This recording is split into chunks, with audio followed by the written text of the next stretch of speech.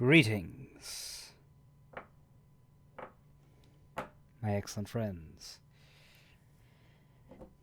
Today, we rise further from the ashes and enter what I mostly remember as the Blue Badger portion of the game. I don't know how big. I think it's more in the trial, so it's not for a while. But I just remember the whole second, third, the day two, trial two of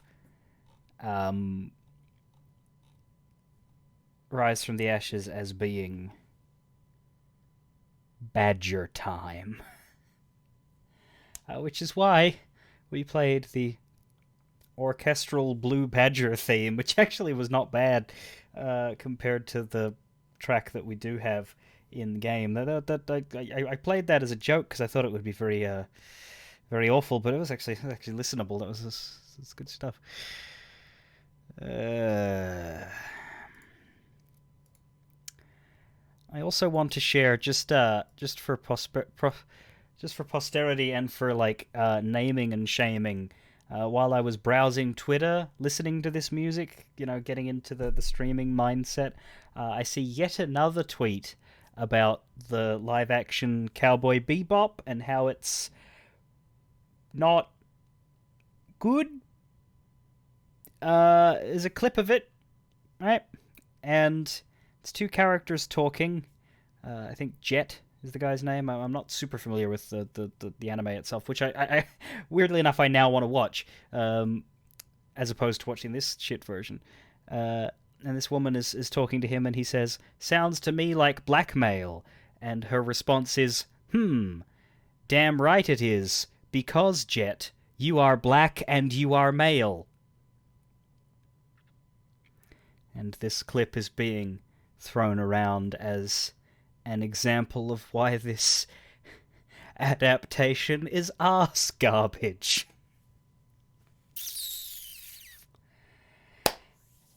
Yep. Yep. Yep.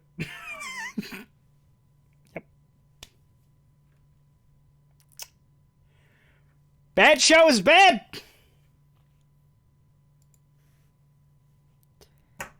The live adaptation of a beloved anime is a ass gravy of the worst kind. Shocked Pikachu. It's not impossible to do. Sometimes madcap adaptations work. I didn't think that a Castlevania show was gonna. Of course, that was animated, but still, I didn't think that was gonna work, and it did. Live action of something animated is a harder ask, I know, but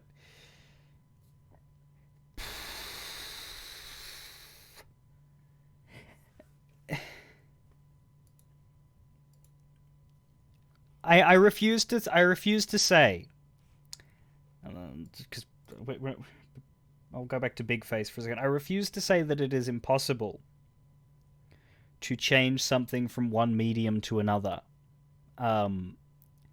without making it good. The problem is, generally speaking, you have to make it its own thing. And you have to be competent, and that's hard. Animated live action can be done. You just what's the other thing people are talking about? There's this character Ed, the quirky one, who's only has one scene in this adaptation, but it's right at the end, and that scene is going around and being shown because there's this horrendous screen cap that makes him look like Carrot Top with a pair of goggles on. And the problem that people are having is this character is acting exactly like they do in the anime. And some responses are, "Isn't that what you want?" No. No. No. An anime person with real human skin and a third dimension in their body, like a live-action anime person, is terrifying. Nobody wants that. You gotta smooth that over in the translation. You saw someone say, "Yeah, no, this is where I got mixed up on the actor playing this Ed character is non-binary, but I believe Ed in Cowboy Bebop is she, but the name Ed is misleading." So I believe Nevermoon is correct there. There's reasons that Ed acts the way she does. Like I said, I need to watch the show, but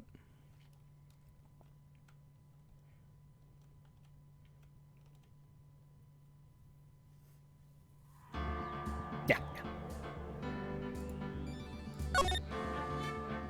It's possible that Ed in the live-action version will be non-binary as well, and perhaps that's a thing, but not so in the anime.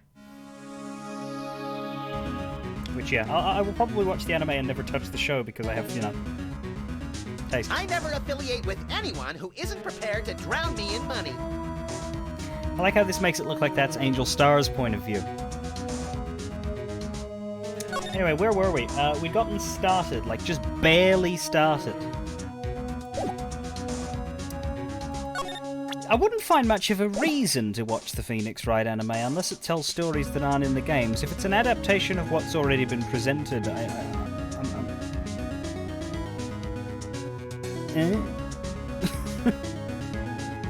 because Phoenix Wright, at least the first 2 games have been around for me since I was very young, and I have like voices in my head for these characters which don't necessarily match up to what the anime would give them. A retelling of Case 1? That'd be a short fucking anime. Case 1 is... Do you mean Game 1? Or do you mean, like, Turnabout Sisters, Turnabout Goodbyes? Anyway. What am I up to? I need to collect myself. We have talked to her about today's trial, about Detective Starr. Yeah, okay, so she's given us the background that Angel Starr, Marshall, Bruce Goodman, the victim, were all detectives during the SL9 incident. The SL9 incident resulted in a conviction, resulted in an execution, but something weird happened. The law was, I believe, broken to get that conviction. Evidence was tampered with or fabricated. They all knew he was guilty. That they're not saying that an innocent man was put up, but they couldn't prove it without breaking the law. And so the detectives, Angel, Jake, all received not necessarily punishment for what they'd done, rather they got sidelined to aid in the cover-up. Angel was fired, Jake was demoted. Bruce Goodman stayed a detective, though. But we can't ask him about that because he's dead. I believe we showed her stuff as well. You get way too much evidence in this one. But we got a steak lunch. She gave us a steak lunch to give to Officer Marshall. You'll give that to Jake like I asked, won't you? You and Officer Marshall, are you going out? Jake and I are cooperating on an investigation, that's all. We're just putting the past to rest. Thank you. Oh, and we got luminol. We can check for blood now. We can spray everywhere for blood stains. Woohoo!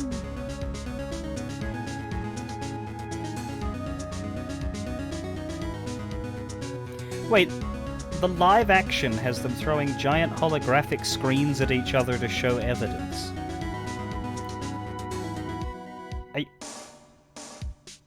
Are you talking about the anime, or is there a... Hang on. Phoenix Wright live action. Is that a thing?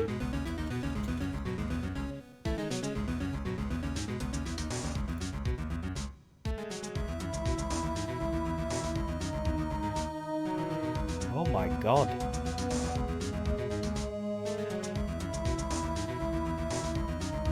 A 2012 Japanese legal comedy drama film...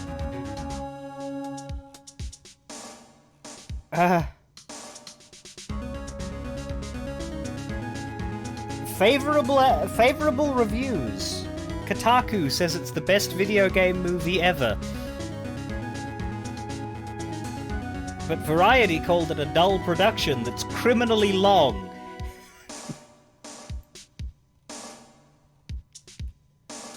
Wow. It is 9 years old. It's a third grader. But the anime is up to now a retelling of AA and JFA. Right, so the two games that I know best. Yeah, I don't know that I want to watch. See, a live-action version gets me interested because of just the production value of that. I'd be curious as to how they run it. But an anime version would literally just be this, but without the gameplay. And with more voice acting.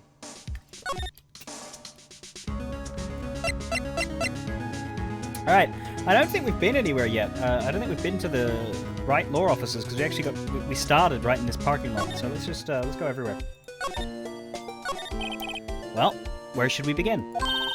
Oh, well, isn't it obvious? We should begin with that, that thing. The mystery of the victim, I guess.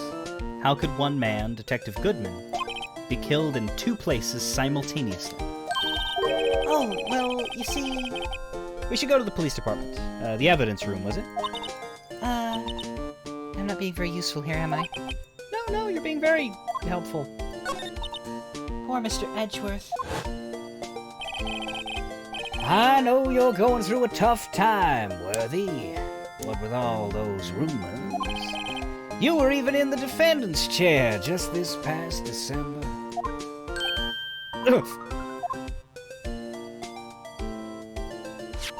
There was that business with him not reading the officer's report.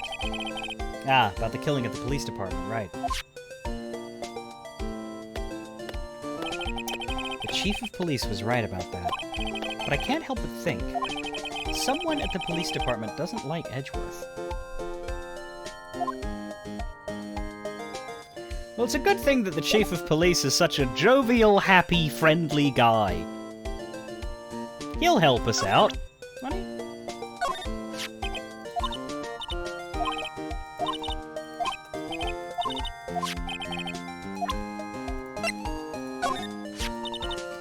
That number was the clincher, wasn't it?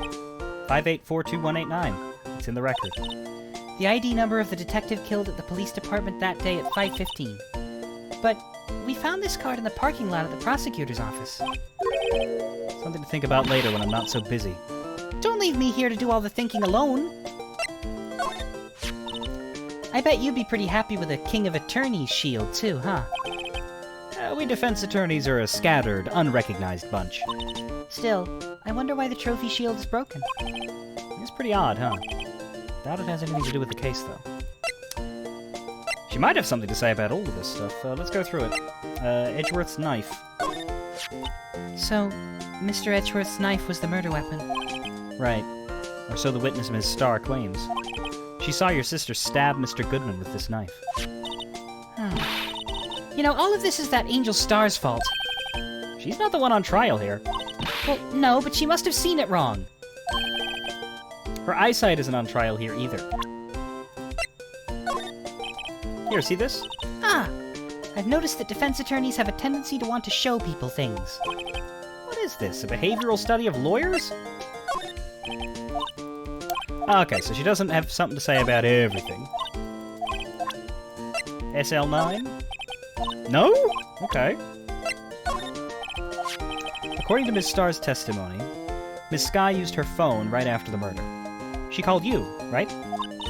But she hung up right away. And it was a bad connection. I couldn't hear anything. Because it was an underground parking lot, I suppose. She did say something about a muffler, but got cut off. Do we trust Emma with that? She's not exactly been enthusiastically forthcoming with regards to that phone call. This photograph. Miss Starr must have been seeing things. And photographing things? This proves Miss Skye was there at the scene of the crime. She is connected to the crime somehow. But how? Here, see this? Nope. Nothing to say about the shoe. What about the other knife? The switchblade knife from SL9 with a chip in it. Why would this have been in the car's exhaust pipe? It's evidence from an old case, right? Right. The SL9 incident. It was already solved, apparently. This knife was stolen on the day of the evidence transfer. Maybe I should look into this SL9. This stuff is pretty expensive. You don't say. How much does it cost? I'd say about $10 per gram. I save up my allowance to buy it. Your allowance? Does your sister give you that? Yes. We don't have parents. Right. Sometimes she even gives me a bottle instead of my allowance. A bottle of luminol testing fluid? No, a bottle of vodka. Man, I'd just take the allowance myself. Here, see this? Nope. Nothing to say about the steak lunch. Which we can analyze. Oh, man.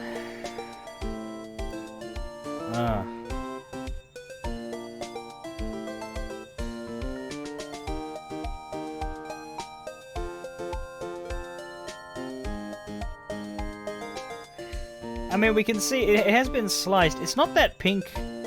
It's a little bit overdone.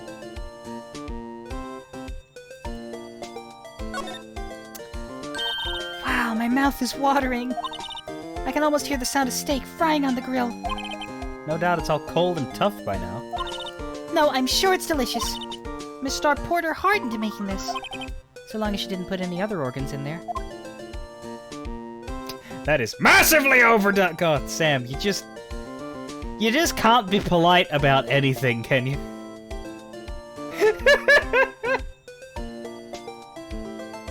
I was just like, you're not wrong. It absolutely is. But I was just like, I think it's just a bit. Yeah. It's not. I don't see any pink in there. It's probably a little bit over. Sounds like it's fucking awful. Bin it. Set it on fire. Let's see. Ingredients. Meat. She must mean beef. She probably just wrote it generically. Yeah. Let's hope so. Of course, as a scientist, I have to check what additives she used. Go to town. Huh? It says here, hours of sweat and labor. Oh, so that's why the sauce is so salty. We were just examining the steak dinner, Demon Dragon. We were looking in between the little slices and seeing how it's just like completely brown, and we were commenting about how it's perhaps a bit overdone. It looks less like a steak lunch and more like a block of chocolate.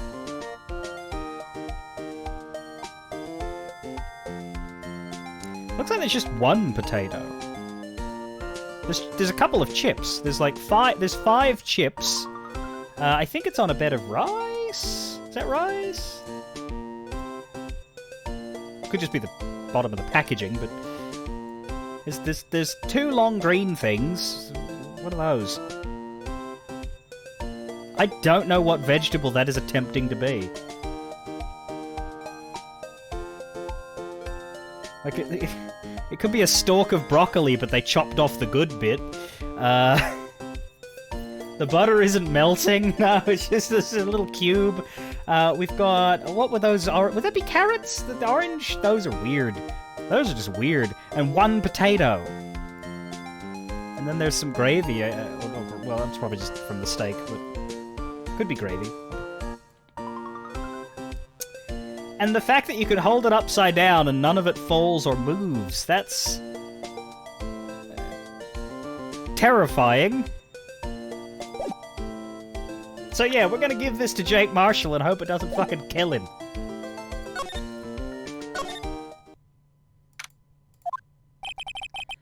Looks like Ms. Sky is still in questioning. I hope the detectives aren't yelling at her. How did you kill him in two places at the same time? Can you imagine? How's she supposed to answer that? Wait a second. Didn't Mr. Gant say that arrested a suspect in the police department murder? Let's come back later.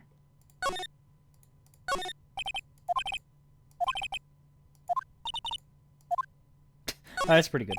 This guard monitors the visitor's room. One murder at the prosecutor's office, one at the police department. He must be frozen with fear, thinking that he might be next. Don't scare the poor guy.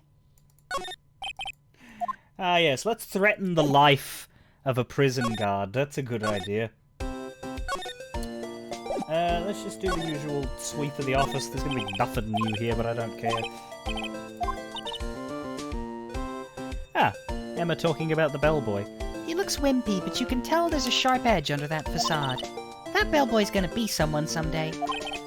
Wish someone would say that about me. Oh no, what? Mia's plant, Charlie. I've been taking care of him in Maya's absence. Huh? He looks a little yellow today. Oh, I watered him just now. I mixed in a lot, too. Mixed in what? Why, my very own scientific additive. Well, Charlie, you like it? I told you, he's turning yellow!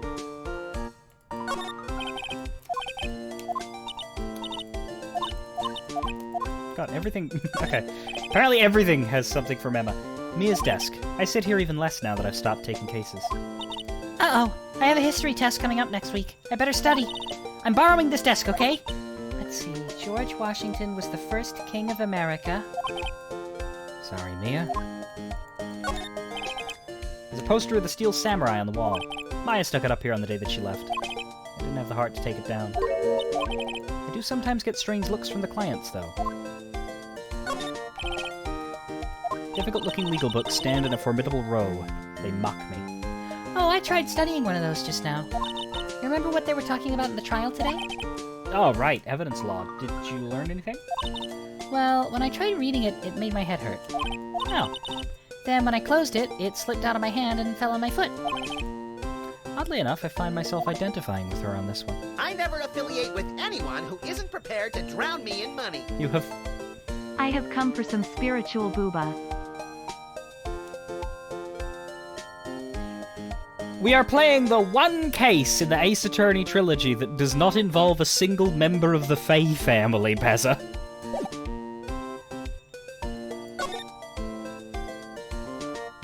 So you can either adjust your expectations or you can leave.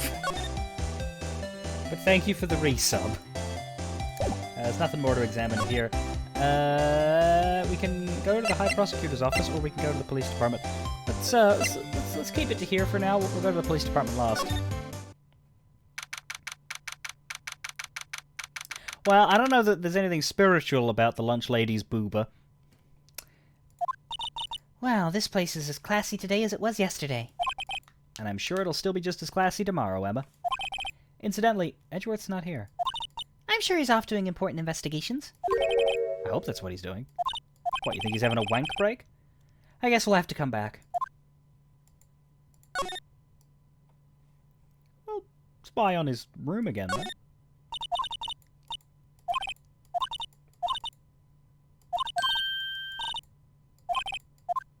Is that new? Whoa, what a view! It must be nice to have an office on the 12th floor. I guess you would feel important. Incidentally, were you to jump out this window, the speed at the time of impact would be... Got it! Approximately 70.71 miles per hour. That's handy to know.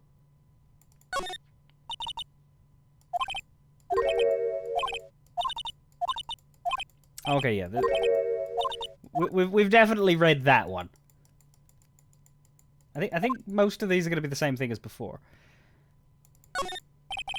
Work desk, quite tidy. What a nice desk. Easy to use and easy on the eyes.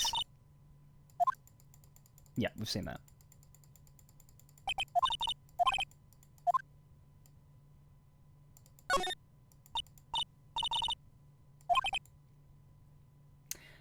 Oh, cute. What a pretty tea set.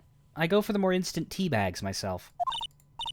You heard it here first, folks. Phoenix Wright goes for the instant tea bag. Do not play against him in an online video game. Amazing. The drawer below is filled with packets of tea leaves. They're all sorted by place of origin and flavor. Look at this royal blend. What an exquisitely splendid concoction. And you're taking a hobby too far.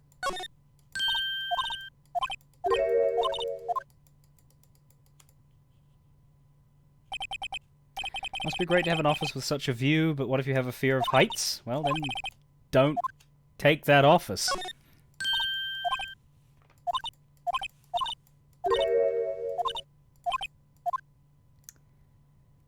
I dare say.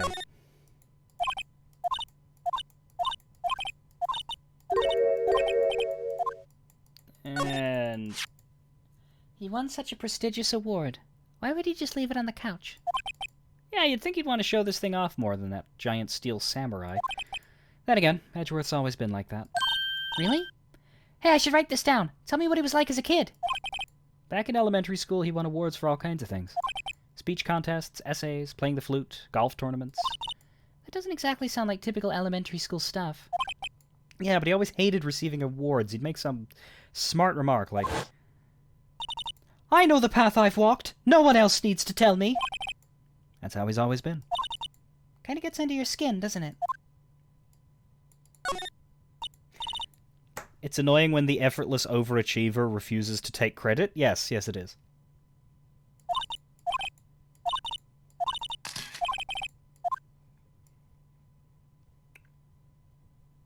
I think this jacket is like a reference to a later... I think he wears this at some later point. This frillier, more ostentatious, douchier, dare I say, jacket. It's funny because his current one looks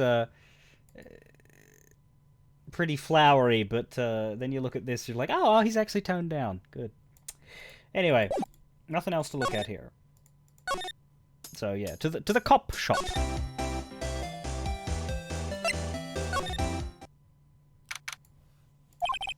It's even busier here today than it was yesterday. Sorry, I'm just distracted by the fact that with her head in front of the sign, instead of police, it just says PE. I don't know why that interests me, but it does. The detectives are running around so fast they're blurring. I suppose it makes sense. A detective did get killed here, after all.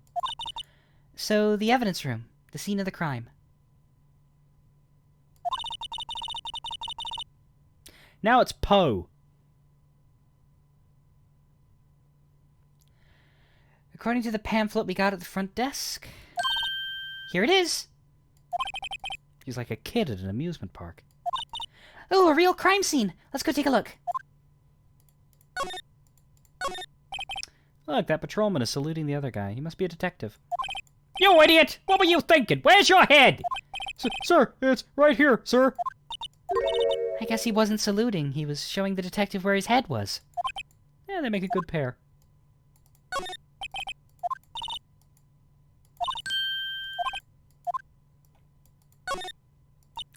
I always get excited when I come to a police station. Why? It just feels like I've jumped into a movie. Huh? You know, with all the police and the criminals.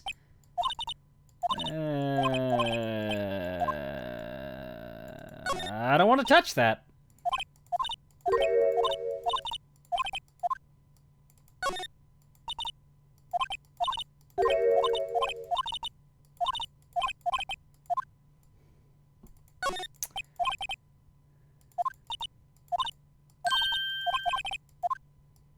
Someone dragged this child to better movies, or to a more realistic view of the police force. The Blue Badger is still writhing around today. No, don't do that. No, we don't need to see. Let's give him the benefit of the doubt and say he's dancing.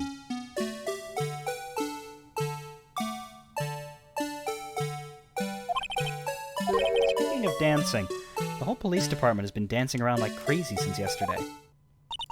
Can I take out his batteries? I just can't help but feel he's gonna do something naughty. Uh-huh. In the UK, there's normally a big ass sign out the front. Fitting.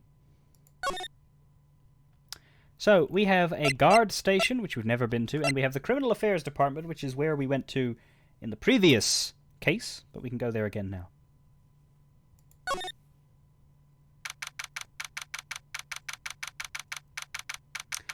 The police station... I'm trying to picture it. There's a police station not far from my girlfriend. Yeah, we have big signs. we have a blue. It's like a square. We have a square sign that is blue and white, like checkerboard marks, and then police written under it. So like it's not huge, but a police station here will have a big sign that says police and that symbol. So yeah, no, that I had to look it up to look at the sign and be like, yeah, no, there's definitely one of those at the station that we drive past. So they announce it here.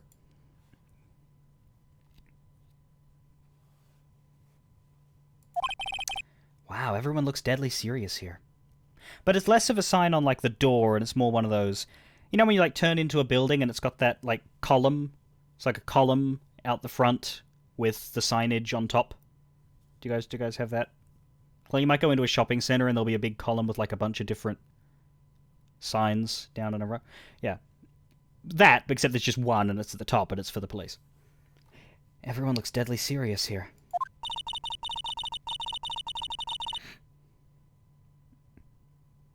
Well, there was a vicious murder of a detective down at the police department.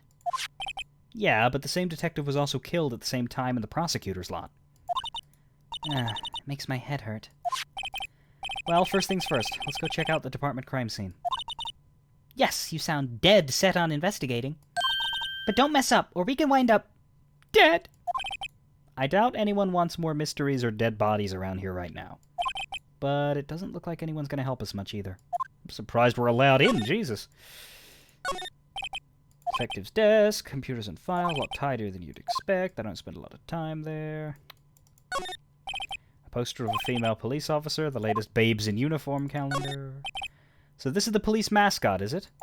The Blue Badger, the future star of the police force. The design's a little changed from the one outside. Ah, well, the Dancing Blue Badger trademark is still under development, you see. You have it trademarked? Absolutely. It's cutting-edge stuff, very now. I showed this doll here to my daughter, and she burst into tears. Don't show her the moving mock-up outside, then. You'll give her nightmares. That must be the chief of detectives. He's glued to his computer screen. What? Detective killed in the evidence room? Tell no one outside the police department. No! I told that old lady at the restaurant everything! Well, someone's getting a demotion. That must be one of the detectives.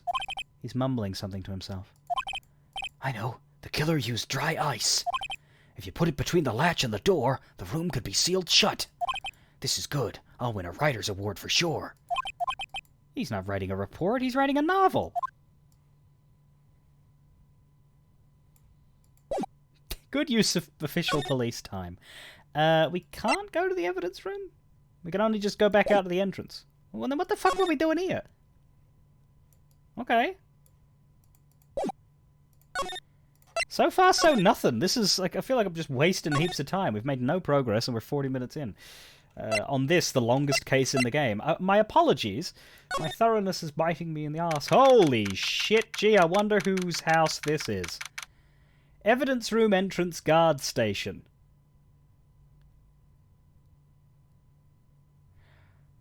Are there supposed to be 1, 2, 3, 4, 5, 6, 7, 8, 9, 10, 11 identifiable bottles of booze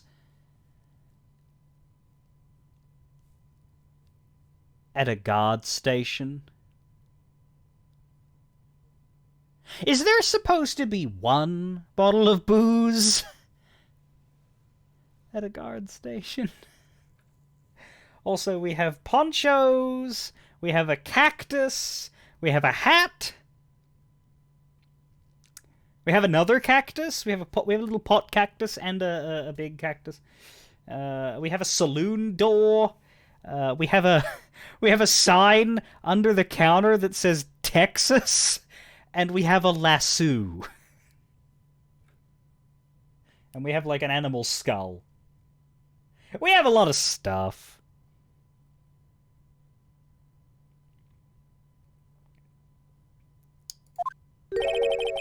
What's with the decor in this place? It's very eccentric. Oh, come on, Phoenix. You know who the fuck... You know who lives here. According to the pamphlet, this is the guard station for the evidence room. So beyond that door is the evidence room. The scene of the crime? It sure seems that way. Oh. Oh. What's wrong? You don't think we've met the character that mans this room yet? We have a steak lunch for him. Unless you're going to tell me that Jake Marshall isn't the dude who lives here. And that there's some mysterious other person who's obsessed with Texas, wears a poncho and a hat. It's those cacti. They're so prickly, so imposing. It's hard to think straight. Maybe Lotta Hart lives here. Maybe she's fucking joined the force in her most recent crisis of career. Her Sybil pandemic moment. If you can't handle the cacti, stay out of the desert. What I want to know is, if this is a guard station, where's the guard? I have a feeling I know who he is already. Yeah? You think? Looks like there's a video feed from the evidence room here. There's a light blinking below the monitor. It says recording. I bet we could use this computer to check on who went in and out of there.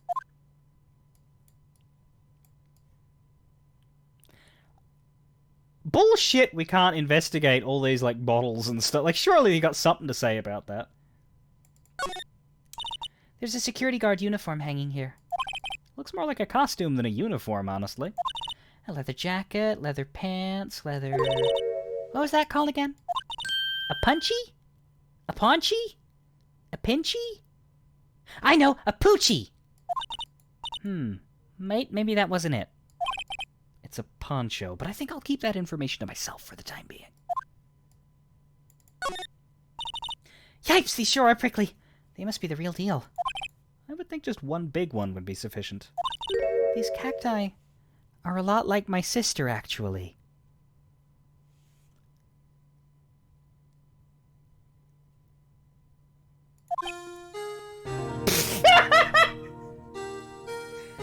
How so? Encased in a cold, rigid shell with spines pointing in every direction. Just like her. Not so sure I see the resemblance. It's more an attitude thing than a physical similarity. This swinging door makes the place look like some kind of saloon. But look, it's nailed shut. You can't get in that way. Of course not. If you went in through there, the cactus would fall over. Ouch. I'd say it'd be more of a yeah myself. Cannot believe that we cannot examine the Texas sign. That's BS.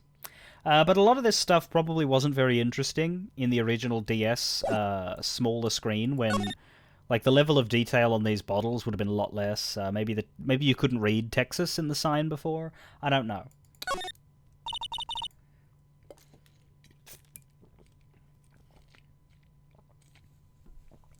Look, on the floor, a lasso. Looks like it's set up to trap something. A trap? Here? Wait, I know. Maybe someone was trying to catch a wild bull in here, but the lasso missed. You sure have an active imagination. The evidence room is beyond that door. Let's just walk in. It won't open. You thought it'd be open? I think we need someone's permission to go in there first. Well, we can't fucking find anybody. We've been everywhere. We've been everywhere, man.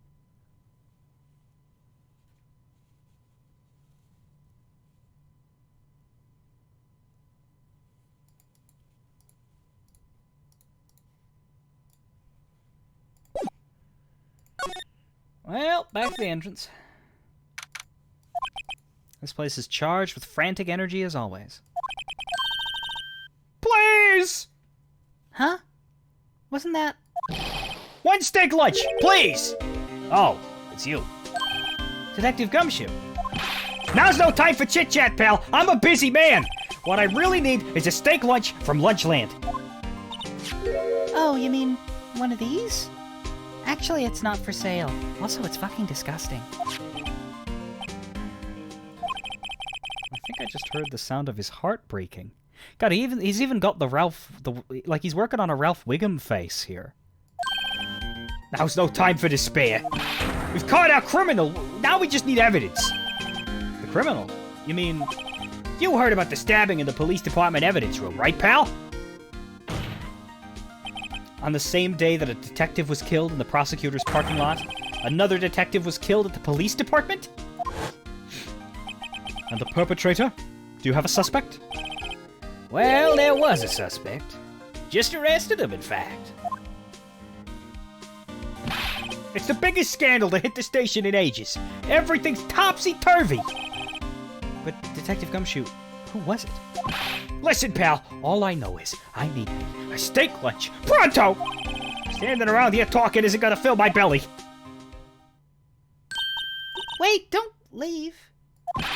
If you want to know more, head on down to the detention center, pal. Questioning should be over, so I figured he's down there having a good cry. Later. He ran off to the evidence room. Well, this investigation is off to a running start. Let's do what he says and go to the one location that we can't fucking access from this menu. Cool. There it is. February 23! Still, I do feel better about things. A little. I mean, they caught the person who stabbed Detective Goodman, didn't they? Yeah, I guess they did. Best to not go too far down that road right now. Things will just get confusing.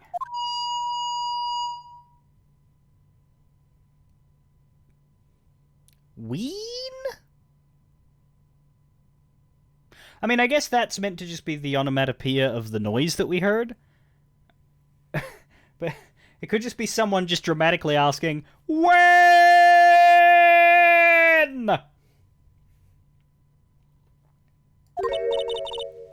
What was that? Sir, that's what I'm saying! Me? A perpetrator? I'd say I was the perpetrated against, sir! That's what I'd say! Hi, greetings, sir! Wait, I know who you are. Excuse me, but is Mr. Edgeworth, anywhere on the premises? I'm here, sir, at the request of the chief. Sir, I got your report, sir! Officer Meekins! So you're a guard here at the detention center? No, sir, I'm not, sir! I'm a little lost patrolman, like a little lost lamb, sir! Oh, I get it. You're here to deliver a report. No, sir, how should I say this? Have you not noticed, Emma, that he's on the other side of the bars? Wait, he isn't. Is he? You... Officer Meekins. You didn't... Did you? Perpetrator Officer Meekins reporting, sir!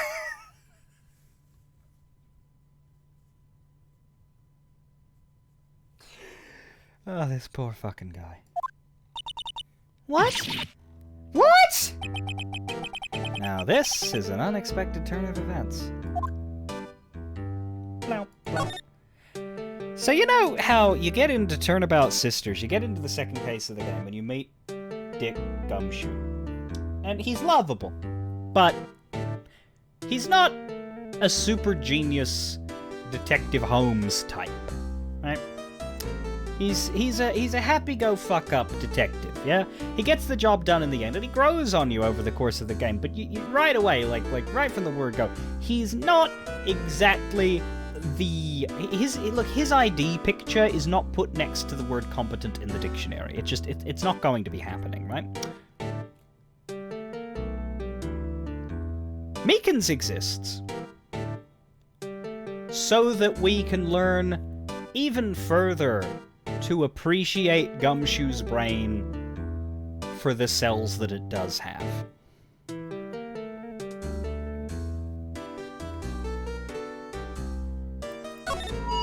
Sir!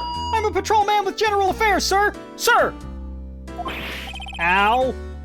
I can hear you fine, Officer Meekins. I had some business that day, sir, and so I went to the evidence room, sir. The guard station in front of the room was empty, sir. So normally there's a guard at the evidence room. That's right, sir, because evidence is kept in the evidence room, sir. Now, the security officer was none other than Officer Marshall.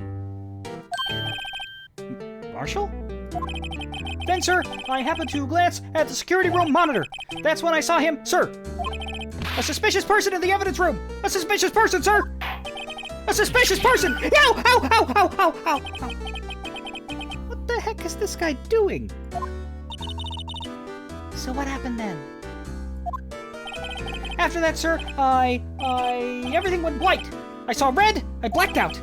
And when I came to, I was here, in the detention center. How long were you out? Days? Might I ask, what happened to your hand? Sir, there was no one to bandage me, sir. So I did what I could to wrap it up, sir. A bandage on his hand. Just like Miss Sky. Different hand, though. Yet another similarity between this case and the one at the prosecutor's office. First things first, tell us how you hurt your hand. Or tell us about the victim. I don't mean to pry, but you are the perpetrator. Correct? You killed Detective Bruce Goodman in the evidence room. Right? Sir! Please don't look at me with those sad puppy dog eyes, sir! If you have to label me as a perpetrator or a victim, sir, then label me victim! I would. But you happen to be in detention. And alive. And well, at that. Ah, yes, well, that's true, sir. I suppose you could say that. Did you know the victim? Detective Goodman? Well, sir, if I have to label him as a stranger or a total stranger, then I'd say he leans heavily on the total stranger side. So you did not know him. Sir, I work in a tiny department, devoid of light or other creature comforts. I don't know any detectives. So if he was a total stranger, why did you stab him? Sir, I had no intention of killing him, sir. None. Nor do I have any recollection of killing him, sir. At least someone around here is more confused than I am. I like that we can leave him like this, too. He's got one of the busiest sprite sets in the game. Like, this is... It is a cartoonishly exaggerated game, sure, but I mean... Look at the face and look at the neck. That neck should be buckling under the pressure of holding up that head. Physics has been neglected in the creation of this man.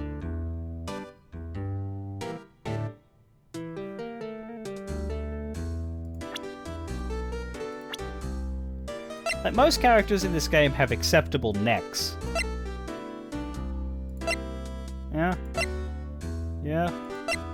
Yeah. Yeah. Tend to give thinner necks to the women, I notice. And then you get this guy. He looks like a stop sign. He looks like somebody took a stop sign and painted a man's face on it and then put a hat.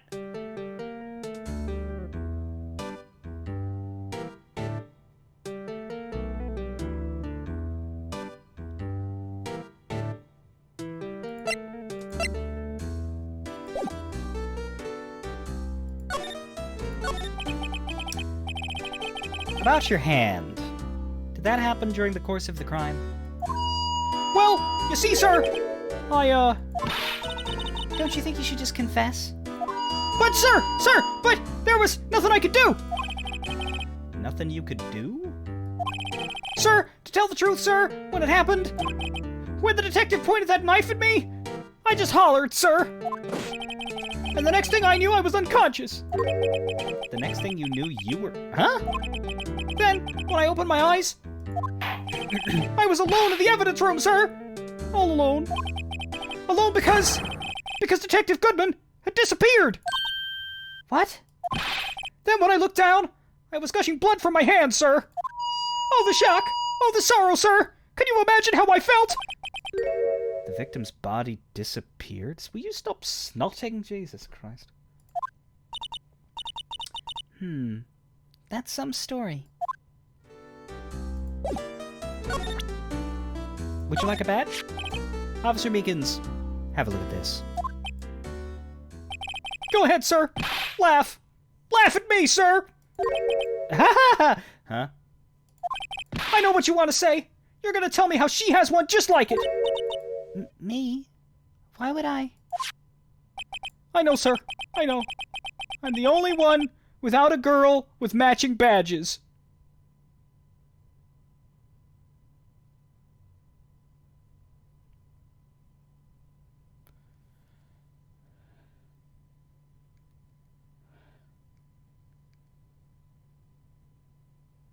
What? Nowhere! I'm alone! All alone! Is that so wrong? Life isn't all about high school sweethearts and youthful romance, sir! Is he talking about those badges on her coat?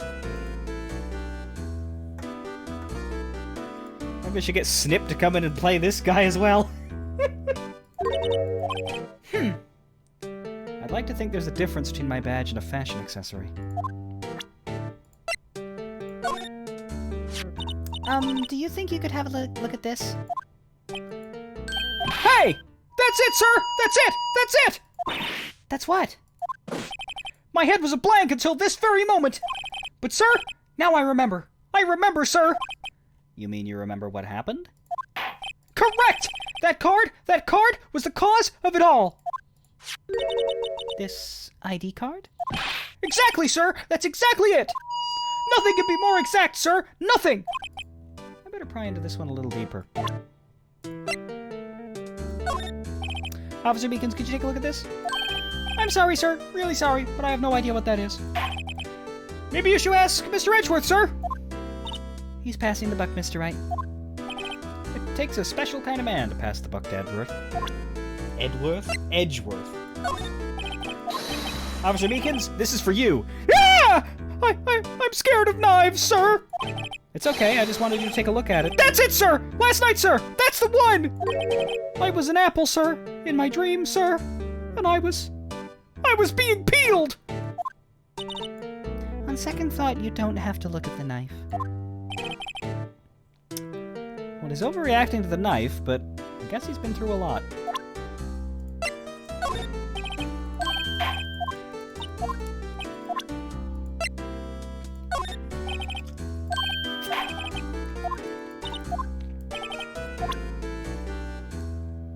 Just remember this. Just remember this here. I'm showing Mike Meekins the Blue Badger panel, and he has no idea what it is. Just remember that. Just remember that. Just slot that down in your little long-term brain bank. Mike Meekins has no idea what the Blue Badger is. Just remember that. No idea. Officially, no idea. Oops. Is this the Grossberg theme, by the way? I mean, they reuse it for a lot of different characters. But to me, this is the Grossberg music.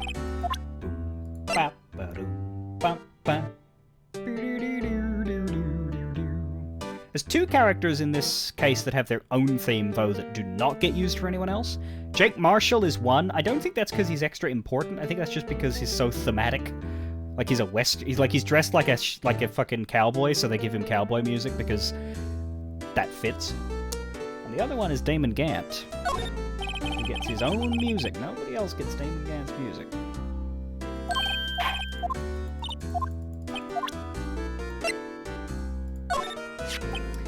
Hey!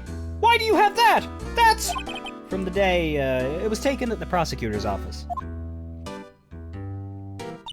The day that Detective Goodman's body was found in the trunk.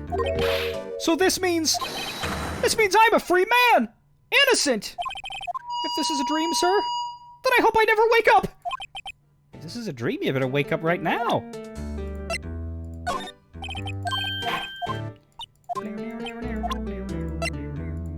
You're gonna get... Yep, freaks out at this knife as well. Here, have some blood testing fluid. That's a thing I should maybe do. What if I check the Blue Badger for blood stains?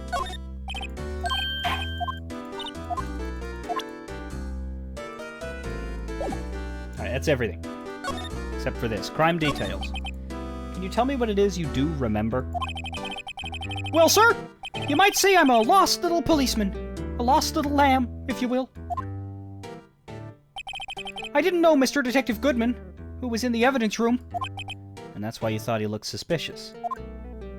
Sir, I entered the evidence room and I asked the man to show me his ID card. Well, that sounds pretty much by the book so far. That's right, sir! That's what I've been trying to tell you! So you asked Detective Goodman to show his ID card. What did he do? That's the thing! Suddenly he pointed a knife at me! What? Sir, I assure you, I was as flustered as you are right now. So I whooped and leaped at him. Detective Goodman pointed a knife at him? Do unto others before they do unto you! My own father's words, sir! Before he went to jail for murder. What happened then? Well, my eyes, sir. Everything went white. When I awoke, I was here. Right. So, Officer Meekins, why was it that they arrested you? What do you mean, Emma? Let's look at what we know.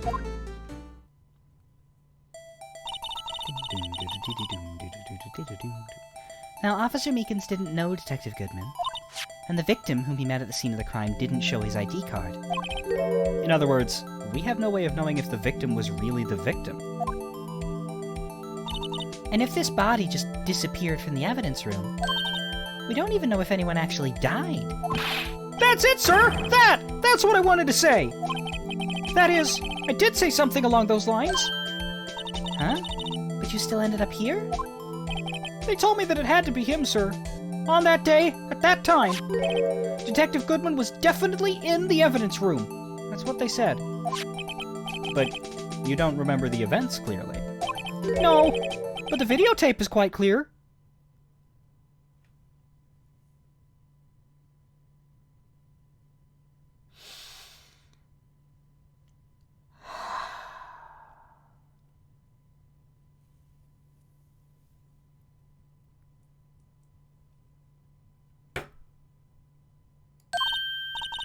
Huh?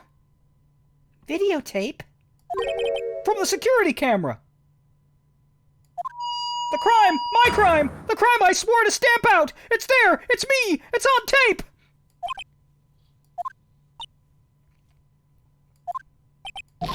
And you waited until now to tell us this? I'm sorry! Really sorry, sir! I'll hand over my badge. I don't deserve it. No thanks. I have my own. Well, I guess we better go check out the crime scene. Blip, blip.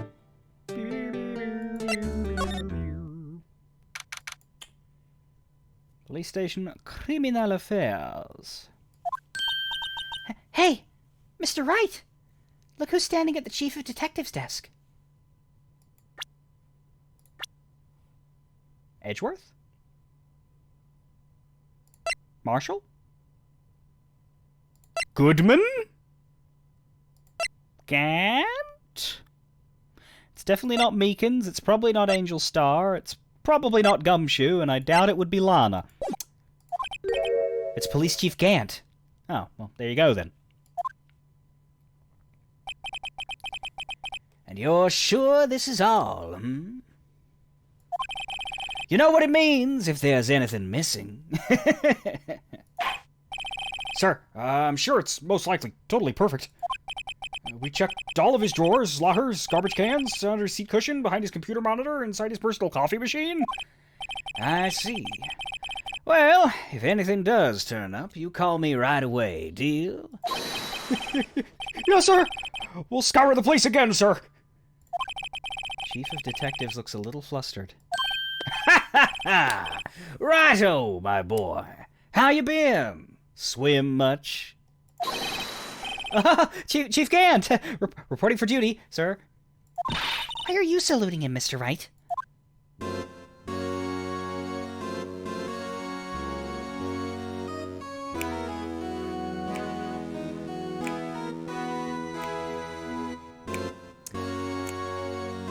Yes.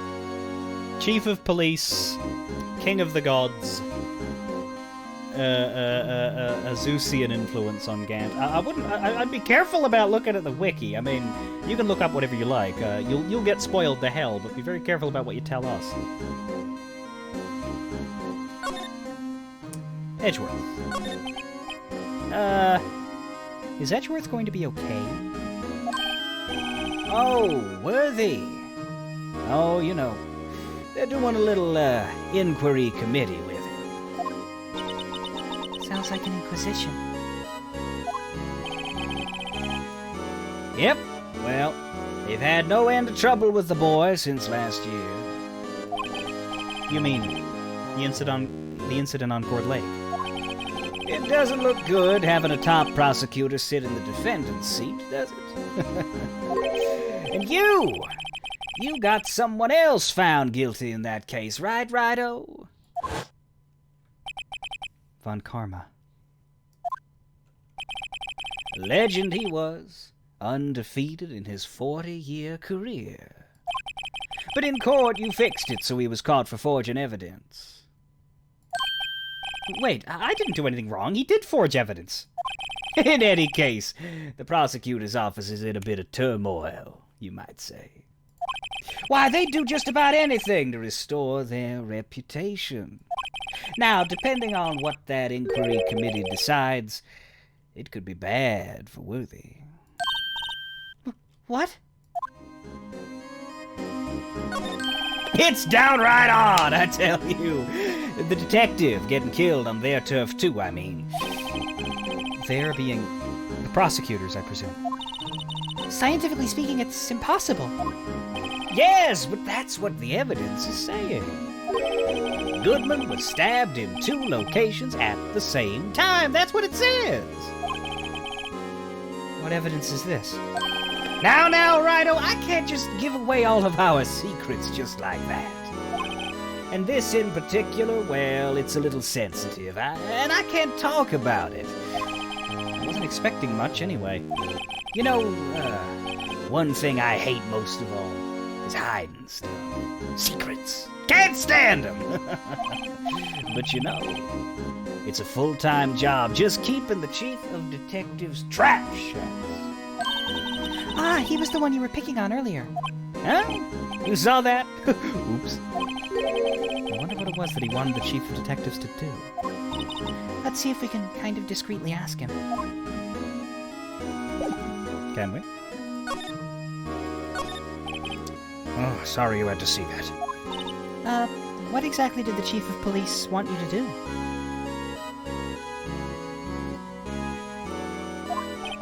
Well, see over there? That's Goodman's desk. He wanted me to check it for anything that might be a clue. He took away every last piece of garbage in the trash can. So nothing belonging to Detective Goodman is still here?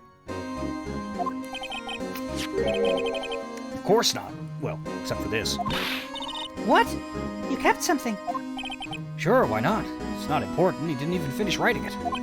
It's a lost item report, but it's only half complete. A lost item? Did Detective Goodman lose something? Date on it is February 21. I better make a note of that just in case.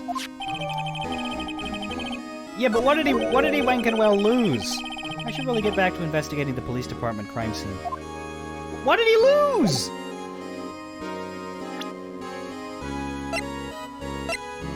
Half-written document dated 21 of the 2nd can only be submitted to Gant himself. Date lost, 221, name Bruce Goodman, ID 59 didn't finish, item lost, didn't fucking specify, damn it, okay.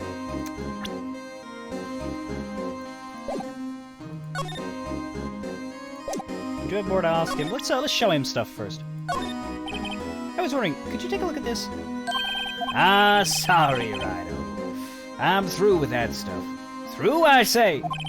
Go find that guy who can't seem to sit still out there. The busy one. Guy who can't sit still. Does he mean Detective Gumshoe? Either him or the Dancing Blue Badger. So you're not going to take anything I show you? We have so much stuff. Let's show him the important things, like SL9. Knife. Have a knife.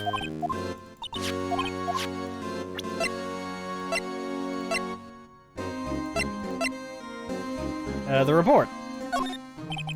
No. Okay. I don't want to go through everything if he's gonna say nothing to any of it, so we will just assume that that is Gant's response to every damnable thing.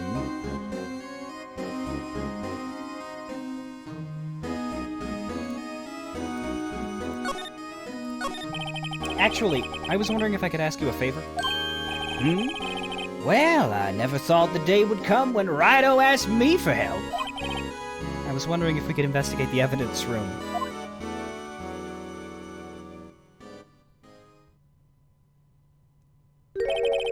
Now, Rido. Actually, I'm sorry. I don't need to investigate it after all. Rido, please. Do I look like a selfish man?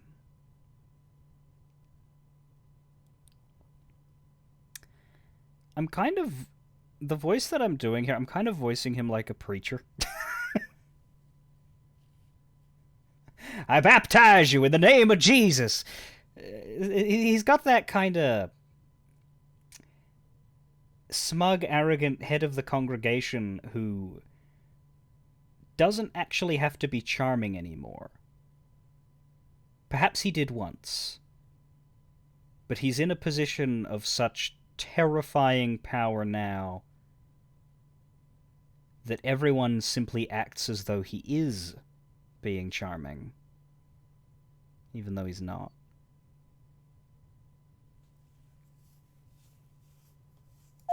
Huh? Heck, if anyone asked me, "Sir, can I borrow $50?" I'd give them $50. No problem. So go ahead!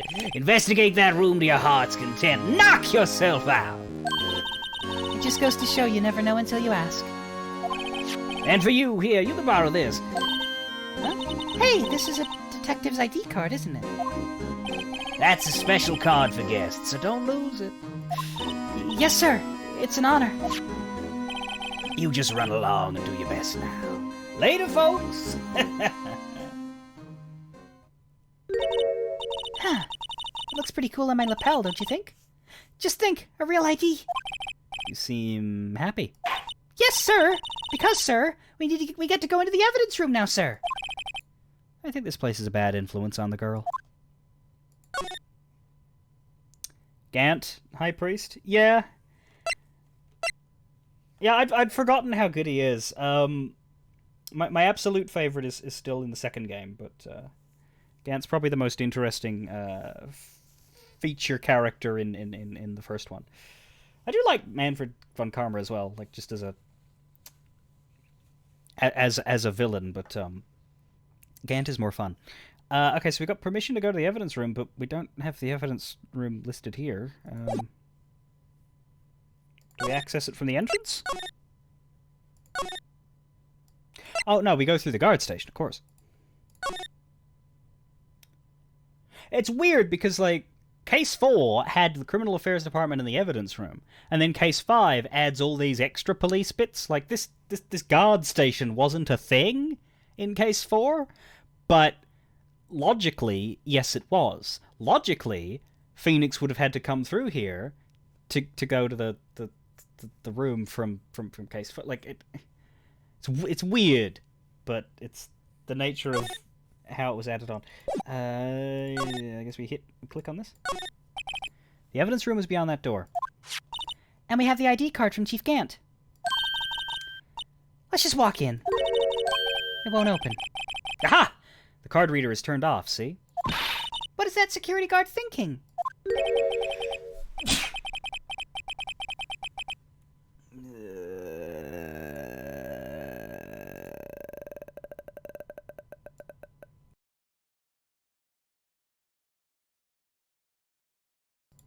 No, I always go BRB and I mute and I just turn everything off when I sneeze, because I don't blow my nose on camera. I don't eat on camera and I don't blow my nose on camera.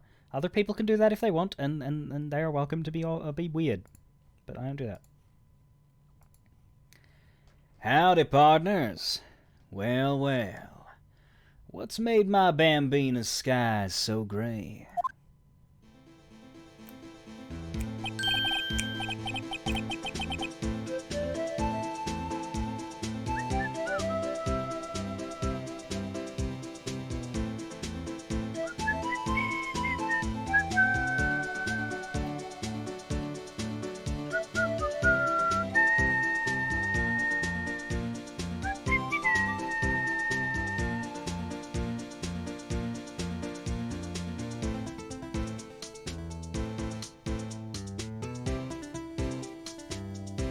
Officer Marshall! Why does it have to be him? What's that? Why does it have to be him look for? As you may have surmised, this here's my saloon. We're here to investigate the crime scene. Yeehaw! That card you got there on your chest. That's better than the sheriff's badge in these parts. Yeehaw? Well, what you standing there for? Get along, little doggies. The crime scene's awaiting. Looks like the card reader's on again. While we're here, I was wondering if we could ask you some questions? Sorry, cowboy, but I got no mind to tangle with you hombres. You're busy then. Did I say that? I only said I didn't wish to speak with you. Actually, you said you had no mind to tangle with us hombres. Close enough. And now we can interact with everything again because he's here to comment too. Okay. The evidence room is beyond that door. I turned on the card reader. Go have yourself a ball, partner. And I have the ID card. A real ID card. Let's get this investigation started already. Note that I wasn't given one, just Emma. I just roped me a steer with this here lasso. What? It was a bellowing, "Moo, pal, moo!" Detective Gumshoe, I presume. You sure have a lot of monitors in here. There's 8 cameras in the evidence room in all. One for each section. Which monitor shows the section where the crime took place? Why do cattle sit before the rains come? It's not for man to know. Unless you're the security guard responsible.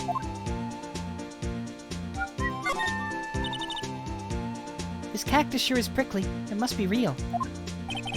Best keep your distance from Billy there. You're liable to get hurt. Billy. Cactus has a name? Billy, you're wearing your cowboy hat on your hand. My rawhide cowskin 10-gallon hat.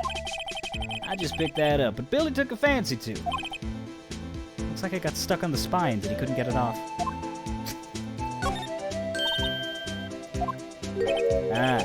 Sorry, partner, but we're closed for the day. Huh? Y'all get along home now. I think Officer Marshall really wanted to be a Wild West bartender. I always wanted to say that.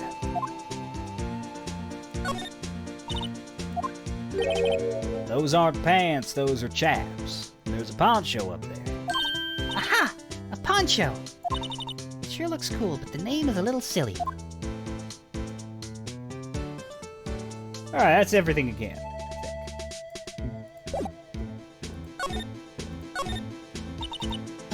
I was wondering if we could talk to you. Sorry, Bambina, but I'm off to roam the lands like a tumbleweed on the wide prairie. Like a gunslinger loading his 6-shooter, I say a little prayer. What was that all about, Mr. Wright? I think he's just too hungry to talk. You're just saying that because his stomach was growling. You have no idea what he was talking about either. Well, in any case, we need to get cracking on this investigation pronto. I was wondering if we could talk to you. Sorry, Bambina. Same thing. We need to give him the steak, is the answer to that. I don't think we can give him evidence either right now. Sheriffs back in the Wild West didn't place much faith in evidence. About the only thing they trusted was their shooting hand. This is neither wild nor west here. Ah! But that and this are 2 different things entirely. I guess so? Huh? I'm lost. Looks like we need some evidence to get anywhere with this guy.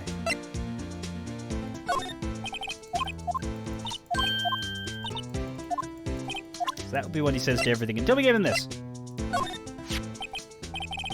That smell reminds me of Texas. So, Officer Marshall, you're from Texas? Nope, I just saw a special on television the other day. This from my baby. Yeah, Miss Starr. What's this? What? What's wrong? A filet steak lunch. I see. I see! I don't see. Wonder what it means. And we gave him the lunch. All right, Bambina. You win. Ask...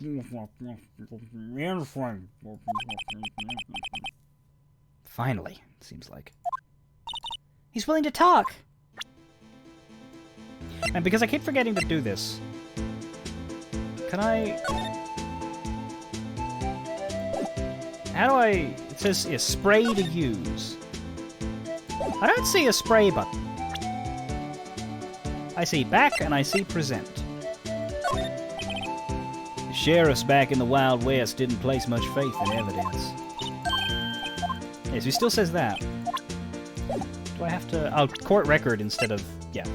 Here it is.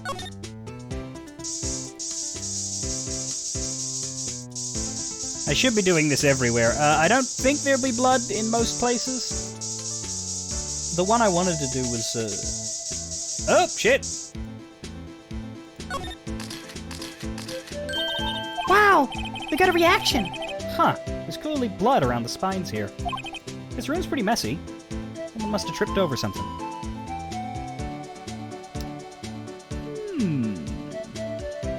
Might not mean/do anything at all, but still, you know, it's good, it's good.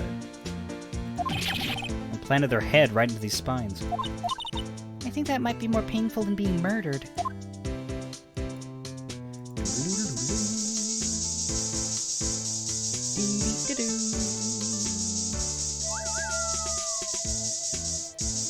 That's it. Let's still present things to you.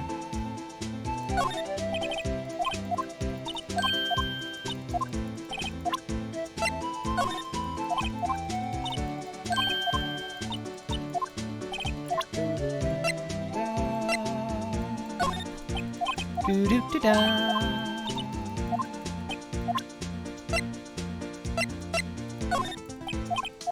He should talk about SL9. He was a part of it. Anything about the Blue Badger? Come on, it's the Blue Badger. Everybody wants to talk about the Blue Badger.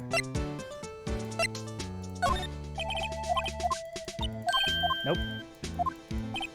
Okay. Guard station. Officer Marshall, you're in charge of security for the evidence room, right? You got good eyes, partner. It's an easy job, and I'm grateful for it. Actually, Officer Meekins at the detention center told us. Ah, that poor little doggy. Poor guy. I keep getting his name wrong and calling him Meekly. He told us something. He said that when the stabbing occurred, you weren't at your station. Well, maybe I shouldn't be telling you this. But since I got demoted from detective 2 years ago, well, it might not look it, but I lost my fire for the job, you know. So, what were you doing around 5:15 when the murder took place? Well, I reckon I was galloping down the highway on the back of my steed, Zippy. Note, he was riding down the highway on his horse named Zippy. There's no need for people here anyhow. These newfangled machines do a bang-up job of keeping an eye on the place. You mean the security camera system? I don't take to machines much. Kinda like that stewed broccoli they sneak in next to your steak, you know? Miss Starr told us something. She said that you were a detective until 2 years ago. It was always my dream to be a rawhide wrangler on the scene of a crime. That's all gone now, like a drinking hole in a prairie fire. You're still investigating the SL9 incident with Miss Starr, though, aren't you? That was my case. It's all solved on the record books, but it smells like a bad game of poker. I can't let it go. That's all there is to it. What kind of case was it, anyway? We've heard the name so many times, but no one tells us what actually happened. There are some things you're better off not knowing, Bambina. Anyway, that case is officially dead as of 2 days ago. 2 days ago. The day of our case. That's right. The evidence transfers.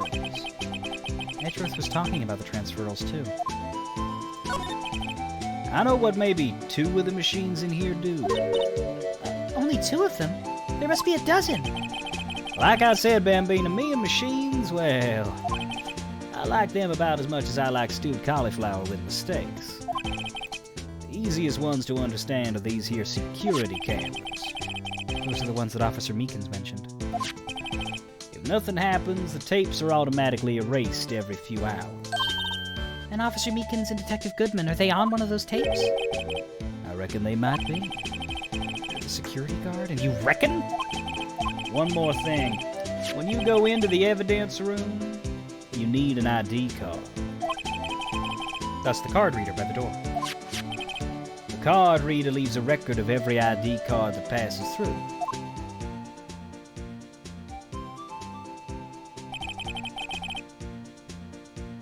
So this is the ID card record. Hey, I've seen that somewhere before. February 21. 4:20 p.m. 77777777. 4:40 p.m. numbers. 4:50 p.m. numbers. 5:14 Goodman. As well as possibly the same number as here. Sorry, Bambina, I can't show you more than that. Huh? I haven't heard whether this is related to the case yet. Mr. Wright, I saw a number on that record just now. I've seen that number before. Maybe there's some way I can prove that record is tied to the stabbing. Sorry, but could you explain what this whole transferal thing is about? We keep only evidence from solved cases in this room. They're kept here under the presiding detective's supervision for 2 years. So we can reinvestigate them if it turns out there was a mistake, see? So what happens to the evidence after 2 years? It goes to sleep forever in the underground vault of the county sheriff's department. That's what we call transferal. We do it every February.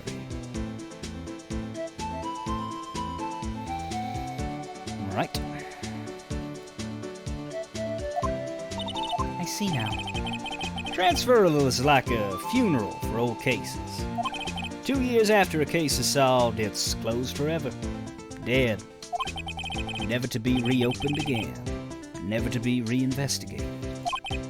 And that happened to SL9 2 days ago.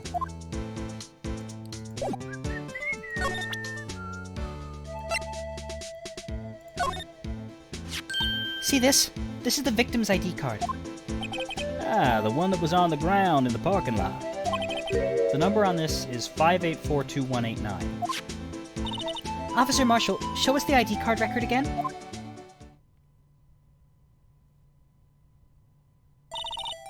Look, the 4th number. It's a perfect match. Also, the little character name thing hides this 5th number, but we got a brief second to look at that. It is, yeah, the 3rd and the 5th one are the same. So 4 distinct individuals entered the evidence room within an hour that day, one of whom entered twice.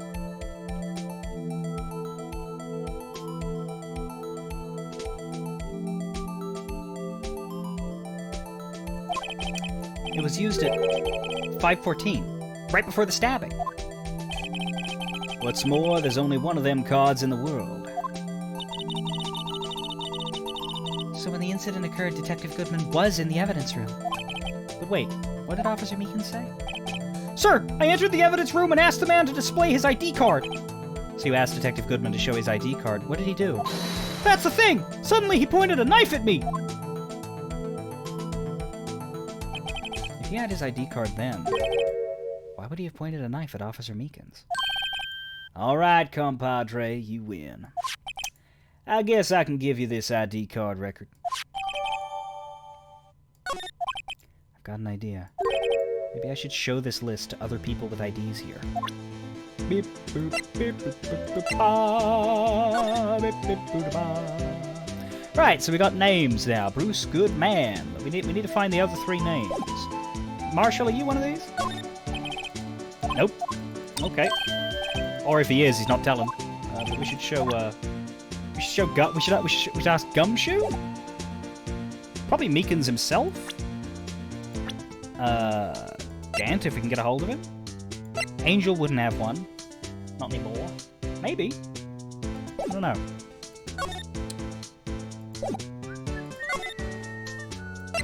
Anyway, inwards. February 23, evidence room, sector 3. This actually looks like a different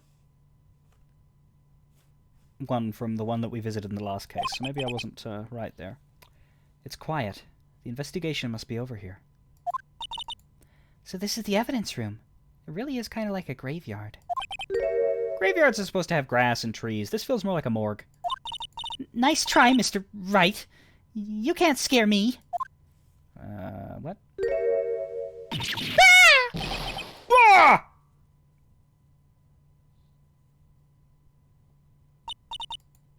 Sorry. I thought you were a ghost.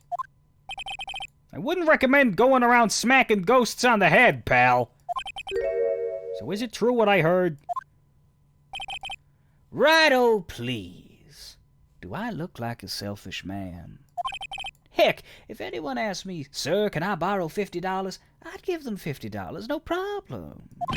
So go ahead, investigate that room to your heart's desire. Knock yourself out. Yeah, it's true. So Chief of Police Gant will loan anyone $50. Even me? Oh, so that's what you were talking about. Actually, I was put in charge of the investigation for today. Just for today? Boss for a day. But guess what? You got permission from the chief, so now you're boss for a day. Gee, thanks. First of all, you want to have this. Evidence room floor plan, scene of the stabbing.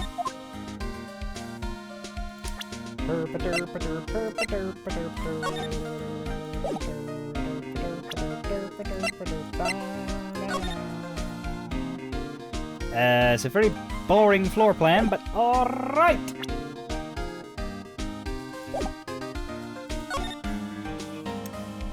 Let's go. There's basically 4 steps here. There's talk to Gumshoe, show evidence to Gumshoe, examine the room, and luminol the room. Normally I do all the examination first, but because this is such a big room for that, let's just talk to Gumshoe. So, Detective Gumshoe, your boss for the day? That's right. It's an honor. After all, the murder took place right here in the police department. But if you're boss, why are you all alone? Where are your underlings? They're using yesterday's findings to prepare for tomorrow's trial. In other words, you got kicked out of the investigation. Again. I'm adamant, though.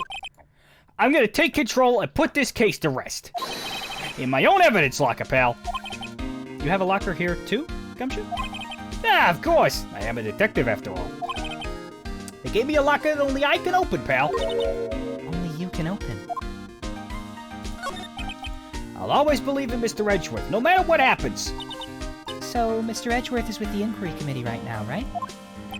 They're trying to figure out who's responsible for the mess up in court today. I see. I guess this is what you call fate. Mr. Edgeworth just can't get away from that case.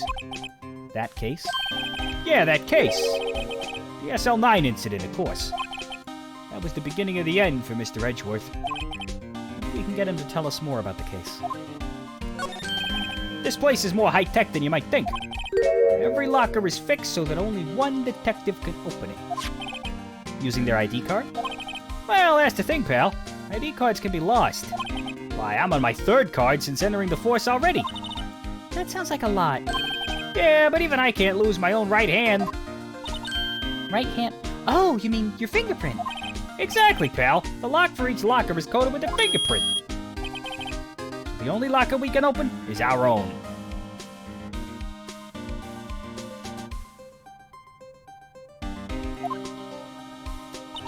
Funny. They look like normal lockers. These are the latest model. There's a trick to the handles, you see? The handles? On the other side of the handles is a sensor, and if the wrong person touches it, boom! Zap! You get a shock? If that's what happened, my hand would be black and smoking every day. In any case, the locks aren't that obvious. There are even some people on the force that don't know about the fingerprint locks. Chekhov's fingerprint locker. Evidence locker. Only the assigned detective's prints can unlock it. Indicator lamp lights up when it's open.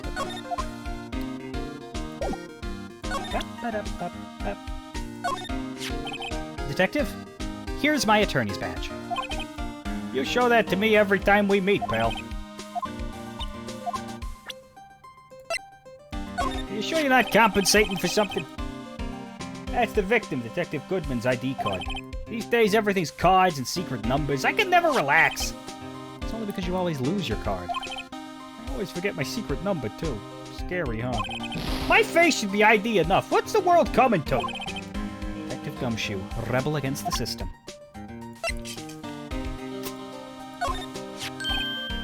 Hey, that's it! That's the King of Prosecutors Award that Mr. Edgeworth got the other day. Were you at the award ceremony, Detective Gumshoe? Of course, pal! I got an award for diligence myself. Ah, congratulations. I was wondering, why is the award a shield? And why is it broken? Ah, there's a reason. I'll tell you what it is later.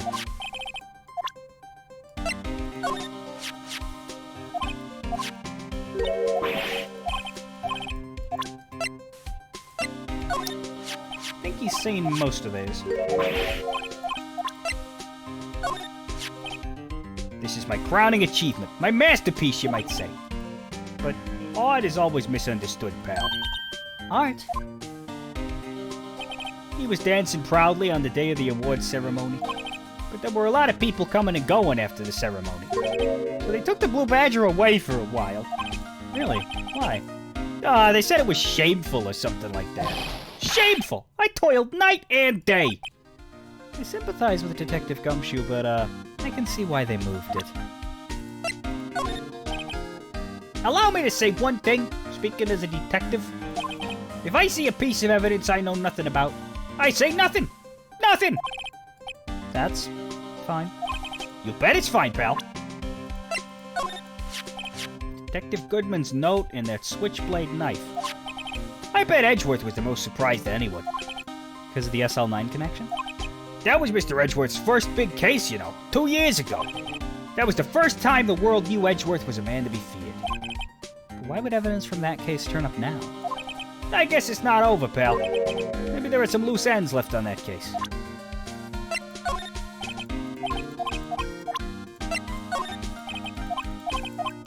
Well, if DL6 can be relevant after 15 years...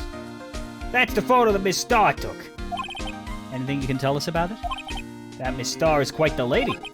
Why, I remember it was winter. I was 16. She was the only one who ever got me to talk about what happened. 16? That's how old I am now. I wonder what happened. I wonder if Detective Gumshoe wore a trench coat in high school, too.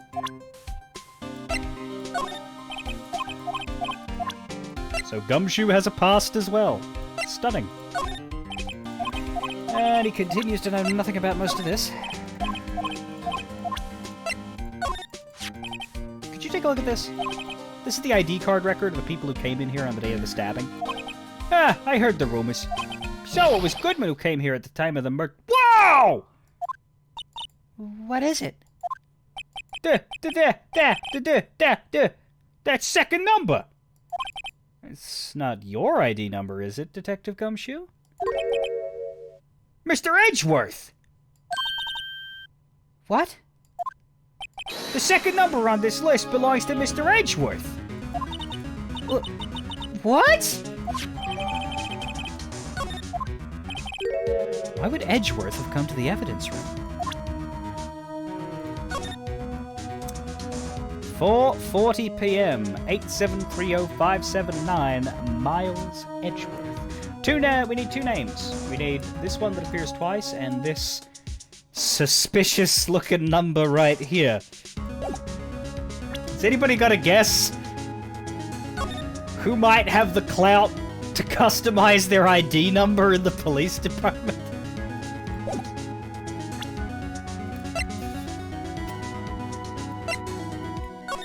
Look, I'm not saying it's incredibly fucking obvious, but it might be just a little bit incredibly fucking obvious.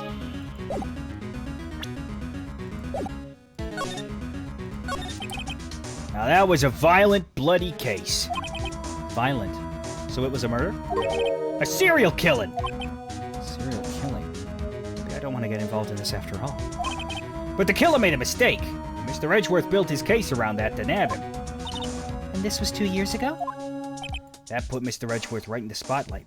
It started the rumor mill. Rumors about forged evidence? They were supposed to be all cleaned up with the transferal the other day. It was the last job he ever did. Detective Goodman, that is. Huh? What do you mean? Detective Goodman was the detective in charge of the SL9 incident, see? So that switchblade knife. The victim took the knife out of the evidence locker himself.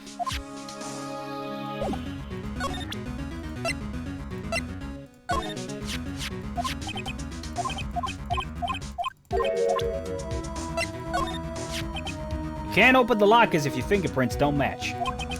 If you can open it, they'll give you 50 cents. Note, the police department lacks faith in its lock system. After all, Detective Goodman was stabbed here after opening his locker. But at the same time, he was found dead over at the prosecutor's office. That is weird.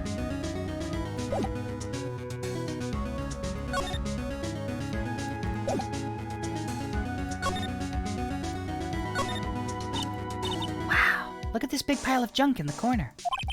Looks like a car door. There's a pair of handcuffs attached to the frame. Maybe the guy they caught was some sort of escape artist and he got away. Hey, that's one of those human profiles for range testing. He's been shot square in the forehead. Better him than us. This place is stuffed with evidence, stuffed with dreams. I'm not so sure about the dreams. It won't open. Did you really think it would?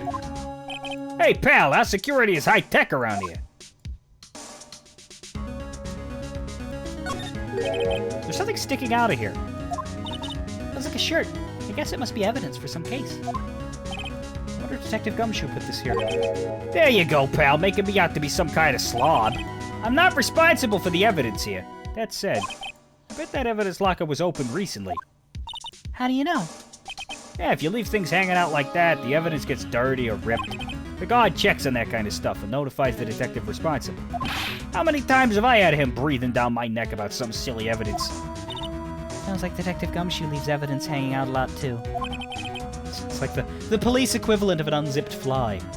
I bet he doesn't tuck in his shirt under that trench coat either. If you're gonna talk behind someone's back, don't do it right in front of him, pal.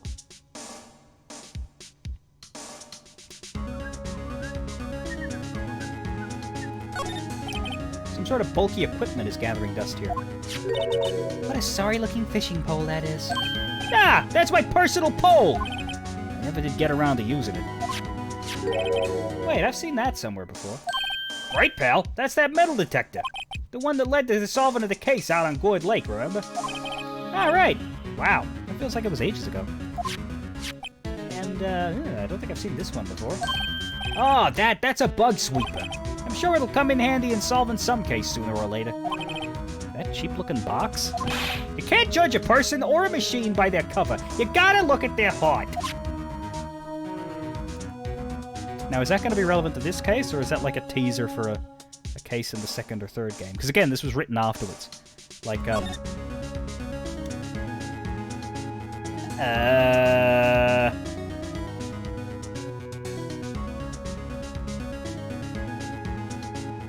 was gonna say, like, that photo in Gumshoe's locker, but there's something interesting in Gumshoe's locker. Let's look at that last. What's a saw and paint doing here? Since the dawn of time, true art has always been a war against depression. True art. I noticed that there's blue and yellow paint here. Perhaps we're witnessing the birthplace of the Blue Badger. Well, you might say this is my studio. Here? In the evidence room? Wow, someone must have broken something big to make all these pieces. Detective Gumshoe, perhaps? There you go, pal, making me out to be some kind of hooligan. That's apparently from the case. The case? The SL9 incident, pal. See the sticker on one of the pieces there? Another piece of SL9 evidence. Look at that. We'll look at that in a bit. We can check it out later. Look, this one's open, and the red indicator light above the door is lit. That locker is coated with Detective Goodman's fingerprint. Detective Goodman's locker. Are you sure it's okay to leave it open like that? Well, it'd be hard to get it open again if we closed it. It's empty. They must have taken the contents elsewhere. You'd have to pull up the corpse. Someone left a glove here, but only one. Detective Gumshoe, maybe? There you go, pal. Making me out to be some kind of absent-minded detective. That's evidence from the case, you know. You mean SL9? It does have a tag on it. Extremely thin rubber glove. What's this? Blood? It's a little worn, but there's definitely a handprint here. Looks like someone tried to wipe it off. Mr. Wright! What if there are other bloodstains left in the room? Should use her testing fluid. Alright, we'll test your fluid in a second. First of all, let's look at this.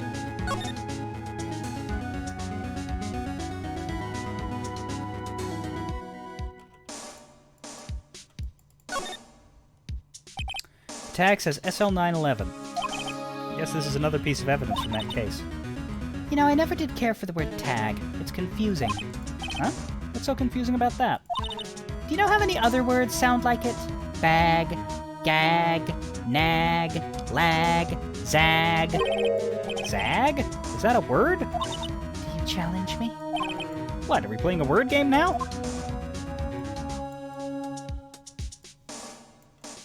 I do not believe there is a word zag. Anyway, nothing else to look at in the glove.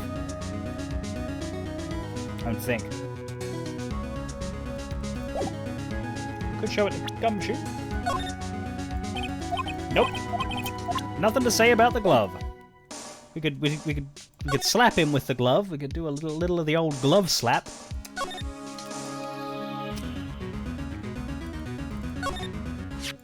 Alright, we're still going to do the luminol, but let's look at this jar.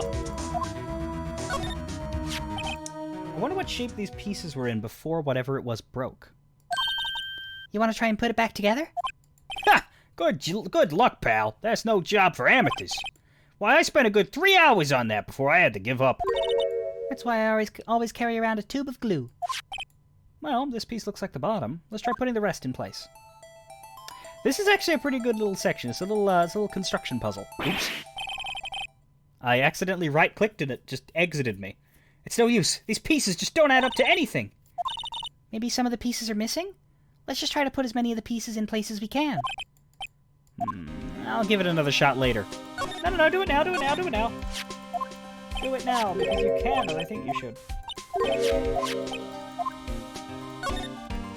Just need to not right-click. It's because I keep thinking that right-click should rotate. Hold down right-click and then rotate. That's how I feel it should happen, but it doesn't. Okay, so that selects... Oh, I don't rotate you at all, okay.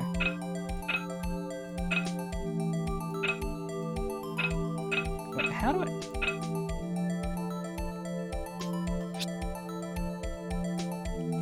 This is clunky as fuck.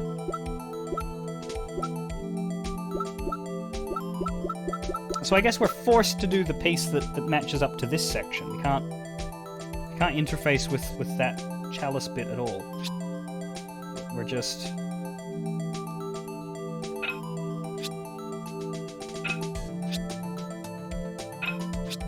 It's not this.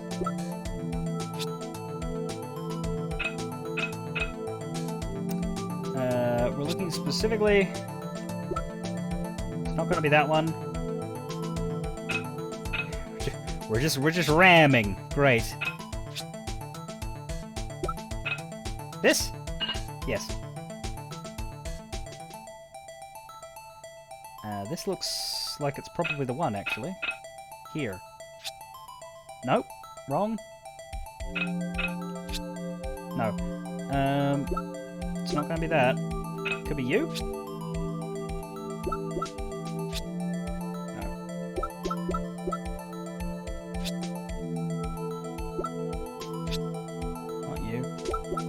This in here?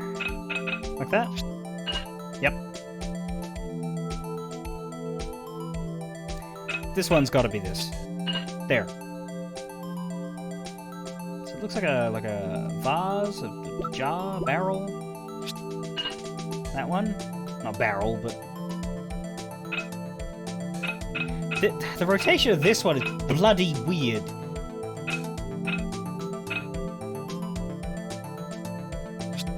I don't know where we're going now either, because you can barely see the connector.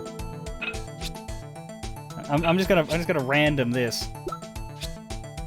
Okay, well, it's gotta be that? Yeah. This. Done. You? No. Then you? Yes. Oh, it's a side handle. And then you go there, and we do have a big hole, but we're out of pieces.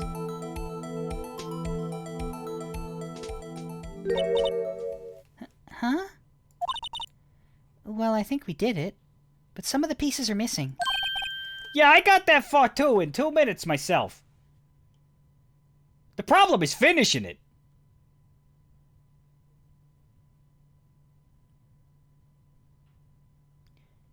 Gumshoe.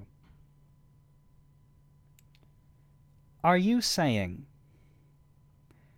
that you spent 3 hours with every piece put together, but you gave up because the missing... What did you do in those 3... Did you just keep looking around this room for the... Do you know what happens when something breaks? It didn't break here. Okay. Were some pieces stolen? I bet they were missing to begin with. Still, it doesn't look like the most stable kind of jaw. I kind of understand how it got broken. Unstable jaw added to the court record. Jaw pieced back together from fragments found at the crime scene. A piece is missing. Jaw, darling! Sorry. Blur, blur. Blur, blur, blur, blur, blur.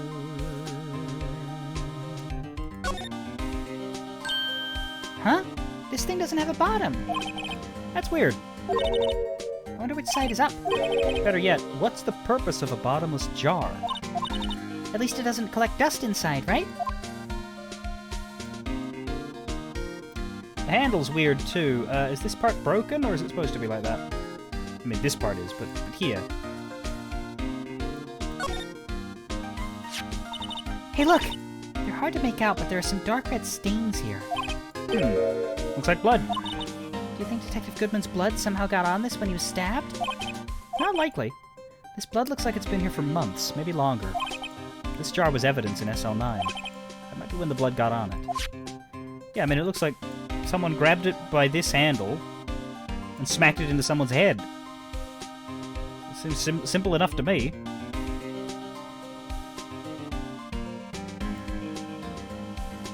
I like how the cracks in the pieces can't really be seen anymore. They're still there. We didn't fix it. But, it's a giant funnel. Is the jar hardcore? That's for the beholder to determine.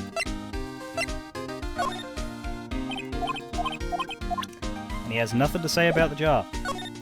Okay, that's everything except for the luminol examination, so let's get on that.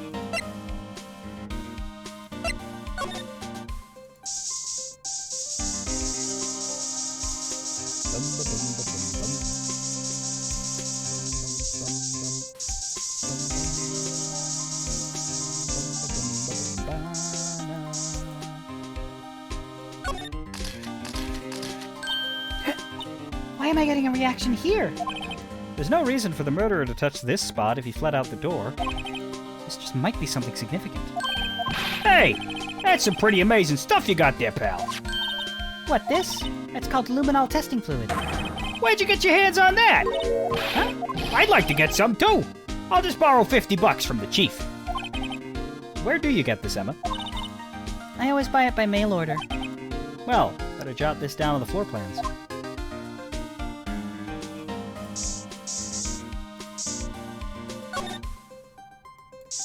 Blah, blah. So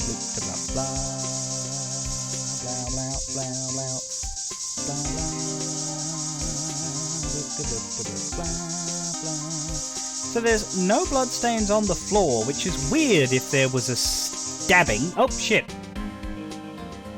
Never mind, there is quite a bit of bloodstain on the floor, which makes sense if there was a stabbing. I will just eat my words right up. Om nom nom.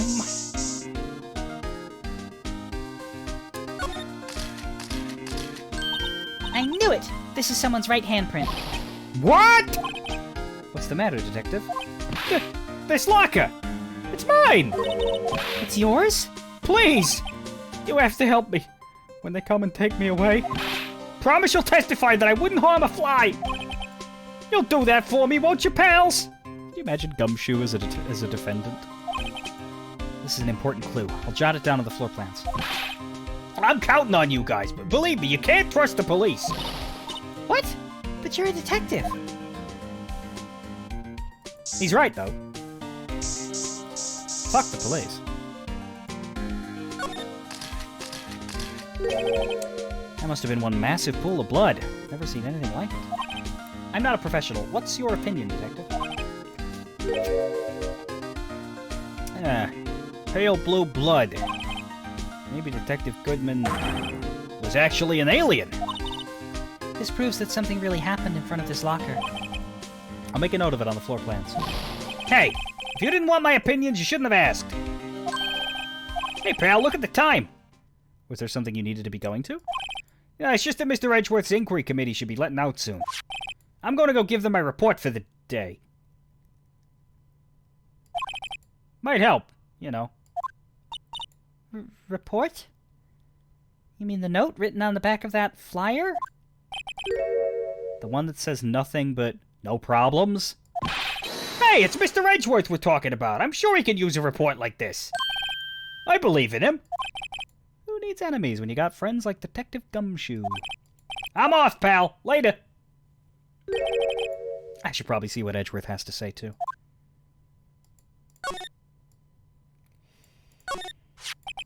Put these pieces together, it makes a jar. There are two things that bother me. One, why are some of the pieces missing? Two, doesn't it seem a little unstable? No wonder it broke. I'll make sure to remember that next time I make a jar.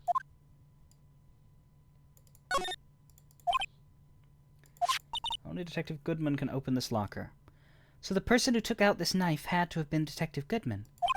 Why was it wrapped in the scarf muffler and stuck inside the car muffler? Also, how does time work here?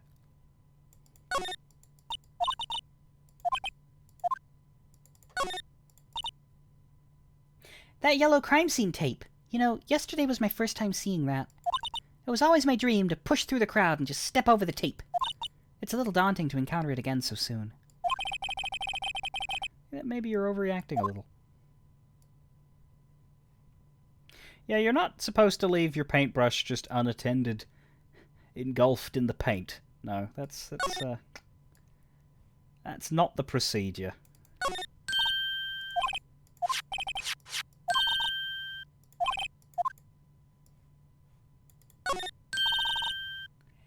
A pile of junk lies battered, worn, and forsaken. Aren't you being a little dramatic? Looks like a fishing pole and a metal detector. Not sure what this one is. They cast a withering gaze in our direction that screams, "Dust me!" Can't junk just be plain old junk?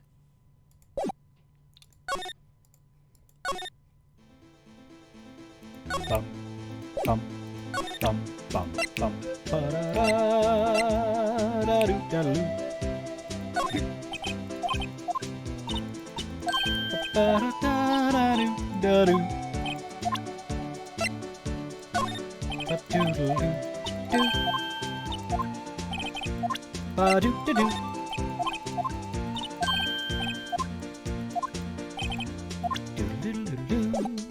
Nothing new from any of the evidence for Jake Marshall. This is what I wanted to do. Luminol. Spray.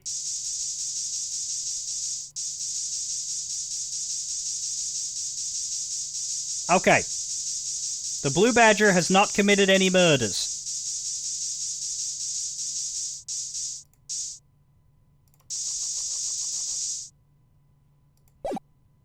But he has a very, very irritated eye. Now, where the buggering hell are we going next? I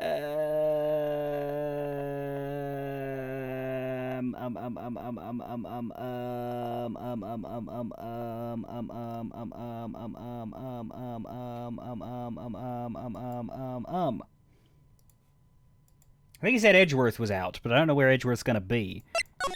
Gant's still here? No. Meekins is there, but we got nothing new to talk to him about. Do you have an ID? Nope.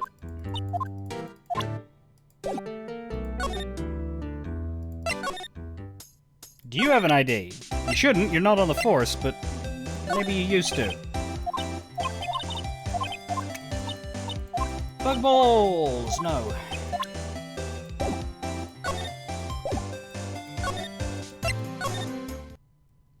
Ah. Ah! Ah! Guests! My apologies. Duh! It's you. Have we met somewhere? Huh? Mr. Edgeworth, I beg your leave. So long! Is Edgeworth here? There, standing by the window, a teacup in his hand. Right. He has the hotel bring him tea service? Mr. Edgeworth, you're back from the district prosecutor's office inquiry? I am. By the way, Detective Gumshoe was looking for you. Ah, yes. He brought me the latest information, it seems. Really? Was it helpful? Apparently, a new French restaurant is opening near here. I think he was trying to console me somehow. The real info is on the other side, Edgeworth. Poor Mr. Edgeworth. I think this whole thing is really taking a toll on him.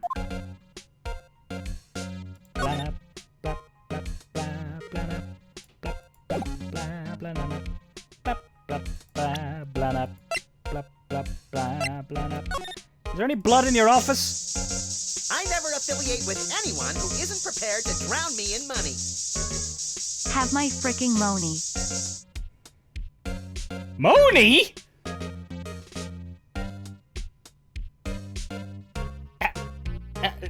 Good. No.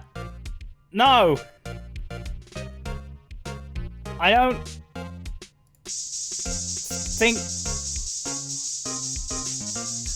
don't think Mew would be happy with me having anyone else's Moni. Oh god, there's blood in his office! What the shit? What? Looks like some blood is dripped down here. Judging by the amount, my guess is it's from a nosebleed. A nosebleed, hmm? Maybe in his wrath, Mr. Edgeworth slapped someone for their incompetence. Why does Detective Gumshoe's face come to mind? Well, Edgy. Splain? Thank you for the resub, Gingy. So, how did the inquiry committee go? Actually, they decided to treat this not as a case of concealing evidence, but as a communications error during the investigation. Concealing evidence? Yes. Apparently, there are some who believe that I concealed evidence.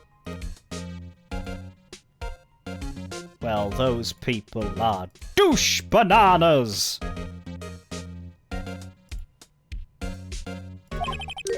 They gave me a warning. You were lucky this time. Again. Again? I've heard them say that so many times. Ever since that case 2 years ago. Are you okay for the trial tomorrow? Well, I'm still the presiding prosecuting attorney. However, something happened. They gave control of the investigation over to the police department. The police department? Yes. Any further investigation for this case will be directed by Chief of Police Gant. I can do nothing but wait for his results. I see. Why, I ask you? Why? All along I've done only what I believe is right. I have nothing to be ashamed of. But still. Wow, never seen him this out of sorts.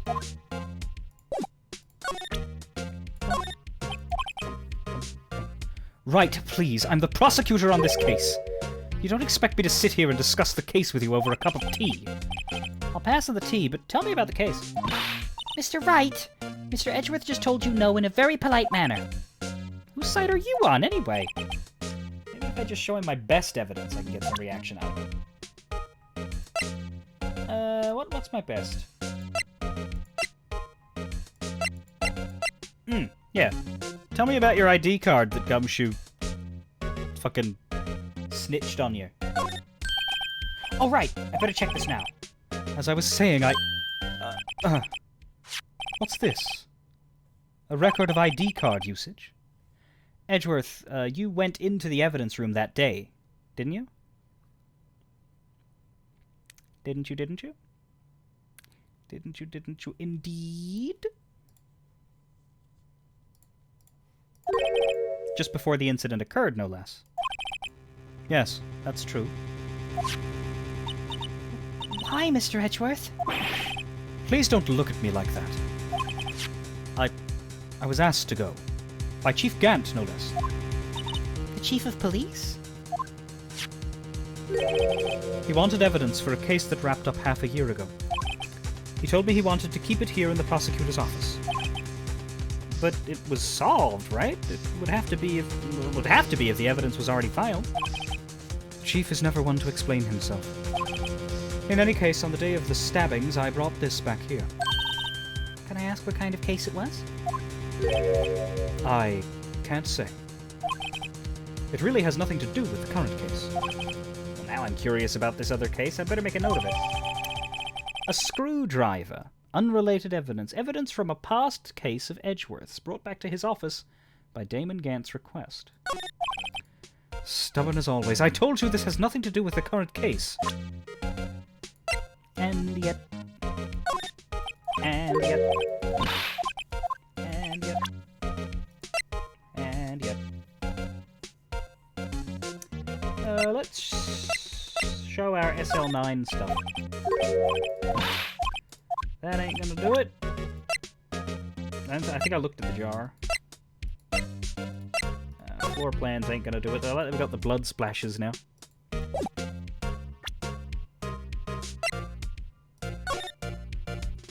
And here too.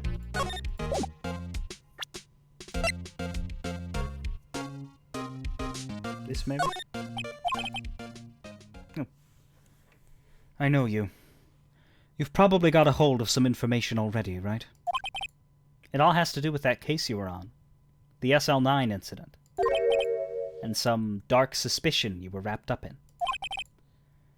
You are the man who revived the worst memory of my life. I figured I'd be telling you about this sooner or later. He must be talking about his father's murder in that elevator. Okay, Edgeworth, why don't you tell me about it? Tell me the truth.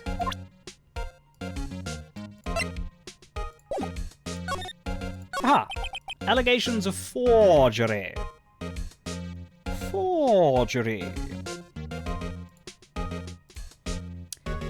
The SL9 incident was a heinous serial killing case. The head of the investigation was the Deputy Chief of Police at the time, Damon Gant. That wacky old coot was involved in the case 2 years ago too, then. So what happened to his boss in those 2 years that got him the promotion?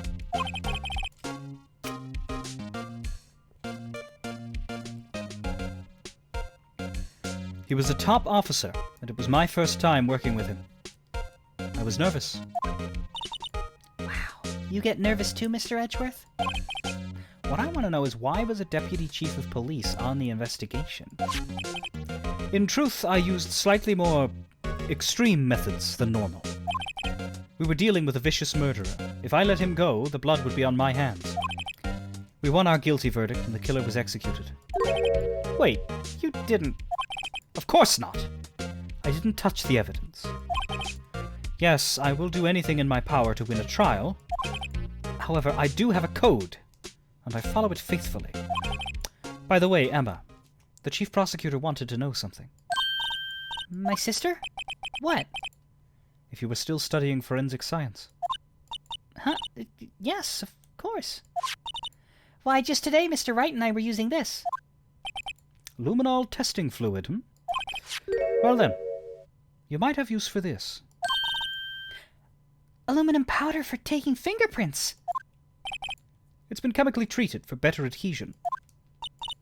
For me? Are you sure? We are the enemy, you know. I have no say in today's investigation. Do as you will. Edgeworth, I'm really... No need to thank me. Here, take your powder and these fingerprint files. They're for everyone involved. You're giving us fingerprint data for everyone in the case.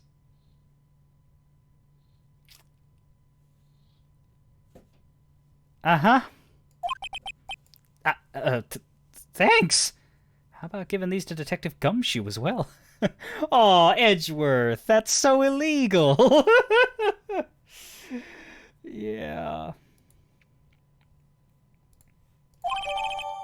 Fingerprinting set and fingerprint file received. Recovers fingerprints from handprints for comparison with fingerprint file. Well, let's get going. One last investigation. Right. I do seem to remember seeing a suspicious handprint somewhere.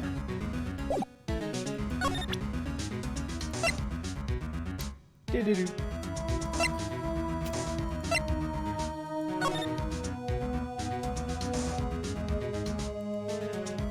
I thought we'd get to look at the file.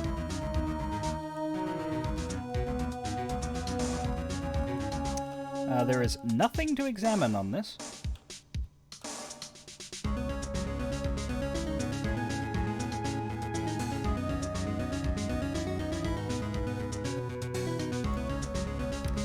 Whenever I get something like this with a big, long, like, thin stick, and I can rotate it, I try to rotate it, like, perfectly, yeah, top down, so I can make it... I can make the long part disappear and just look like a dot. I don't know why I like doing that. I just like playing with the perspective. And then if you move it just ever so slightly, you can see, oh no, that's actually huge! And you can see that it's big, even if it's slightly off, but if you get it just right.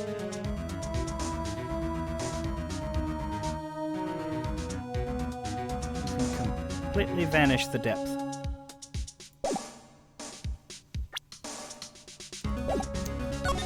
Anyway. We have a third page of evidence.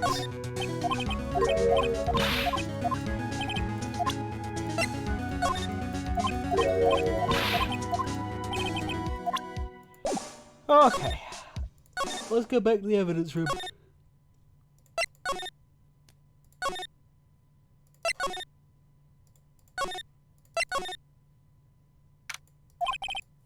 Our investigation turned up a suspicious handprint. Here, in this blood in the detective's evidence locker. Let's use the secret weapon we just borrowed. Right, let's get started. First, choose a finger.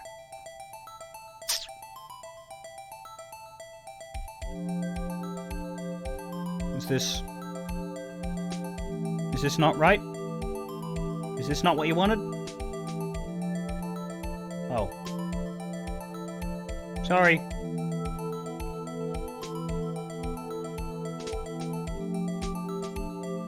Hang on a sec. There we go. A finger? Each finger leaves behind a slightly different imprint. So let's choose the finger that will have left behind the clearest imprint. Really can't tell the difference at a glance. Quit procrastinating and choose a finger.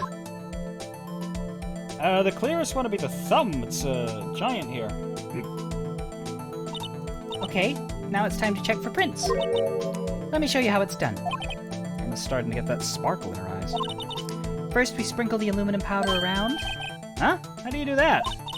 With The enter button, see? Ah, looks like that did the trick.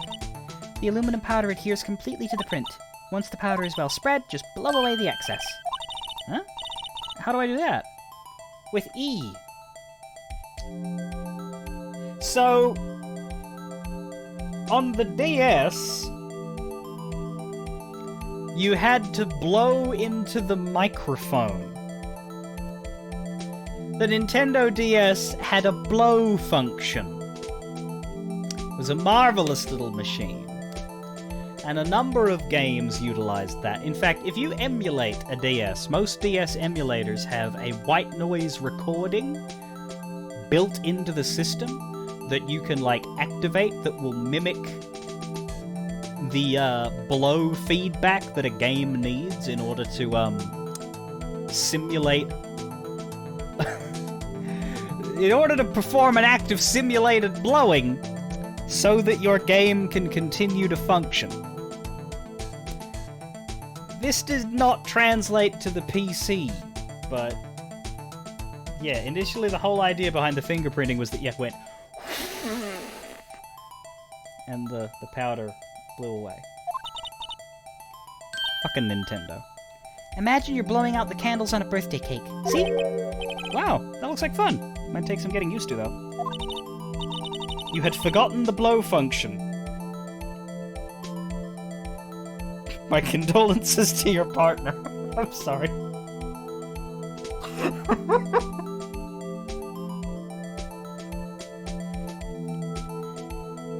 It's fine, it won't go up your nose or anything. You just pour the powder on thick and blow away the extra. Well, there you go, David Drake. Very good. Those are the basics of fingerprinting. Fingerprinting, Mr. Wright. Guess I better give it a try. Yeah, no, the DS blow function was awful. It was very awful. Anyway, yeah, we caked this on as thick. I used to do this like, and I'm doing it again, like fucking pathologically, because it literally just gets thicker and thicker the more that you place it. So I would have to fill up the screen. Like that was, I had to turn the DS camera, or sorry, the DS screen completely white. That was just how you give me something like this,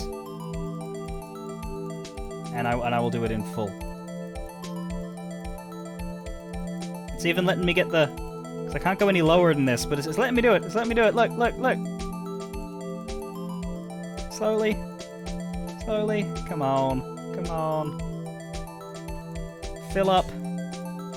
Don't worry. When all this is said and done, I will blow you. I will blow you when this is over, but you gotta fill up. Okay, it fills up better here. But yeah, you don't have to do this. You just have to do the middle. You do the middle, and that's where the fingerprint is, because the fingerprint is not as big as the screen. But they give you the option. Like, has anybody ever gone to the website This Is Sand? You get to slowly fill up a screen with grains of sand, and you can, like, select a color spectrum for the sand to, like, slowly rotate between. And you basically just make this little, like sand picture. I don't use it to do artwork. I just use it to slowly fill the screen, because I find that satisfying. I promise that I will not do this every time. See, it goes faster if I start hammering the button like that. But I just want to do it this once. I want to make the whole screen white to see what happens when it blows away. But yeah, now that I'm hammering the dust button, now it's getting there. It's nearly. In fact, you can barely tell. It's just that bottom right corner. Is it gonna fill? But if I just move it in the right spot, it's slow. It's filling. Come on, the last little bit in the corner, please. Yes. Ah. Okay, now I'm ready to blow. See, it's nice. Feels accomplished. All right. 3, 2, 1. Blow!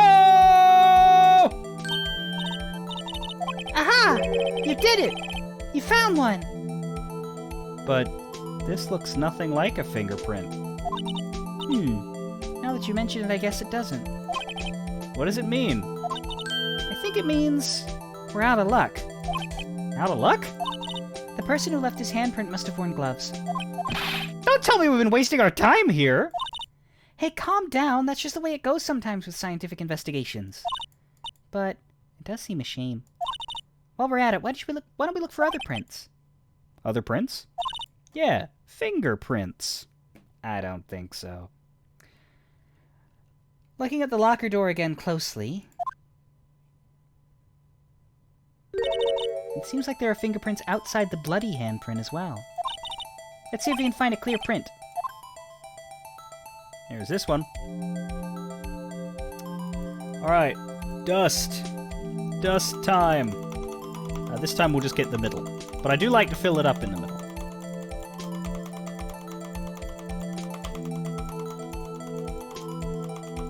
God, it's satisfying. I will be honest with you. If I wasn't streaming this, I would fill the entire screen every single time. And it would take me like an extra 10 minutes. But I would do it. Maybe not this awkward part here. This part's hard to do. But I would do the rest. Boom! Yay! A print so clear it's dazzling! Dazzling? Anyway, this print took a lot of effort to find. Well, there's no blood on it, so it's probably an incidental fingerprint, and it's on Gumshoe's locker, so... I have a theory. Let's match it up right away. So we're not done yet? This is quite a process. Well, there's no point in finding a fingerprint and not knowing who the owner is, right? Guess she's right. Look at the fingerprint data we got from Mr. Edgeworth. And point out the person you think left these prints. Huh? How am I supposed to know who it was? I could make a pretty good guess. The bloody handprint and the fingerprints are in different places, right? That means the prints probably don't have anything to do with our case. So, whose fingerprint would we most likely find on this evidence locker? Right, and now we can look at the fingerprints of everybody in the case. It's actually quite interesting, in my opinion.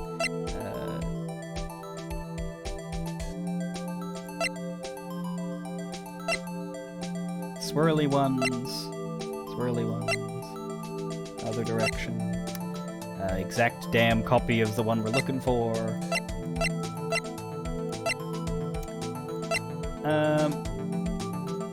So it looks like there's just 1, 2, 3, 4, 5, 6, 7, 8. There's 8, so we can see 7 out of 8 on camera at any one time. It just threw me a little. Alright, compare!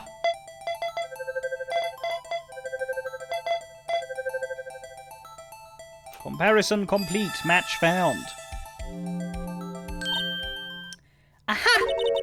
So these prints belong to Detective Gumshoe. Something wrong, Mr. Wright? You gave me this so what look. I guess that's probably because I was thinking, so what? Okay, so we came up with nothing this time, but there's always next time. Sometimes you hit, sometimes you miss. You gotta roll with the punches, Mr. Wright. Thanks for the sympathy. Thanks for the sympathy, even if it wasn't really valuable. Wait, if I remember correctly, there was one other handprint in this room. Let's check it out.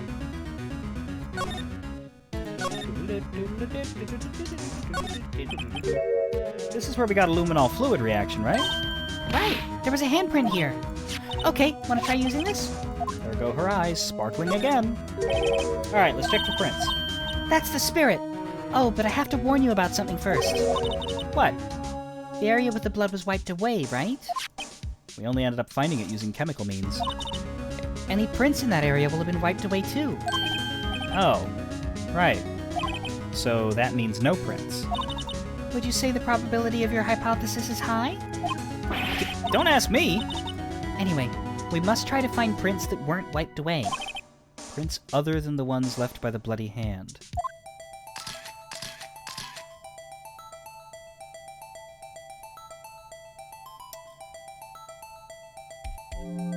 So in here, the The hand only had blood on some fingers.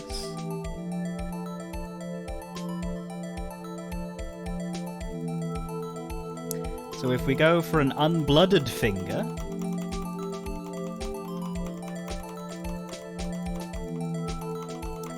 perhaps we can get a damn good print.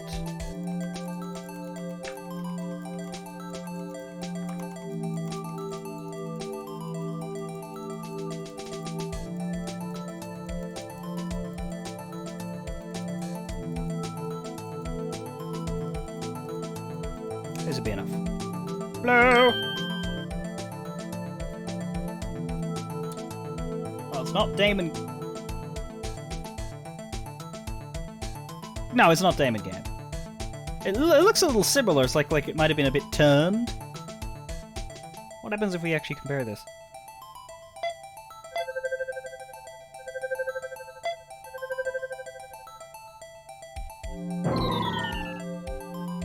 No. Similar sort of like curve though. It's definitely not Angel Star. It's definitely not Emma Skye. It's definitely not Lana Skye. It's definitely not Old Dick. It's definitely not Bruce Goodman. Oh, but it might be Mr. Jake Marshall. Because it's certainly not Mike Meekins either.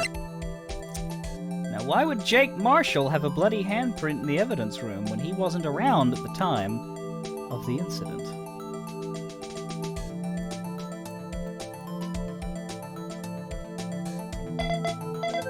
We do get curiouser and curiouser, do we not?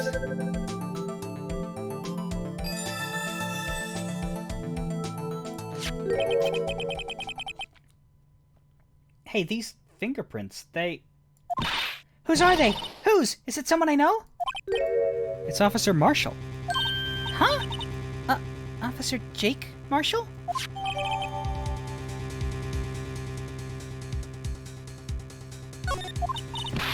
That's gotta be a coincidence. He's not involved in the crime.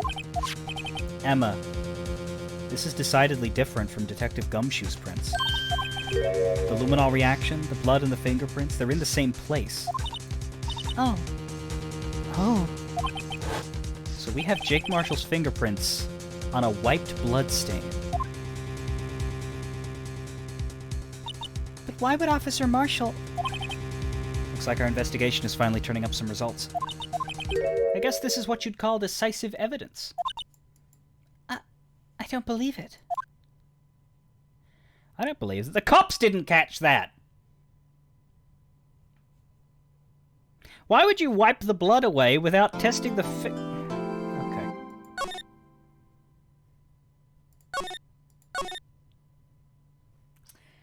It's alright, they're only police. It's not like they're professionals or anything. Let me just get us to some music, and then I'm going to take a quick break here. 9:41 a.m. District Court. Okay. I'll be back in a little, and we will start day 2 of the trial.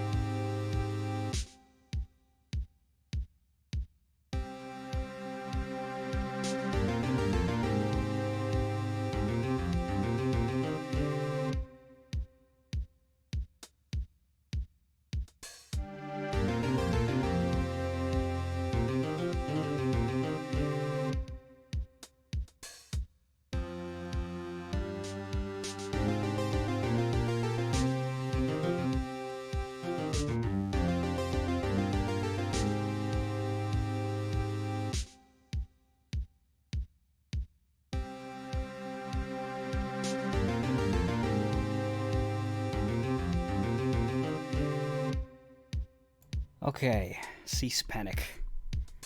Resume normal emotional state. The goal is to get this trial done in the next 3 hours and 15 minutes. Can I do it? No fucking idea. I'll try.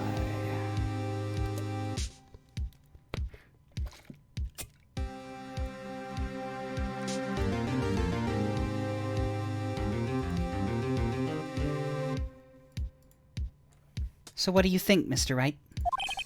I think the prosecution is as confused as we are. After all, The victim was murdered in 2 different places at the same time, and a different suspect was arrested at each of the crime scenes. Lana! Good morning, Mr. Wright. I apologize for yesterday. I was indisposed. I hope they didn't hold you too long for questioning. We just finished, actually. I'm used to all-nighters, though. So how'd it go? It's as Mr. Wright suspects. The police are clueless. I figured as much, so I struck a plea bargain. A plea bargain? What do you mean by that? We agreed that if I told them the truth behind this simultaneous murder, they wouldn't seek capital punishment. That's what I mean, Emma. But Lana, don't tell me you... Much to my regret, I'm as much in the dark about this as they are. Miss Skye. We found trace evidence of a certain person in the police department's evidence room. They belong to Officer Jake Marshall. What kind of trace evidence? Blood-stained fingerprints, to be exact. That's the trump card I have up my sleeve today. You do understand what this means, don't you? In order to defend my sister, you're going to accuse Mr. Marshall. Yeah, Demon Dragon, in a normal legal world, taking a plea bargain isn't the sort of thing your lawyer finds out about seconds before they go to court, but hey! No.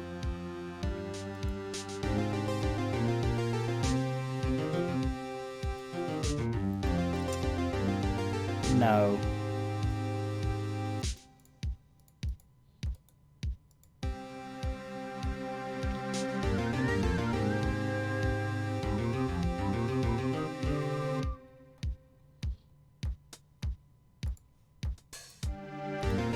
I'm a lawyer too. That means I can go behind my lawyer's back. We have to play the cards we're dealt. Isn't that right, Miss Skye? Do what you have to do, Mr. Wright. February 24, 10 a.m., District Court, courtroom number 9.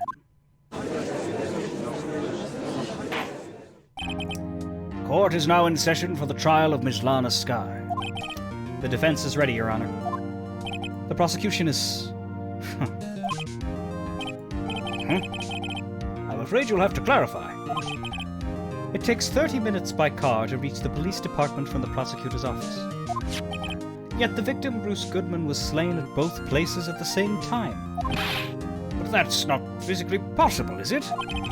What's more, I hear the victim from the evidence room just disappeared. Yes, and the body eventually reappeared in the trunk of Mr. Edgeworth's car. Wow. This is one messed up trial. One of my duties as prosecutor is to present impartial evidence.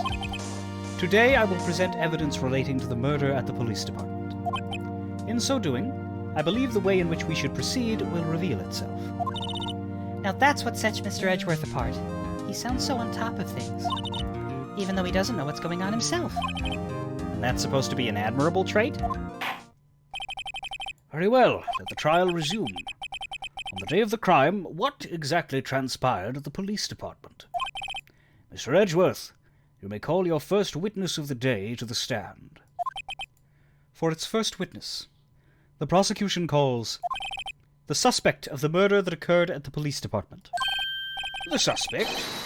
You mean the so-called murderer? Oh boy. Things are getting wild from the get-go.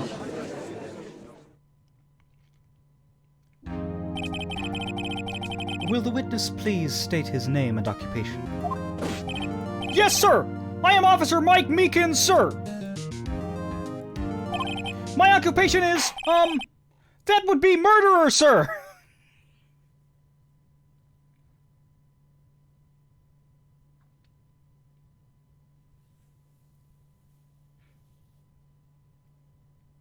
My God, that mouth.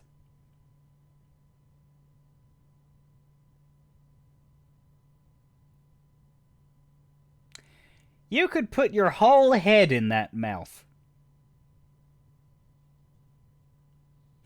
I get paid for the job in rope.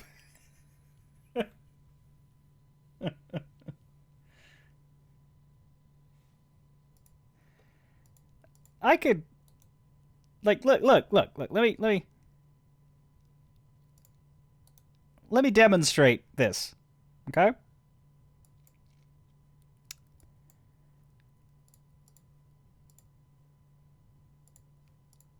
I'll just copy my webcam here. Make a little one.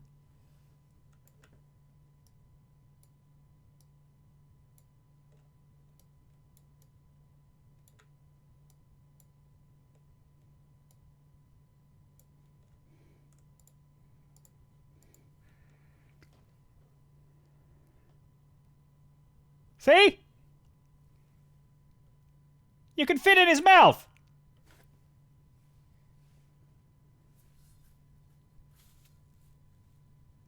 And maybe not that little. There's a little bit in the corner. Hang on.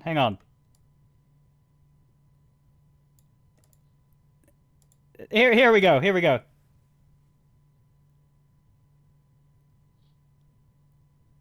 See, I couldn't do that with my normal webcam because I'd fuck it up and it would take ages to fix. But we got a little Meekins mouth cam here. Get rid of that. That would be murderer, sir. Wait, hang on. If I time this right, oh, I can't do both. Maybe I can. Hang on. Oh, damn! It just took the camera away. I'll just hang out here. I'll just exist in the judge's beard. So you're telling us you're a professional killer? Sir! It was me, sir! I'm the one who did it! Ah! He ate me! I'll never kill anyone again, sir! You've got to believe me, sir!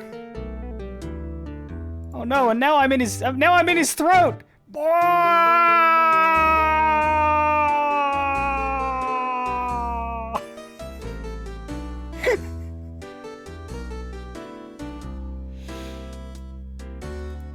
Now I'm his microphone.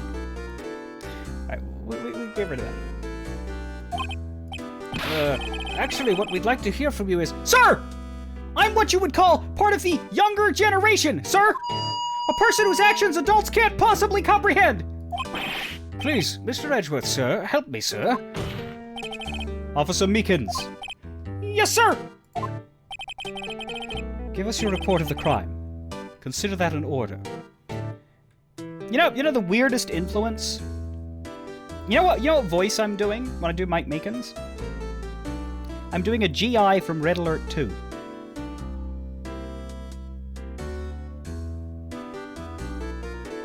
I don't know why. But that's what Mike Meekins is in my head. He has been that way for like 10 plus years.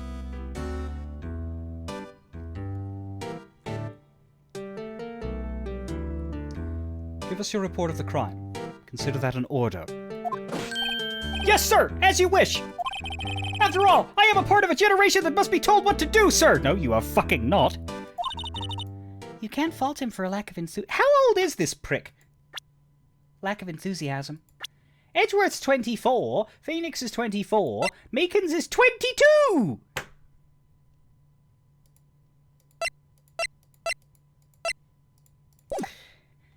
Anyway. Witness testimony. Crime report. Sir.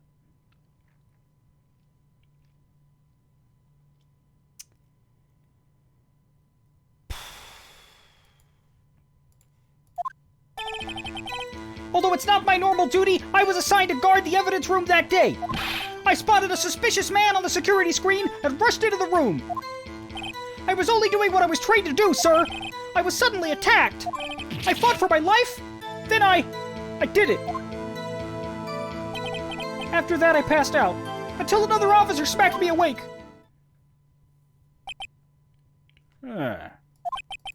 So the victim, Detective Goodman, attacked you.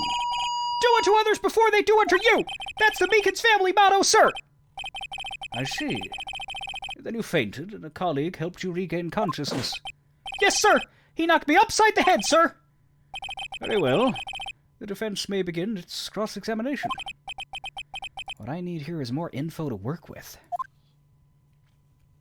Crime report, sir. Although it's not my normal duty, I was assigned to guard the evidence room that day. Hold it! Mr. Meekins, you work in the General Affairs Department, do you not? Ah, yes, the GAD. He's a gadabout. Yes, sir. I am in charge of hiring new recruits, sir. Yikes. Now there's a scary thought. Evidence transferal was taking place on the day of the crime, which meant many officers were given special tasks not ordinarily performed. I was in charge of guarding the Blue Badger, sir. The Blue Badger? Yes, sir. The lovely police mascot created by the Chief of Detectives, sir.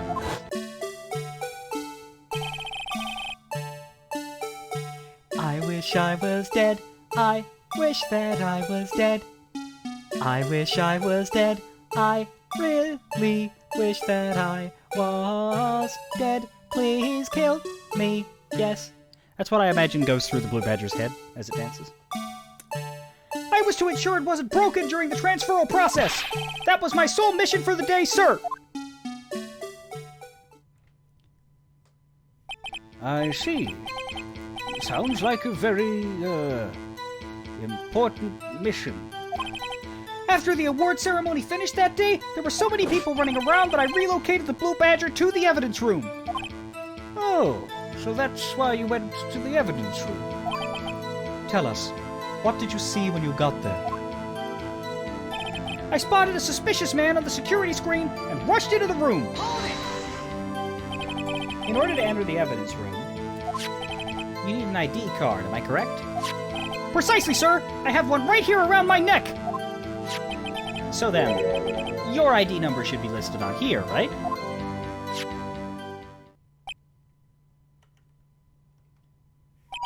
There it is! I found it! This is the one right here. Could you please read us the number? Yes, sir. It's 498-9596. That's my number, sir. I see. Huh. But the number 4989596 is shown as being used twice. Please explain, witness. It's no real mystery, sir. The first time is when I relocated the Blue Badger to the evidence room, and the second time is when I went to go get him after everything settled down. I see. So it was during that second time when... Yes, sir. That was when I spotted the man on the security screen. Okay. Gotta add it to ID card record. It all adds up. I was only doing what I was trained to do, sir. I was suddenly attacked. Hold it! So you were attacked. Can you please tell us exactly what happened to you? There was a knife, sir! A knife! Detective Goodman pulled a knife on you. What happened then? Well, with me charging in on him like that, he looked as surprised as I was. Not exactly the kind of person someone would want to run into. That's when I reacted, sir! I swung my arms like an octopus, struggling to detain him. That's how I got this gash on my hand. Maybe if you just kept your cool, your hand wouldn't be... When I saw the blood trickling down my arm, I panicked. I grabbed the man by his collar. I fought for my life, and then I did it. Hold it! What exactly do you mean when you say you did it? I know I don't look the type, but I'm really into kung fu films, sir. The man let his guard down for just an instant, so I snatched his knife from him. You took his knife? I spun him around and performed a disarming maneuver. I made sure to close my eyes like a man.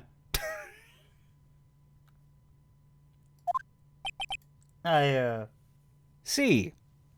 Must have been desperate. The next thing I knew, his white coat was drenched in a sea of my blood, and then, the next thing I knew... Yes? He punched me right in my face, sir!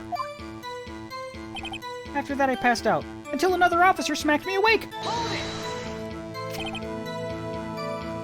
About what time did you regain consciousness? No offense, sir, but how am I supposed to know that? I was unconscious. Oh. Right.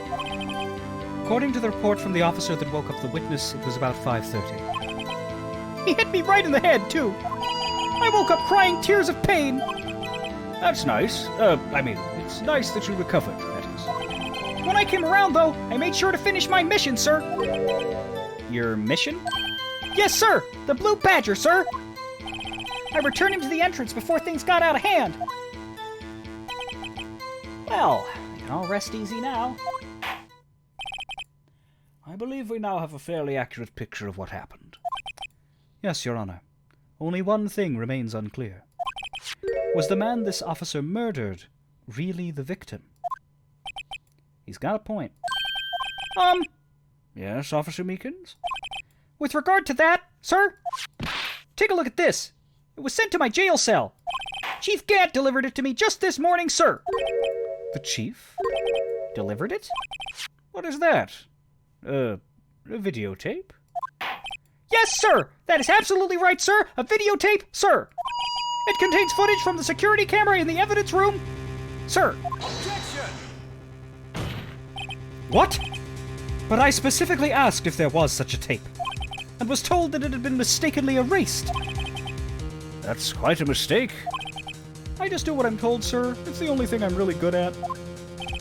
Looks like communication with the police department is as good as ever. Well then, let's have a look. Show us the video of you murdering the victim.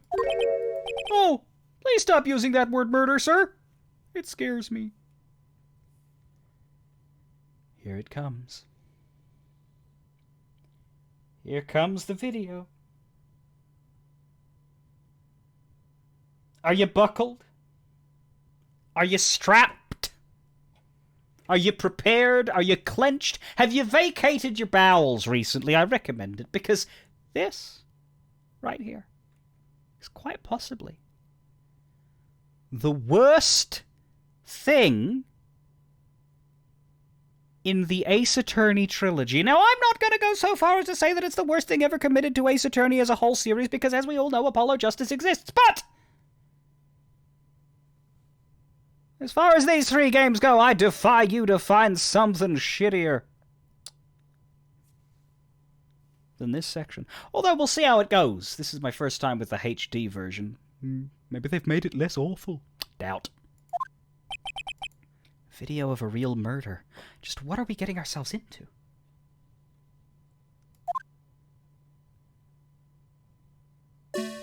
Ah!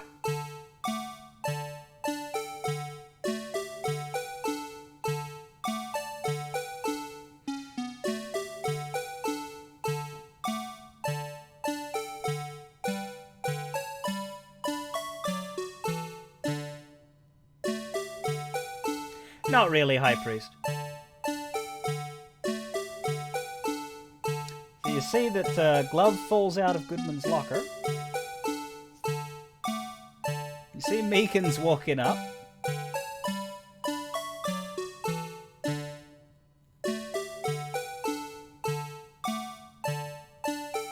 Fight!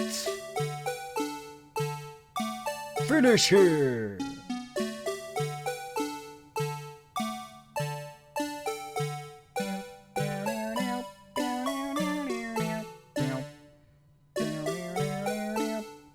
Where the fuck did Goodman go?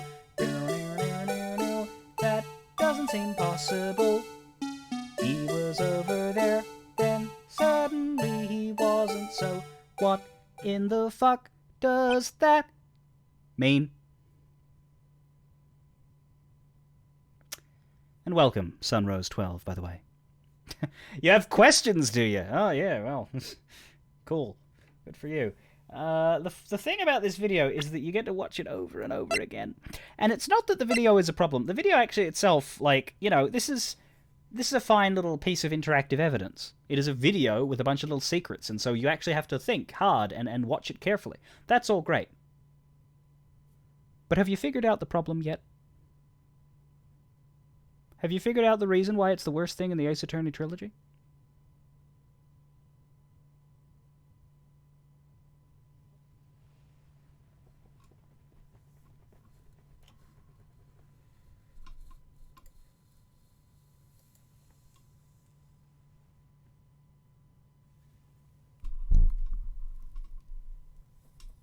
It's the music.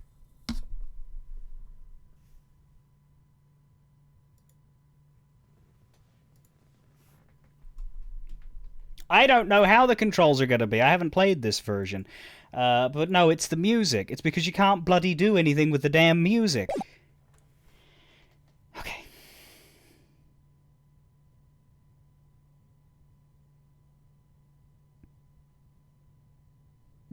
Sorry, I'm just looking at chat and seeing the exchange between Guanbush and DD there about the difference between a smut film and a snuff film. Very, very distinct difference, yes.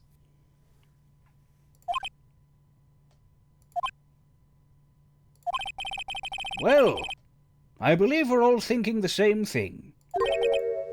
How can we deal with these unsettling feelings stirred within us? What the hell was that wriggling piece of plywood? Sir, that is the pride and joy of the entire Criminal Affairs Department, sir. It is the Blue Badger, sir. Why am I not surprised this isn't going smoothly? And we have the video in the court record, which means we can now, at our leisure, whenever we wank and well want... not that, that's the wrong one.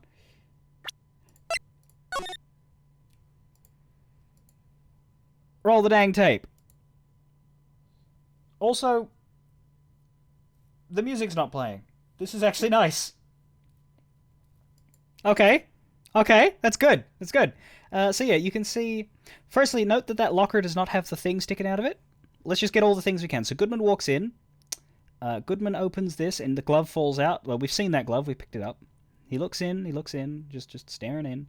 The Badger continues to gyrate.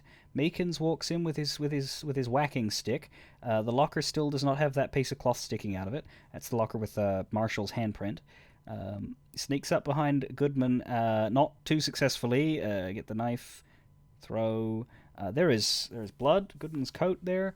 We move back. That's still got nothing on it. We move back. Jesus fuck, this is so wanking slow. Meekins has been disabled. This is wide open. Where the hell is Goodman? What did he do? How did he manage that? Is he magic? I don't know. Moving back. Cloth!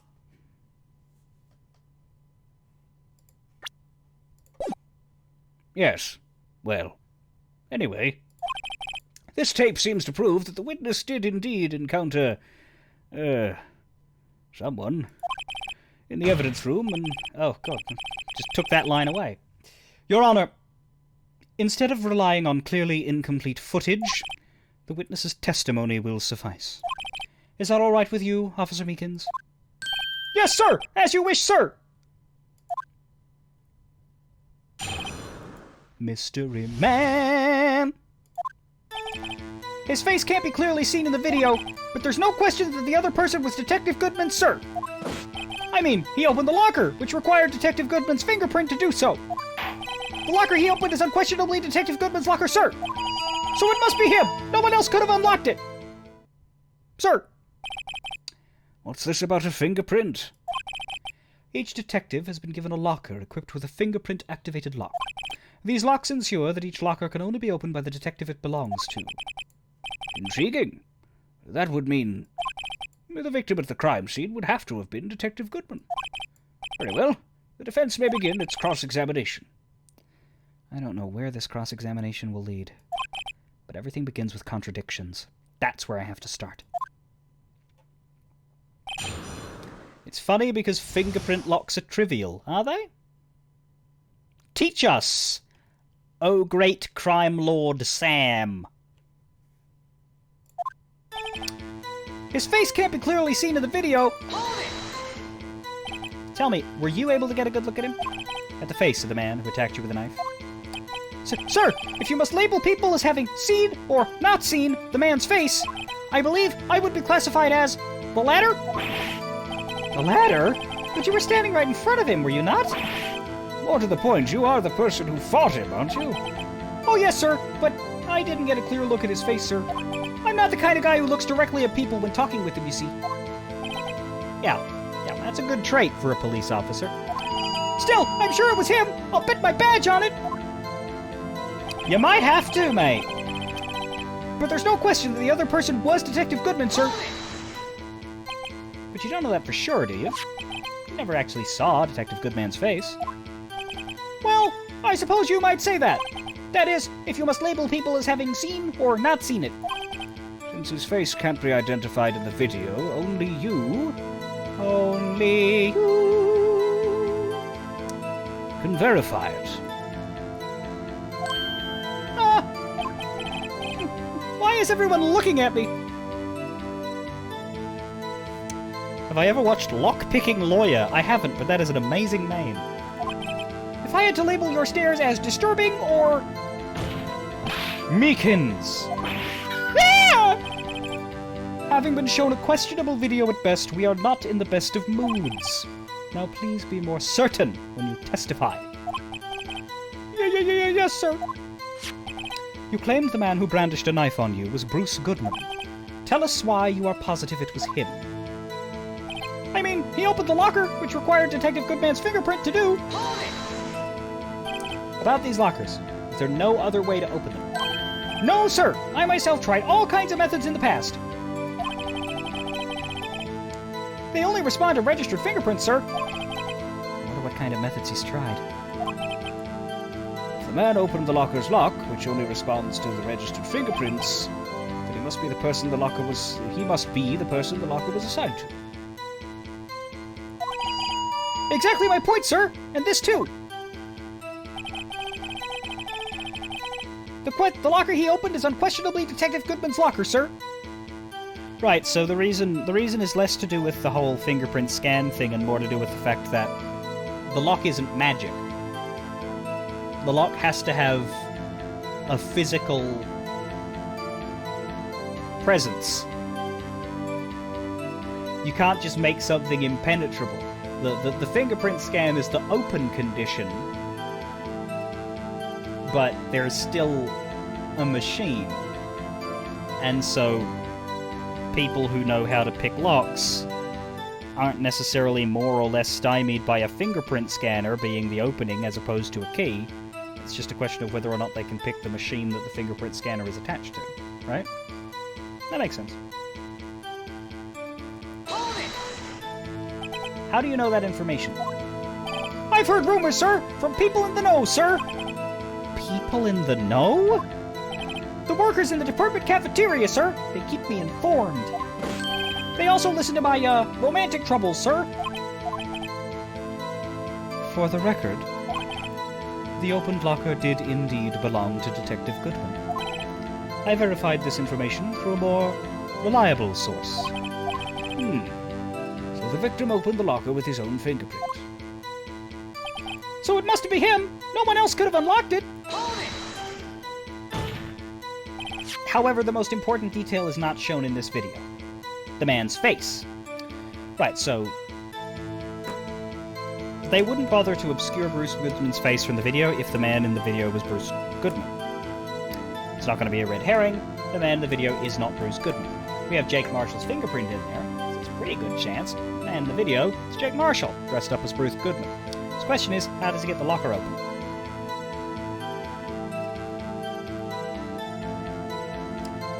The most important detail is not shown in this video. The man's face. Sir! If I may say something, sir? Please do. After all, you're the one being examined. I don't understand why the man's face is so important in this case, sir. I mean, it was his hand that opened the fingerprint lock, and it was his hand that tried to thrust his knife into my body, sir. My unsettled state can testify enough to this, sir. Yes, you have a point. The footage doesn't lie. That is, unless the defense can find a problem with it. Mr. Wright, let's check the court record again. Is there a problem with the security video? Of course there is! Regarding the video contained on this tape, there is one thing in particular that seems rather strange. Strange? This contradiction leads to the possibility that the man may not have been Detective Goodman. What? This video contains such a contradiction? Interesting. Your Honor, I have a proposal. Yes, Mr. Edgeworth. I propose we have the defense point out to us this alleged contradiction in the video. You would want me to point it out. What the fuck were those lines? I declare that there is a problem. I would like you to tell us what that problem is. Yeah, of course you want me to tell you what the problem is. How could I have forgotten? Very well. Let us, proposal accepted. Let us further inspect this piece of evidence. I will now play the security tape. Mr. Wright, please show us the contradiction you speak of. I have to point out the problem in the video? This is the first time I've ever had to do that. You can do it, Mr. Wright. It's set up so you can fast forward, rewind, or pause the video. Just take a good look and be sure to point out the right thing. Please don't play it too many times! I can't stand watching this video! Me neither. How did this guy ever become a police officer? Now then, Mr. Wright, please enlighten us. Where is the oh, God. Why does it keep deleting lines? Where is the contradiction?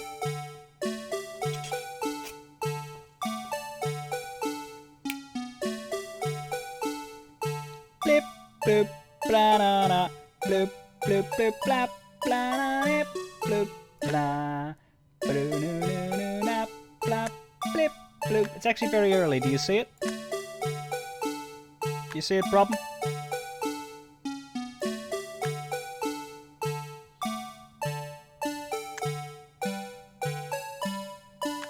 It's easy to miss. Especially with the graininess here.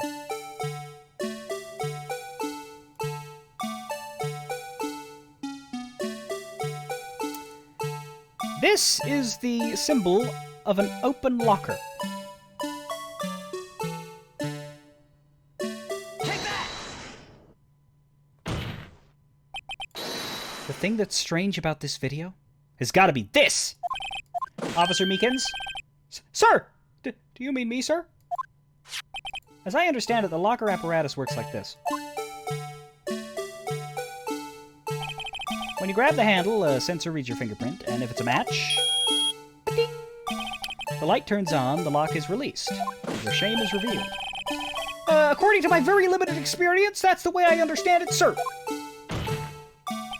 If so, then something is seriously wrong with this picture. Why the fuck do we have to watch that whole scroll? That's very dumb. This is boring. Why the fuck is this happening? We see it all fucking ready, so why are we still here? This music makes me want to go on a killing spree.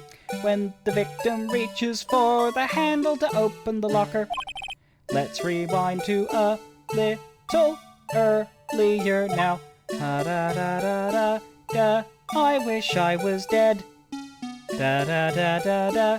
This is the worst thing in the game. They should be punished eternally for this. Here, notice the light. What's this? It's already... what's this? It's already lit. Precisely my point, Your Honor. The locker was already open before the victim grabbed the handle. Ah! Order! Order! What is the meaning of this? It's very simple, Your Honor. The locker wasn't locked on the day of the crime. But the locker locks are controlled by an electronic system. Try saying that 5 times fast. When a door is shut, a sensor is triggered, and that locker is automatically locked. Oh, I know. It must have broken down. Of course, I'm not an expert at this. That's not likely, Your Honor. The sensor would detect and report any malfunction. Oh, well, it just goes to show novices should keep their mouths shut. So then, Mr. Wright, do you have an explanation? Do I need one? The fucking light was on. Why do I need to justify why? It's there! You can see it! Me, Your Honor? Yes. Why wasn't the locker locked?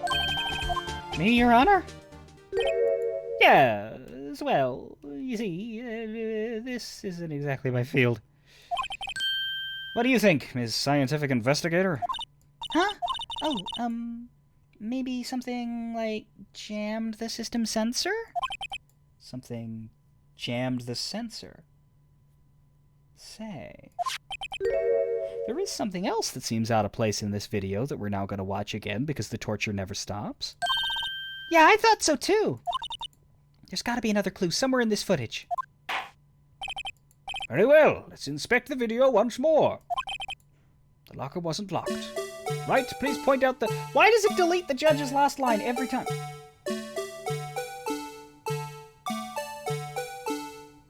Any fucking way, let's fast forward now. Please. Up, there it is. Take that! It's the glove falling out the thing. Please watch closely. This is the continuation of the part I showed you earlier. Oh, for God's sake. At least the music's off.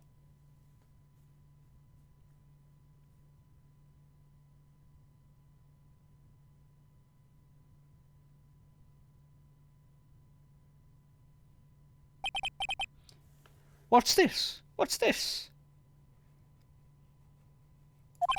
Something white fell out of the locker. But sir! It's been my experience that things fall out when doors are opened! I often fall out and roll... We can't be sure that that item was completely inside the locker to begin with. What do you mean? The sensor triggers the lock when the door is shut. What if something was inserted, say, between the sensor and the door? Well, the thing is, Demon Dragon, the music isn't part of the video. The music is like any other piece of music in this game. It is background.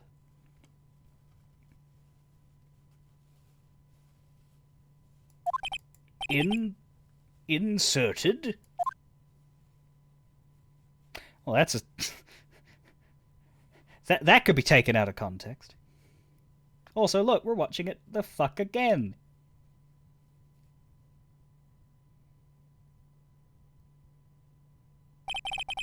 This white thing wasn't inside the locker. It was stuck between the door and the sensor. Oh, I understand now, sir. It's just like my tie. 2 out of 3 times it gets stuck in the door when I get out of my patrol vehicle, sir. Instead of the door closing, it chokes me. But the object would have to be extremely thin to fit in the door. Not only that, it would also have to block electrical currents. There would need to be an insulator. Yes, an insulator. But the crime scene... There just might have been something that fits the description. But, sir, by insulator, you don't mean... I think I finally got this figured out. Very well. Will the defense please present the relevant evidence? What was this insulator that was stuck in the locker door? That'll be the glove that fell out.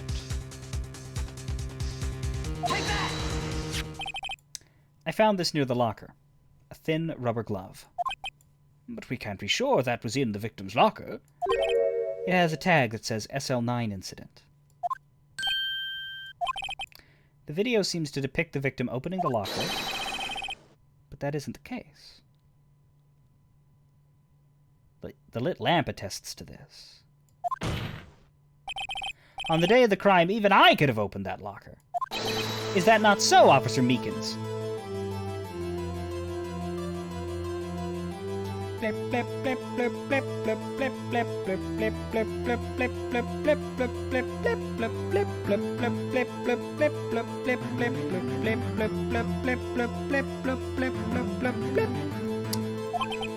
Sir! It would appear so, sir! Order, order, order! So are we to believe, then, that the victim, whom this witness stabbed in the evidence room, was not Detective Goodman? Objection! Do not be misled, Your Honor. What do you mean, Mr. Edgeworth? The defense has merely demonstrated that possibility, nothing more. The victim in the video was indeed Bruce Goodman. The prosecution will offer one more testimony to prove this. What? Officer Meekins, please. testify about this. Sir! Me, sir? I'm not sure what you're referring to, sir. Oh, you mean that, sir? Of course, sir. Is this a joke? Very well. Begin your testimony. Mystery Man 2. There's one other thing that proves the man was Detective Goodman, sir. To enter the evidence room, one must use their ID card. When an ID card is used, there's a record of it. At the time of the crime, the detective had used his card.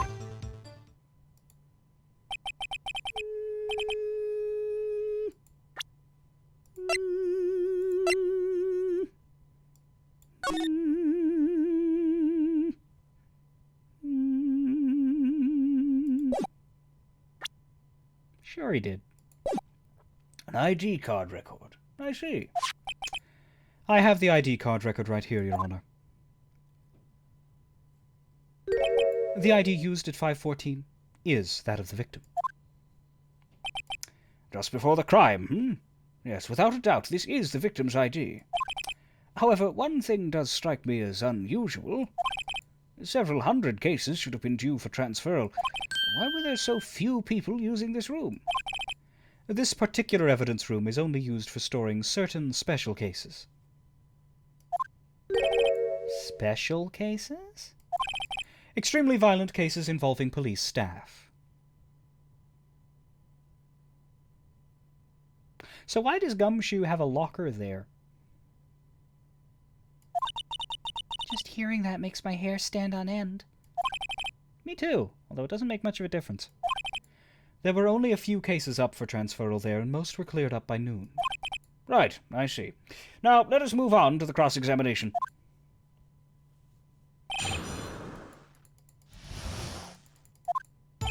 There's one other thing that proves the man was Detective Goodman, sir. So unlike your earlier testimony, you believe this one to be rock solid, do you? Yes, sir! Solid as stone, sir! If my hand wasn't wrapped in bandages, I'd even give the V for victory sign, sir! Couldn't he just use his right hand for that? Let's hear him out fully. As we've seen, one never knows what he might say until the very last second. To enter the evidence room, one must use their ID card. Is that card hanging from your neck one of these ID cards? Yes, sir! This card right here, next to my cuffs, sir! I keep it here so I won't ever forget it. But what if someone were to steal it from you, keeping it out in the open like that? Maybe I shouldn't wear it around my neck. Remember when I said 2 out of 3 times my tie gets stuck when I get out of my car? Well, the remaining time it's my ID card that gets stuck. Instead of the door closing, my ID card chokes me. Maybe I should just leave this one alone. At any rate, each police officer has only one ID card.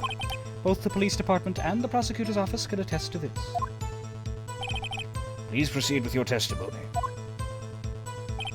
When an ID card is used, there is a record of it. Let it be noted that this is the record the witness referred to. Let me see. Yes, that would be it. Detective Goodman. What's the matter? According to this, Mr. Edgeworth, your name is on here. So it is, Your Honor. Not that prosecutor again. Hey, maybe he's behind all this. Being a prosecutor, he could hide the evidence. Mommy, is that man in blue a murderer? Shh! Don't stare at him. You got the wrong floor, kid. It would seem the inquiry committee will want to speak with you again today. I have nothing to be ashamed of regarding my actions or their consequences. For now, let us continue with the cross-examination. Poor Mr. Edgeworth. It must be so difficult for him. At the time of the crime, the detective had used his card.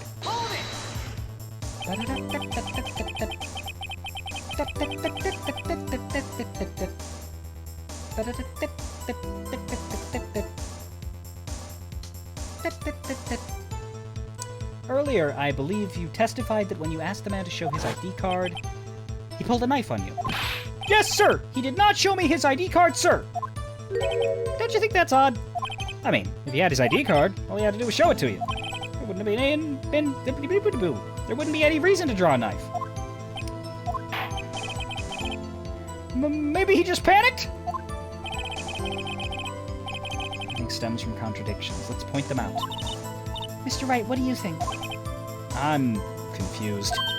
What? The problem with this ID card testimony is far too obvious. It's not like Edgeworth to miss something like this. You're thinking too hard about it. Come on, let's show them what we got. What, are we getting swifty? I think what we need to do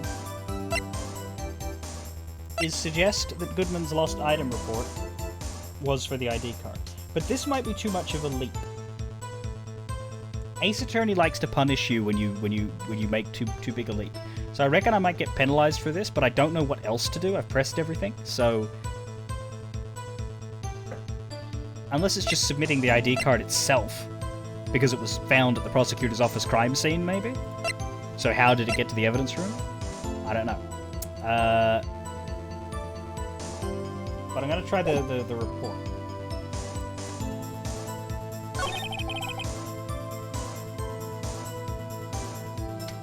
At the time of crime, the detective used his card. Let's suggest that maybe he didn't. Ah, good. Wait one moment. Officer Meekins.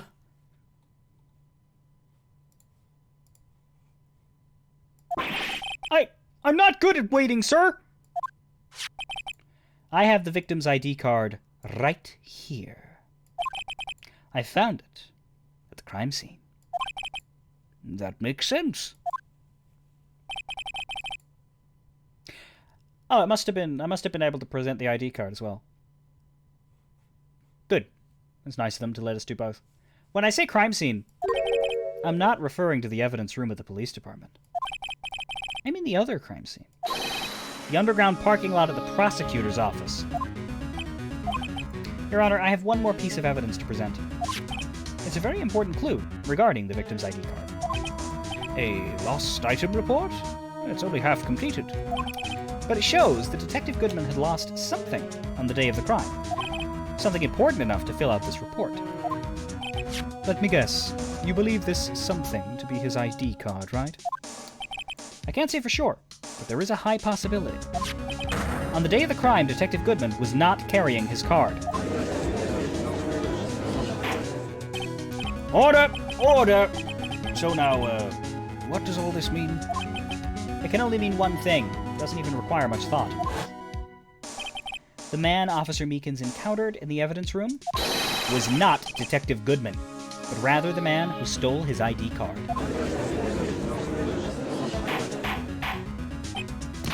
Order! Order! Order! Does the prosecution have a response? I have only one thing to say to the defense. Huh? Bravo, Mr. Wright. Bravo? Allow me to summarize the defense's argument. At 5:15 p.m. on the day of the crime, the man in the evidence room Officer Meekins encountered was not Detective Goodman. There are two grounds to support this. First, the locker in the evidence room was already unlocked. Second, the victim lost his ID card. Am I correct so far, Mr. Wright? Yes. What's he up to? That being the case, we must inevitably arrive at a single conclusion. If the victim in this video is a fake, then the murder in the evidence room is also fake. In other words, the security camera does not show the instant of the murder. That is... Well, I guess that's right. Is something wrong, Mr. Wright? Only moments ago you seemed content to be pointing your finger around. This isn't gonna end well. Well, it seems you finally realized exactly what you've gone to such lengths to prove. Explain yourself, Mr. Edgeworth. The defense has already done the explaining for me. The victim in this video is a fake, which means a murder did not take place at the police department at 5:15 on the day of the crime. So? So the real crime could only take place at one location. The underground parking lot at the prosecutor's office. The murderer being Ms. Lana Skye. The defendant. The evidence is compelling. A trustworthy witness. observed the moment the defendant used the murder weapon. Ah!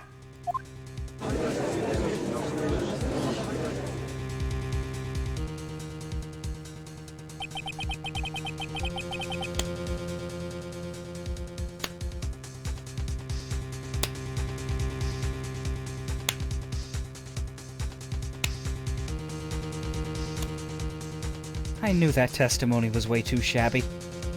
It was all a trap from the beginning. The activity in the evidence room still leaves many questions unanswered. Who exactly was the victim Officer Meekins encountered? And where did this person disappear to? However, this trial's purpose is to examine only the murder of Detective Goodman. Just so, Your Honor.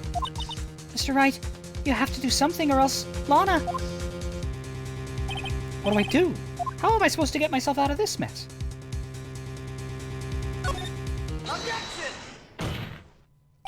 One moment, Your Honor. What now, Mr. Wright? Don't tell me you're objecting to what you've just proven. Of course not. But I almost walked right into the prosecution's trap. What are you talking about? This cross-examination has proven one thing and one thing only. The security video did not show the actual murder.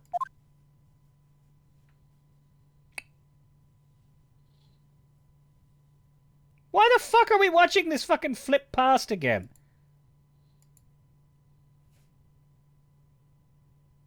This is why it's the worst thing in 3 games. It just grounds the fucking progress to a halt for you to watch this go weep, weep, weep. However, it cannot be said that it is unrelated to the murder in the parking lot.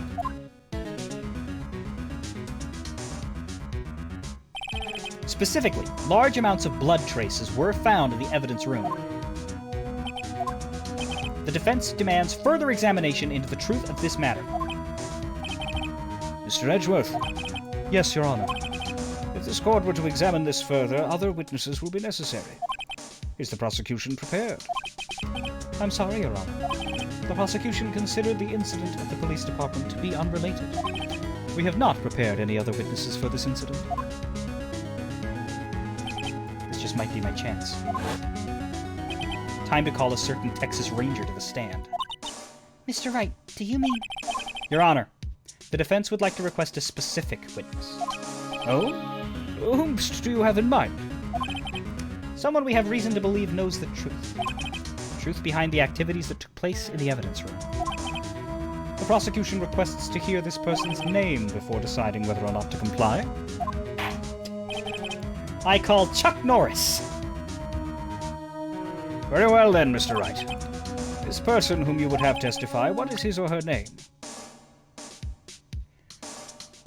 Bruce Goodman!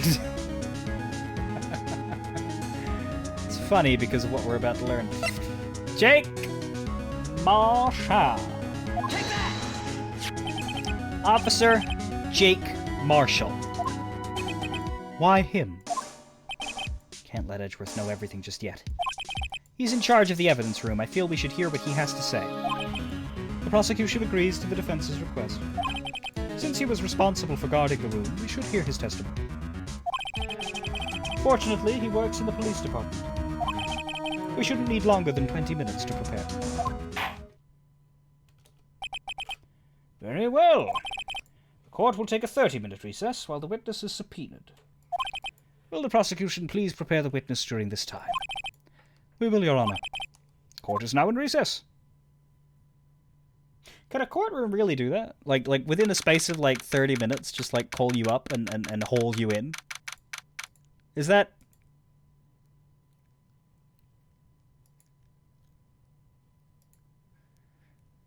Is that in their power?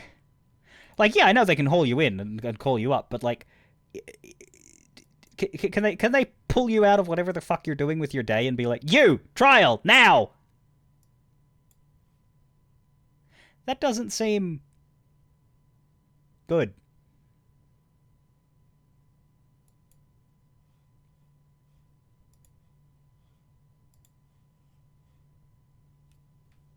No surprises allowed.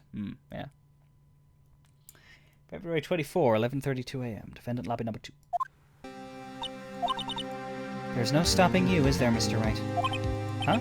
What do you mean? You called for Jake Marshall. It seems you've figured everything out.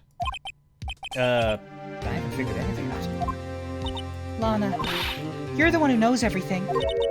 Emma. You always know everything. Why don't you just tell us?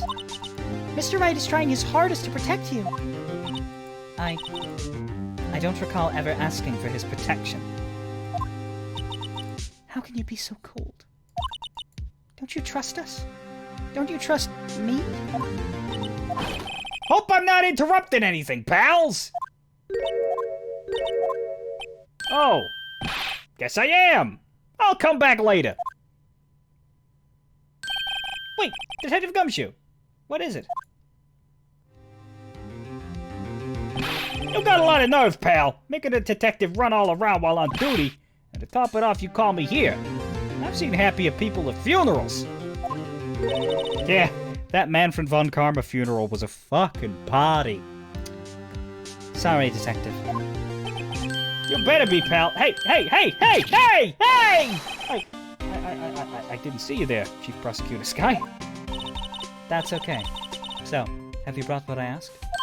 Oh! You mean this, right? My apologies, Detective. Due to my present circumstances, I was forced to use Mr. Wright's name when making my request. My name?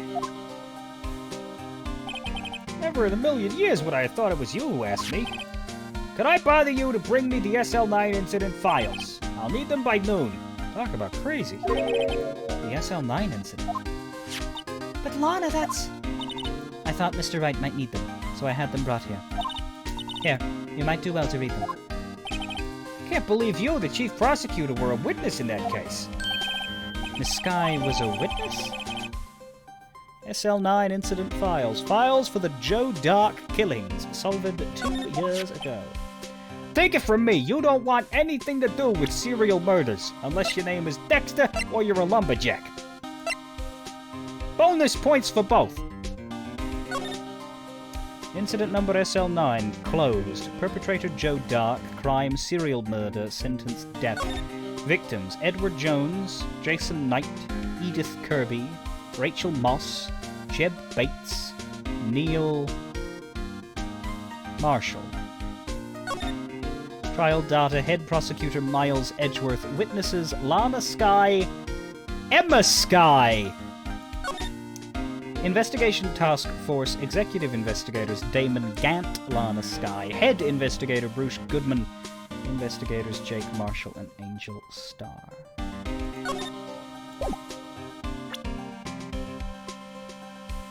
You know, when I look at this, and then I see the 4 pages of perhaps an average of like 10 words per page, I detect discrepancy, but oh well. Ah, what? Now that I've bought you your stuff, you're just gonna ignore me? Emma. But why? Why is your name in here? What? My name's in there? I don't know. Unless... No. It couldn't be. Lana, this SL9 incident, is that... That's the classification number the police filed it under. 2 years ago, the rest of the world knew it as the Joe Dark killings. The Joe Dark... No. No! Lana! That's over with! No! Emma, wait! She ran away. You know what? I just remembered. I gotta be somewhere. Sorry, pal, but I'm out of here. I gotta go take a piss. Jake Marshall, Angel Starr, Damon Gant, Miles Edgeworth. Not to mention Lana and Emma. Everyone involved in this case is connected to those killings 2 years ago. This can't just be a coincidence. Knowing you, you just might be able to figure it out. Time to get back to the trial, Mr. Wright. Best of luck. Better take a good look at this file. To be continued.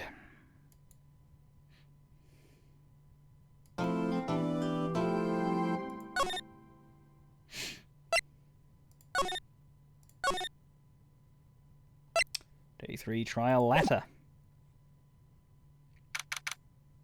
12:14 p.m.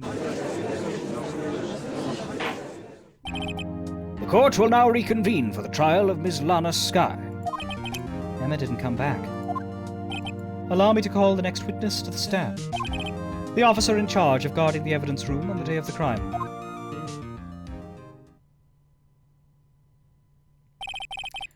I don't think you should be drinking in court, bud.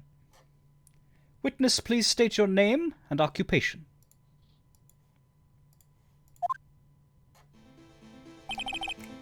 Me, partner? Huh. I'm just a man, same as you, wandering the trails of civilization. Occasionally helping the elderly cross intersections when needed. Yes, we get it. Oh, I know. You're a patrolman.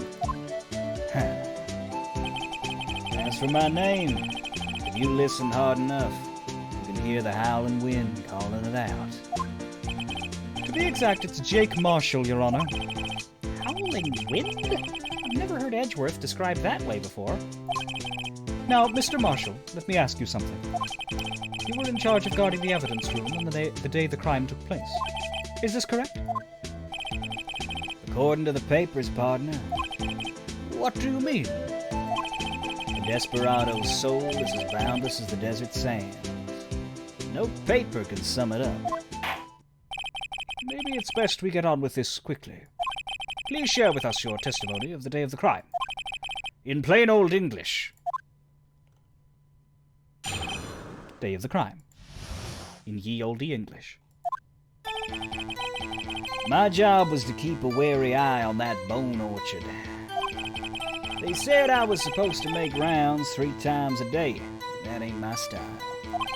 Besides, the room's protected by 2 security systems anyway.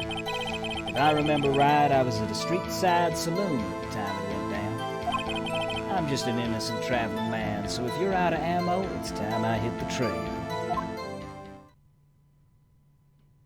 Bullshit!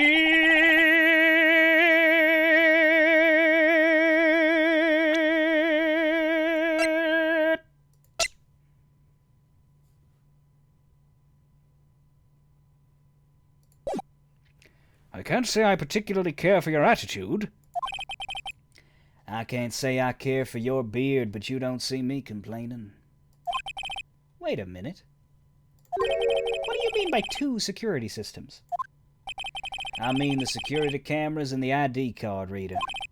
I reckon even a cowpoke like you knows about those. Yeah, well, what about the fingerprint-activated locks and the evidence lockers? Fingerprint-activated locks? What kind of newfangled doohickeys are those? He's not being very helpful. He's not that good with machines, or with following orders. Everyone's got their weaknesses now, don't they, Mr. Prosecutor? This one seems like trouble. Okay, Mr. Wright, he's all yours.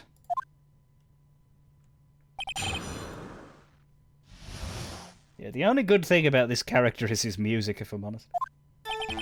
My job was to keep a wary eye on that bone orchard. How exactly did you keep an eye on the evidence room? I just made sure nothing moved in the security camera monitor. That room's so still, even time dies in there. I was just a caretaker who interred the recordings. You interred them? Videos and nothing aren't that useful. When the time would come, I'd erase the tape. If nothing unusual is recorded, tapes are to be erased every 6 hours. Each time I'd erase a tape, it felt like I was erasing a part of my life. This guy has a flair for the dramatic, but it isn't going to do him any good. So in actuality, you don't physically enter the evidence room. They say I was supposed to make rounds 3 times a day, but that ain't my style. But you made your rounds on the day of the crime, right? Ain't you heard a word I said, partner? I told you, that ain't my style. I'm afraid I don't understand. No desperado I know lets rules get in his way. No desperados I know. Join the police force! So, Officer Marshall, on the day of the crime, just between you and me, I didn't set foot in the evidence room that day. There was a rubber glove stuck in the victim's locker. Do you know anything about that? Sorry, partner, can't say I do. I haven't been in that crypt for weeks. How does this guy avoid being fired? Besides, the room's protected by 2 security systems anyway. You used to be a detective, so you've used the evidence room in the past, correct? Of course, back in the day, my locker was a gold mine of evidence. And yet you didn't know about the fingerprint locking mechanism? Sorry, partner, I ain't good with machines. I couldn't even tell you how a bike works. That's quite, incredible. The sensors on the locker handles cannot be seen. It's well known that some detectives are unaware of their presence. Now that he mentions it, Detective Gumshoe said something like that, too. At any rate, it doesn't seem that this is relevant to the crime. Can you tell us what you were doing when the crime took place? If I remember right, I was at a street-side saloon at the time it went down. What were you doing in a place like that? I was eating spaghetti. Not even Angel's steak lunches can beat that parlor's vongole sepia pasta. Do you mean to tell us you abandoned your police duties to eat some noodles? Not all desperados eat tacos, partner. Some of us are spaghetti westerners. That's not what I meant. I hope this has at least taught you a lesson. That's strange. This is usually where Edgeworth says, "Did you not want a raise this year?" I'm just an innocent traveling man, so if you're out of ammo, it's time I hit the trail. Out of ammo, Officer Marshall? That's right, partner. Or as you'd call it, evidence. You just now, after a decade and a half, get the cowboy eating spaghetti. If you plan to pin me to this crime, then you better draw. Otherwise, you're just wasting my time. My steel horse is waiting to carry me back west into the sunset. It seemed fairly simple to me. If you don't know, spaghetti western is a term used to describe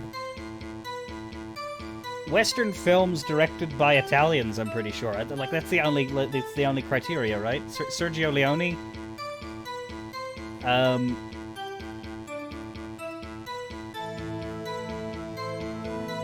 There just seemed to be a thing where Italian directors would make Western movies. Or maybe it was just that one guy. I don't fully know, but I know that that's a term referring to a Western film that happens to be Italian in make.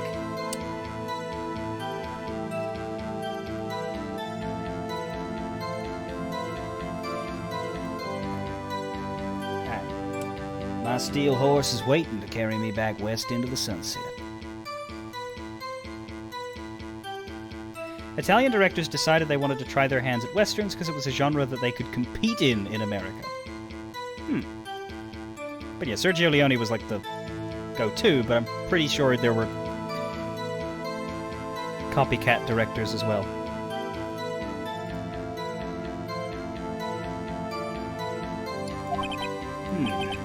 One thing seems clear. Despite being responsible for guarding the evidence room, the witness doesn't appear to have seen anything. Texans don't take orders from anyone. Everyone knows that. Apparently your superiors don't. Okay, I have a trump card up my sleeve, so I'd best keep my cool. Before I use it, though, I'd better up the ante.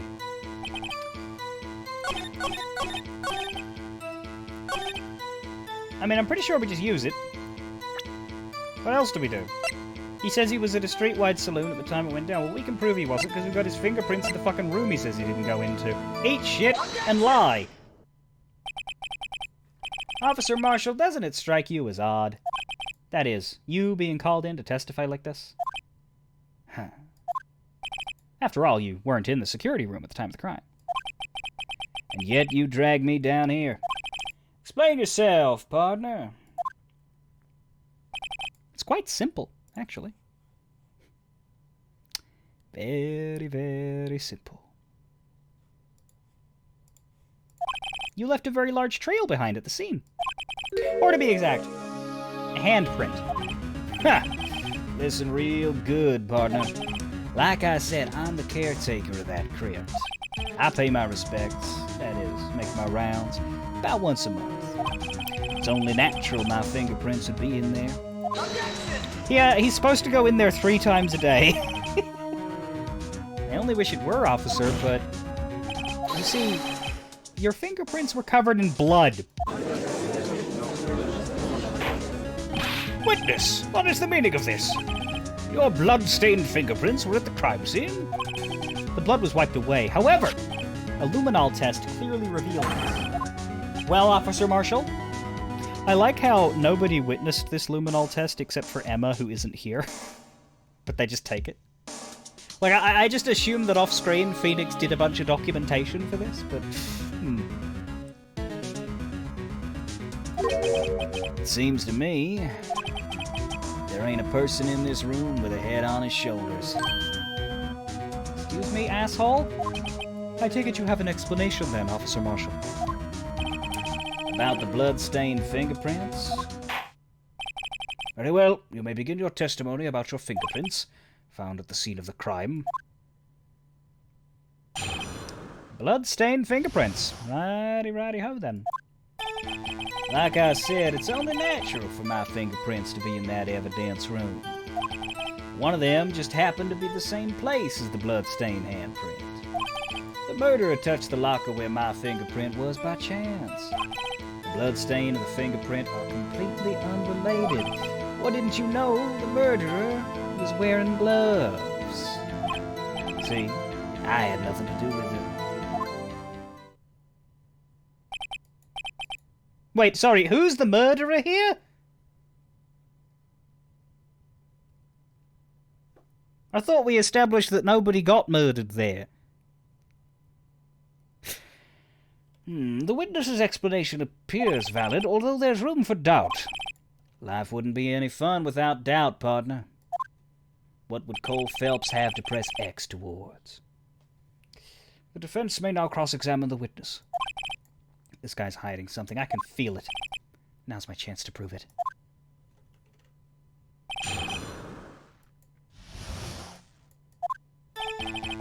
Like I said, it's only natural for my fingerprints to be in that evidence room.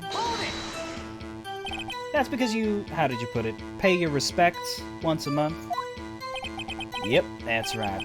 Only once a month do I deign to press F. That and one more thing. That locker happens to be mine. What? What do you mean? I mean what I said. That's the locker I used when I was a detective. The locker I still use. All that's in there now, though, is a heap of broken dreams. I see. It'd be strange if my prints weren't all over that locker. Apparently his fingerprint data was never removed from that locker's program. He must have been using the fingerprint lock all this time without ever knowing it. Well, that just further proves that it's him, because that locker changes in the video. One of them just happened to be at the same place as the blood-stained handprint.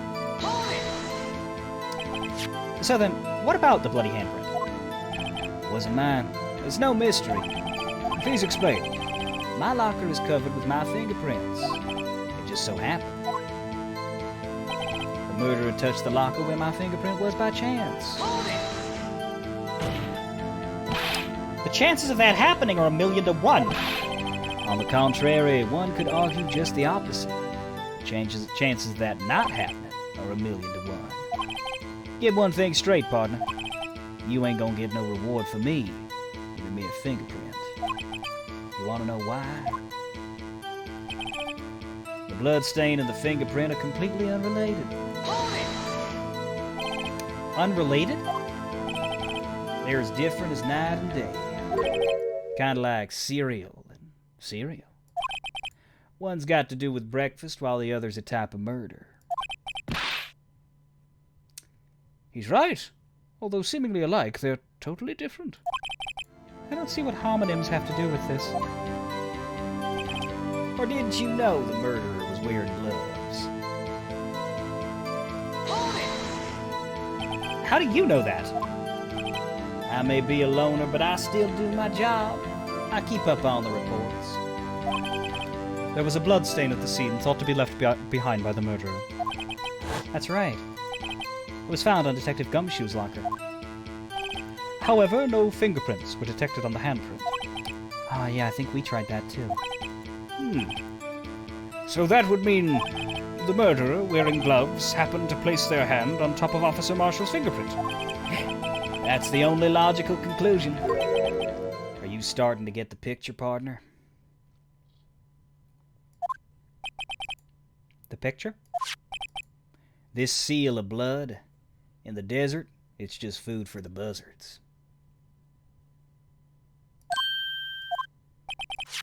There's only one reality, and that's this. The security tape. So long as my trail isn't in there, you can't say otherwise. This isn't getting us anywhere, Mr. Wright.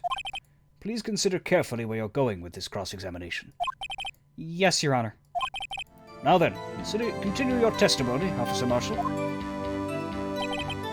Too bad it wasn't me in that video, right, partner? What do you mean by that? You want to tie me to this crime, isn't that right, partner? If so, that video is the only direct evidence you have. But that video is next to useless. It's full of blind spots. Really? I didn't see a naked lady covered in tattoos. Blind spots? Places you can't see. The camera's panning back and forth. The floor isn't shown. If someone was familiar with the camera's position, they could leave the room without being caught on tape. Objection!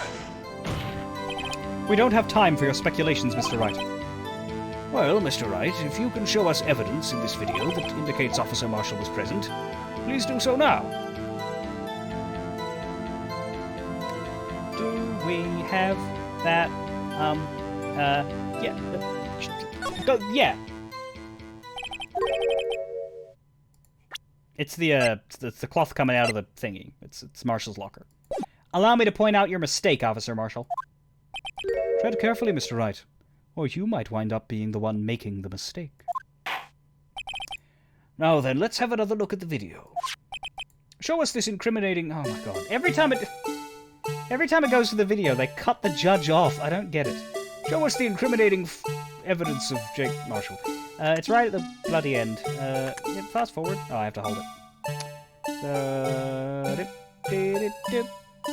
Blah, blah, blah. Blang, blah, blah, blah, blah, blah, doop, blah, doop, doop, blah, blah, blah, blah, blah, doop, doodle, doodle, doo. Here it fucking is, right there, that piece of cloth. He opened up his locker on the way out.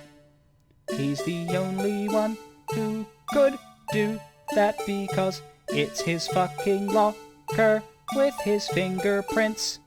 Since he has both hands, no one cut his hand off and used it to open his locker. So that makes it his fault. He has to be the guy. I'm gonna present this. He can eat shit and die. Bringing our attention back to the security camera is a mistake I'm afraid you will not soon forget, Officer Marshall. The days are short in Texas, and so are our tempers. Could you sum up what you have to say in 8 words or less?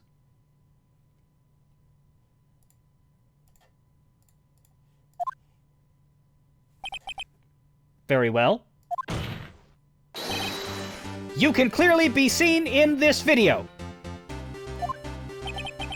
Exactly 8 words. Not bad, partner. The key lies in a certain locker shown in the video. Why do you have to show the whole... There we go. That locker with the white cloth sticking out. Oh, that was the witnesses, I believe. Now then, let's rewind the video a bit. No, it's okay. We'll take your word for fuck.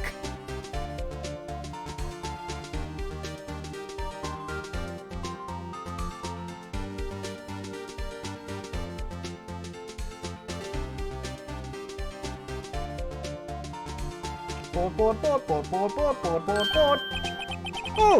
the white cloth. It's gone. What's the meaning of this, Officer Marshall? When the crime took place, the white cloth wasn't there. Then, it suddenly appeared. There's only one explanation. Officer Marshall, you were in the evidence room at the time of the crime. What's more, you opened your locker when the camera was turned away.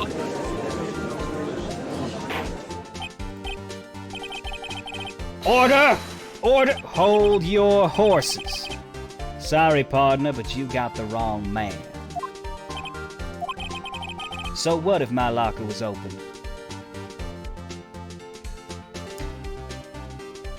I feel I should point something out, because I've just sort of been doing this without explaining it. You know when I did Lotta Hart, I did the southern accent, right? I'm kind of doing a bad one on purpose for Jake. Because I think that's what he deserves. But I want to point that out.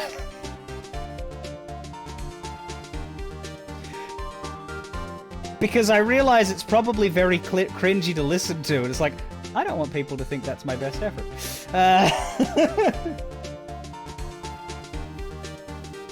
The man is a joke, so I'm treating him like one. So what if my locker was open? That doesn't mean I'm the one who opened it. The murderer needed to hide something, so he opened the locker and stuck it in. It's not my fault he happened to choose mine. Why is everyone staring at me like I'm a wanted man? This guy isn't just playing dumb. He really doesn't know. I hate to rain on your parade, but you're the only person who can open that particular locker. Oh yeah? I call your bluff. You say I opened that locker, now prove it! Sure! We literally talked about it earlier, you miserable idiot, but fine. Fingerprint sensor? We talked about this earlier today. The lockers can only be opened by the detectives they belong to. What kind of crazy talk is this? Well, Detective Gumshoe did mention something about this. In any case, the locks aren't that obvious. There are even some people on the force that don't know about the fingerprint locks. So, Sheriff, what do you have to say in 8 words or less?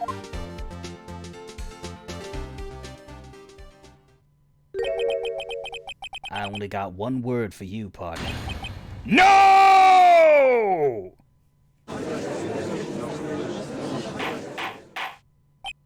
Order, order, order. Witness, explain yourself. If this is a joke, it's the worst I've ever heard. I assure you this is no joke, Officer Marshall. Now then, please tell us what you were doing in the evidence room at the time of the crime. Olay! Please answer the question. Why did you say Olay? What is he now, a bullfighter? That's all right, Officer Marshall. I believe I can figure out the rest from here. We can? Have a look at these floor plans.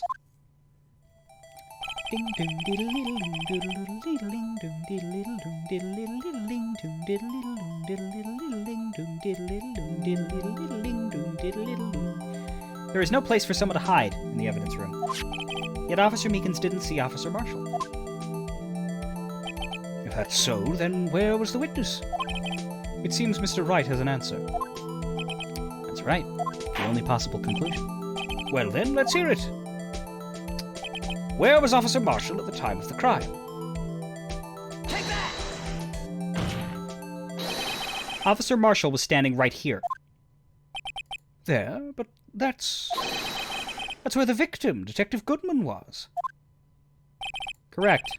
Unless the man wasn't Detective Goodman. I believe the victim in the video is Officer Marshall. It was you, dressed up like Detective Goodman. But that's preposterous. Everybody knows that Officer Marshall wears his poncho everywhere he goes. Also, Officer Meekins witnessed the detective at the crime scene. Once he saw the man's face, he'd know for sure. May I point out, though, that Officer Meekins did not know Detective Goodman? He also testified about the man's reaction when confronted. When I entered the evidence room, I asked him to show his card, sir. Yes, and how did Detective Goodman respond? He suddenly pulled a knife on me. Something about the officer's story puzzled me. If the man had had his ID card, why didn't he just show it? Yes, he would have needed it to enter the evidence room, so he must have been carrying it. The answer is simple. He couldn't show it. As you can see, Detective Goodman's picture is on his ID card. Oh, I get it. If he showed that, his cover would have been blown. Officer Meekins would have realized that the man wasn't Detective Goodman. Do you have anything to say to this, Officer Marshall? You've got quite an imagination, partner. We got a term for that. It's called circumstantial evidence. Circumstantial evidence? He's still denying it. You're gonna have to do better than that to break a detective. Unless you have hard evidence proving I dressed up as the victim. I can't say I particularly care for your uncooperative disposition. I can't say I care for your beard, but you don't hear me complaining. Well, Mr. Wright, do you have any evidence proving beyond a shadow of a doubt that Officer Marshall dressed up as the victim? Well, who am I kidding? I don't have anything like that. I can see the fear in your eyes, partner. Seems you're the one who couldn't take the desert heat. This can't be happening. It's so obvious he's the one. What can I do?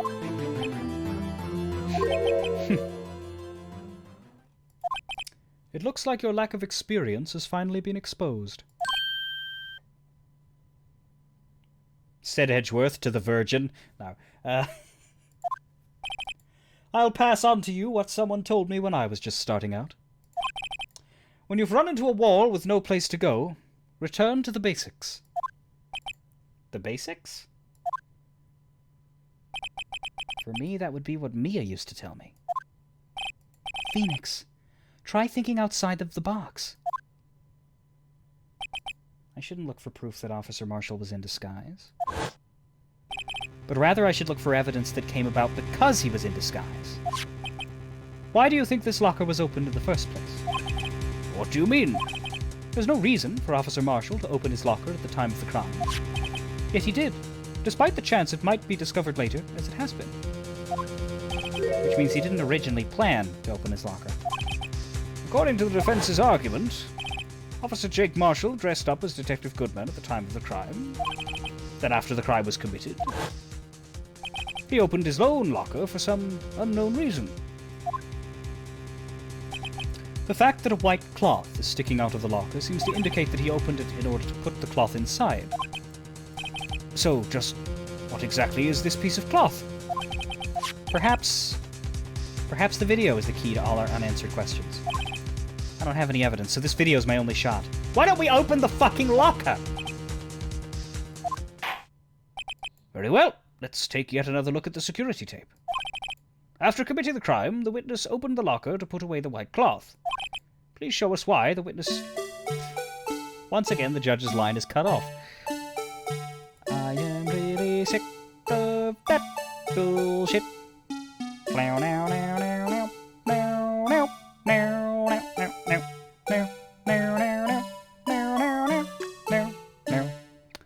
Once again, we look at this fucking video. But that's okay, 'cause I know what to look for. Wait a minute, I just overshot it. There it is. His coat's covered in blood. Take that! For some reason, you disguised yourself as Detective Goodman and entered the evidence room, though I don't know to what end. Yet. However, something unexpected happened. Officer Meekins barged in on you. When asked to show your ID card, you pulled a knife on him. However, Officer Meekins panicked, and the white coat you were wearing was soiled with blood. A bloody white coat! You couldn't just walk out like that, so you hid the coat in your locker. Not bad, partner.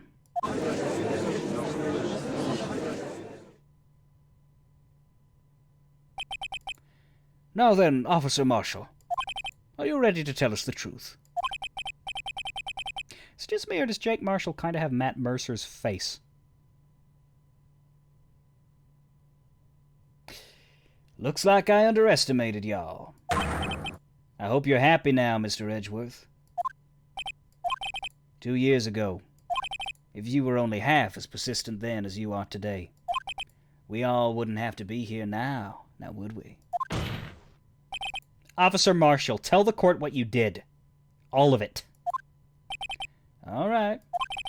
It seems the time has come. Marshall's confession. I had to do it that day. I couldn't just stand by and let it die. I stole the detective's ID and dressed like him. I planned to take out the evidence. I wasn't expecting Officer Meekins. I knocked him out. I managed to escape. I knew which areas wouldn't be caught on the camera. There wasn't any murder in the evidence room at 5:15. So the supposed victim was really you. But there's one thing I still don't understand. Traces of a large quantity of blood were found on the floor of the evidence room. If no one was murdered, then how could that be? Officer Meekins managed to cut his own hand. My guess is he's the donor. It was way too much blood for such a small donation. People bleed a lot, Phoenix. People bleed a lot. That is something I am aware of. There is a lot of blood in a meat sack.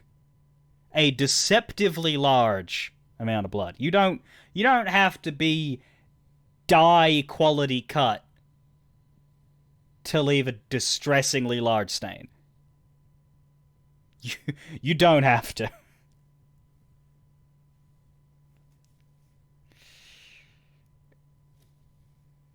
You can cut your leg while carrying a garbage bag that happens to have a jagged piece of glass in it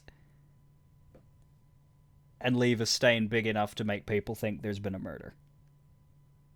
No, I'm not going to tell you why that's so specific.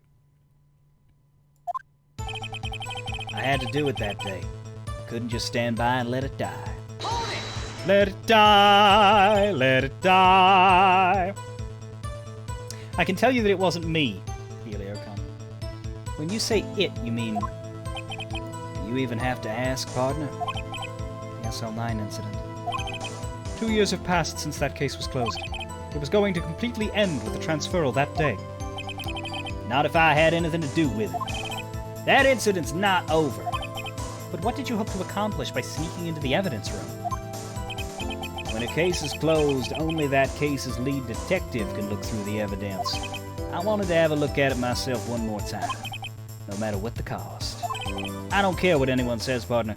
That case is mine. But Officer Marshall wasn't in charge of that investigation. Why does he care so much about it? Gee, fucking I wonder. Why could he possibly care so much about SL9? No bloody clue. Gee, I wonder if there might be something in this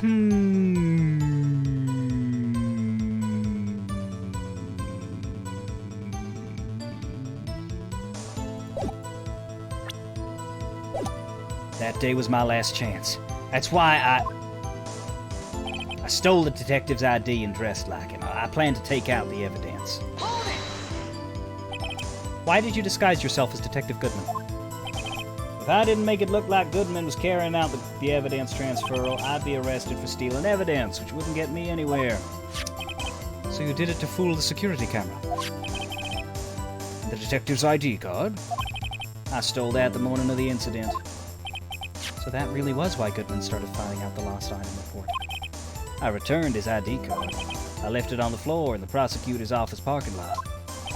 The ID card I found was left there by Officer Marshall. So essentially, you managed to succeed despite your lack of foresight. What do you mean, partner?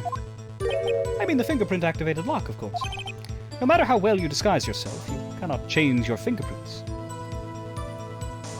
Under normal circumstances, you wouldn't have been able to open that locker yourself. But he could, because a rubber glove just happened to get stuck in the door. That means Detective Goodman must have opened the locker before Officer Marshall. I wasn't expecting Officer Meekins. I knocked him out. You pulled a knife on Officer Meekins and tried to drive him off. Let's just say I was a little surprised. I only planned on being in the evidence room for no more than 5 minutes. I didn't think anyone would actually come in during that short time. Officer Meekins certainly is a one-in-a-million type of person. Mistaking a detective for an intruder and demanding to be shown his ID? I'll have to think a little more about his raise this year. When did Edgeworth get so much influence? Anyway, he threw himself at me and I ended up cutting him slightly. I'm sorry it had to turn out that way. With me knocking him out and everything. By the way, what happened to your knife? Oh, you mean this one? I don't know what to say. So you knocked Officer Meekins out and managed to escape. I knew which areas wouldn't be caught on the camera. So you did your research beforehand. Those who go into the desert unprepared don't live long, partner. I didn't think it would make a difference, though. The security tape is erased every 6 hours. If all had gone as planned, no footage would have been left. However, you bloodied your coat in your struggle with Officer Meekins. If someone was in the security room when I came out, the jig would have been up. I opened my locker and stashed it in there. What was Officer Meekins doing during that time? What else? He was sleeping like a baby. So what you're saying is, on that day, there wasn't any murder in the evidence room at 5:15. But the blood found at the scene certainly indicates a crime took place. What are you, blind? The victim shown on that tape is me, and I'm not dead yet, partner. So you stole the evidence from the locker? Actually, no, I didn't. Why not? When I opened the locker, the evidence was already gone. What? Mr. Edgeworth, where is that evidence? It's still missing, Your Honor. Detective Goodman's locker was already empty. Someone else stole the evidence. Officer Marshall, may I ask you one more thing? Fire away, Columbo. It's a free country. Just remember, I'm also free to decide whether or not to answer. Why did you do this? Stealing a detective's ID? Injuring a police officer? This is no small offense. Moreover, you're an officer yourself. This will have serious consequences. It can't just be forgiven with a simple cut in salary. Not that salary cuts are ever a valid solution. Like I said, this isn't your case. This one is mine. And I'll do everything it takes to get an answer I'm satisfied with. The witness has an unusual amount of zeal. Let's hear more. I can't just forget the SL9 incident. You know why? But that case was solved 2 years ago, wasn't it? That's the reason the evidence was stored in the evidence room. Joe Dock was convicted for his crimes. One thing I can say for sure is that he deserved his sentence. I remember the Joe Dock case. It involved serial murders, didn't it? I don't intend to complain about how it turned out, but there's still something there that bothers me. Something went down at that trial. Something no one will talk about. What happened? I don't know. That's what I'm trying to find out. Why is he so concerned with this incident? Maybe I should present him with what I think his real reason is. I had a feeling we'd wind up here sooner or later. Everyone involved here is related in some way to that case. I'd better take another look at the files.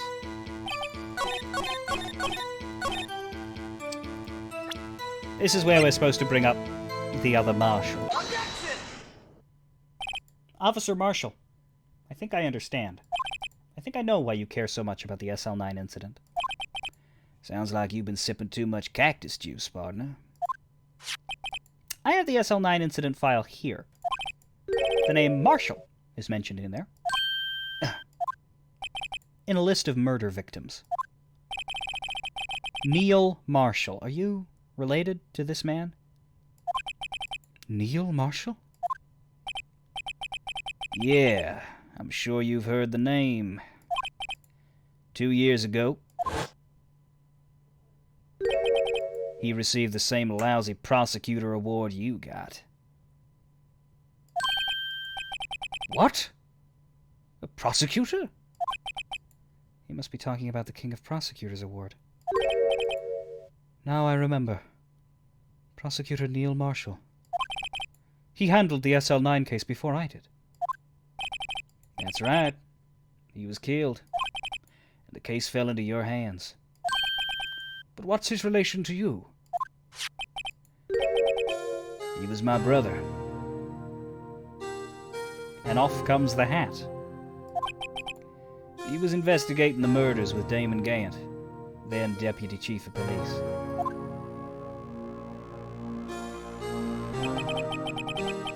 The group of detectives I was part of worked under them. We were desperate to prosecute the killer. Joe Dock. My brother fought Dock and was killed. That was the first time Dock left behind any evidence. That was all we needed. He was arraigned and incarcerated. The case was finally closed. At least, according to the public records. What do you mean? My brother couldn't have been killed by Joe Dock. I knew my brother better than anyone. No one could have beaten him in a fight. And that's it? That's your reason for your insane actions? There's more to my brother's death than what the records say. No matter how much you try to hide it, you can't fool me. Well, at least one thing's for certain. Now we know what happened at the police department on the day of the crime. That was the last day the SL9 case could be reopened. Not satisfied with its resolution, Officer Marshall planned to steal the evidence. Disguising himself as Detective Goodman, he entered the evidence room. Officer Meekins confronted him, so he rendered him unconscious and fled. Yes, this mystery has finally been cleared up. No murder took place at the police department that day. The things that happen by chance never cease to amaze. At exactly the same time as the murder at the prosecutor's office, this fake murder was going on at the police department. Chance? It's gotta be more than just that. So if no one was murdered at the police department on the day of the crime, that means the murder in the prosecutor's office parking lot was the real one. Which in turn means only one person could have committed the crime. Chief Prosecutor Lana Skye. But wait! A verdict wasn't reached in yesterday's trial. Which is why we examined the incident at the police department today. But there's only one reason the defendant was not convicted yesterday. There yet remained the mystery of the simultaneous murder at the police department. It seems to me this boy's got the draw on you, partner. Fuck off. Nobody asked. All of the mysteries at the police department have been resolved, no doubt about it. Our sole murder took place at the prosecutor's office. The only suspect is Lana Skye. And the testimony of one Ms. Angel Starr is completely incontestable. If you have a response, make it a single word or less. Ah! I rest my case.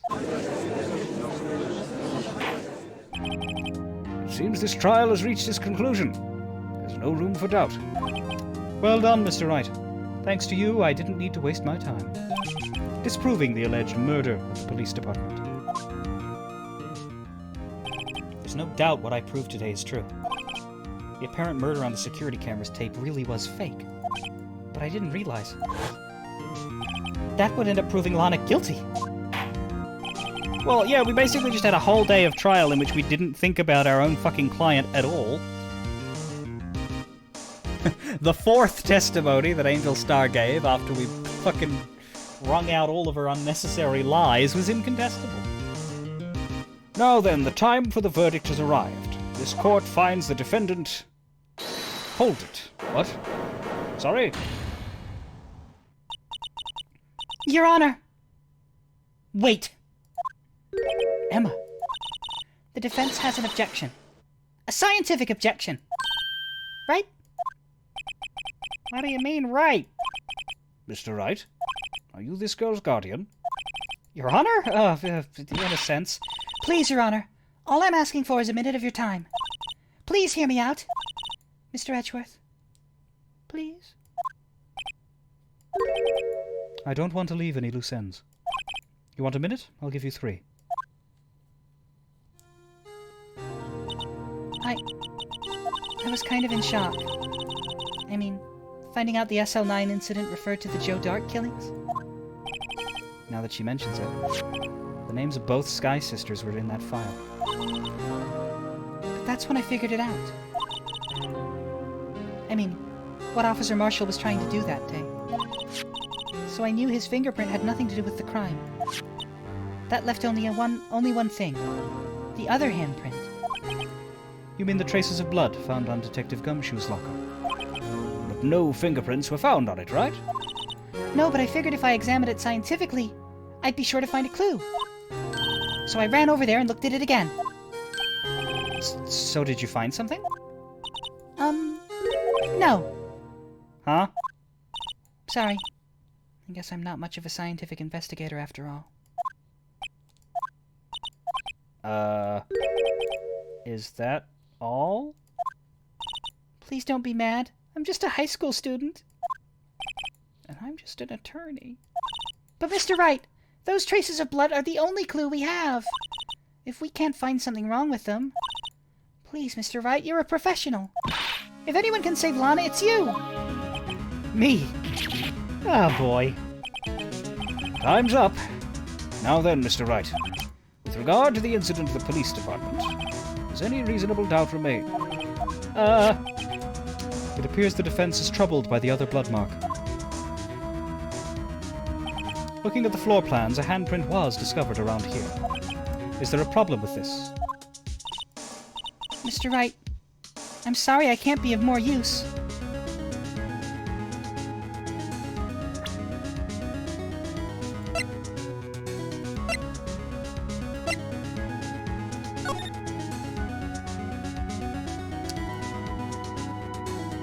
Corner!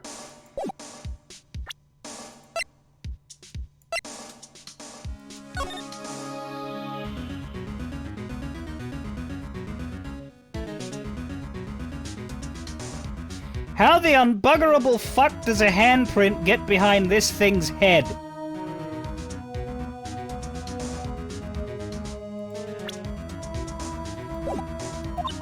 But still, if you can't find anything wrong with that blood mark, Lana will be... Please answer my question, Mr. Wright. We don't have all day. Yes, Your Honor. Whenever I've needed to concentrate, it's now. What could be wrong with that handprint on Detective Gumshoe's locker? Could there be something I'm missing? This handprint left at the crime scene clearly shows a contradiction. The only thing that seems clear is that you're grasping, Mr. Wright. You've been staring pretty intently at those floor plans. Tell me, is there a problem with them? Yes, this is strange. Take a good look at these floor plans. Something is missing. Missing? You mean something hasn't been drawn on there? Yes. Something that, when drawn, will completely change the meaning of the blood mark. Let us pray the defense isn't simply trying to buy time. Very well, Mr. Wright. With all this evidence here, there's got to be something I can use. Question is, which item can prove something is missing in the floor plans?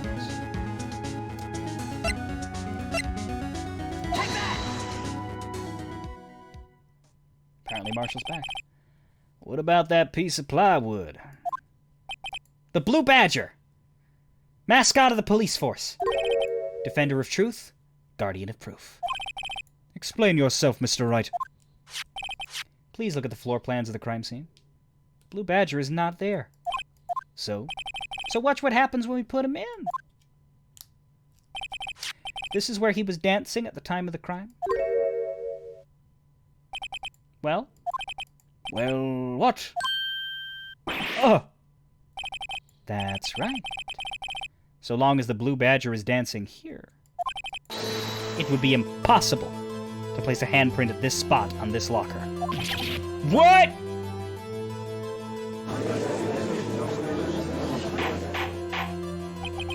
So that means, what exactly does that mean? Means it can't be done. What are you saying? Blood traces were undeniably found on that locker. Don't look at me, I didn't put them there. Mr. Wright, think it through scientifically. Emma, On that afternoon, Officer Meekins was the one who brought the Blue Badger to the evidence room, right?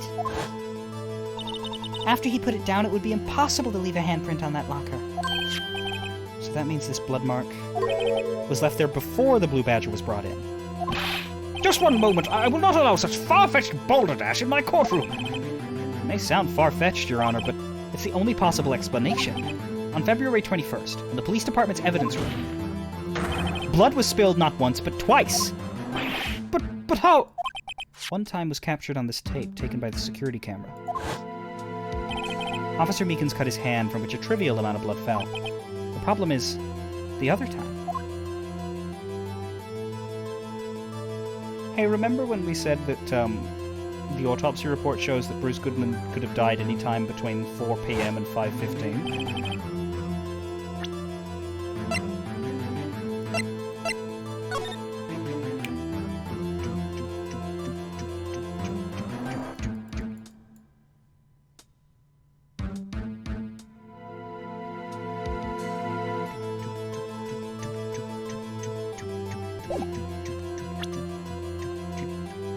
Yeah, well, Meekins is a dumb fuck, Helio. We know that. Someone bled prior to the struggle shown on this tape. It had to have been Detective Goodman when he was really murdered. Objection! That's ridiculous! I refuse to accept your absurd claim. Objection! The murder portrayed in the security tape has been proven to be a fake. However, that does not explain the blood mark found on the locker. So then, assuming this murder you purport really happened, when did it take place? I demand you show evidence that proves when it occurs. When did the first incident occur? To summarize, the defense claims that prior to Officer Meekins being cut by Jake Marshall, who was posing as Detective Goodman, another incident took place in the evidence room. That's right. The blood mark on this locker proves this. Very well, then tell us, when did this first incident occur? As Mr. Edgeworth said, proof must be presented. Proof that shows when the murder took place. There's only one piece of evidence that can show that. Now then, will the defense please present its evidence? What shows when the first crime took place? I think it's this. I think it's this mysterious entry that we don't know fuck all about. Take that! If the crime took place inside the evidence room, the killer would have had to enter it, and in order to do so, an ID card would have been required. An ID card? Oh, the ID card record! Officer Meekins brought the Blue Badger panel into the evidence room at, let's see here, 4:50 p.m. If the crime took place before that time, then it would be 4:40 p.m. Ah. Ah! Miles Edgeworth! Just what have you done? I never would have figured you had the nerve, boy. Drop the act, witness. It doesn't take a lot of thought to figure out that it couldn't have been me. Nope. I ain't getting it.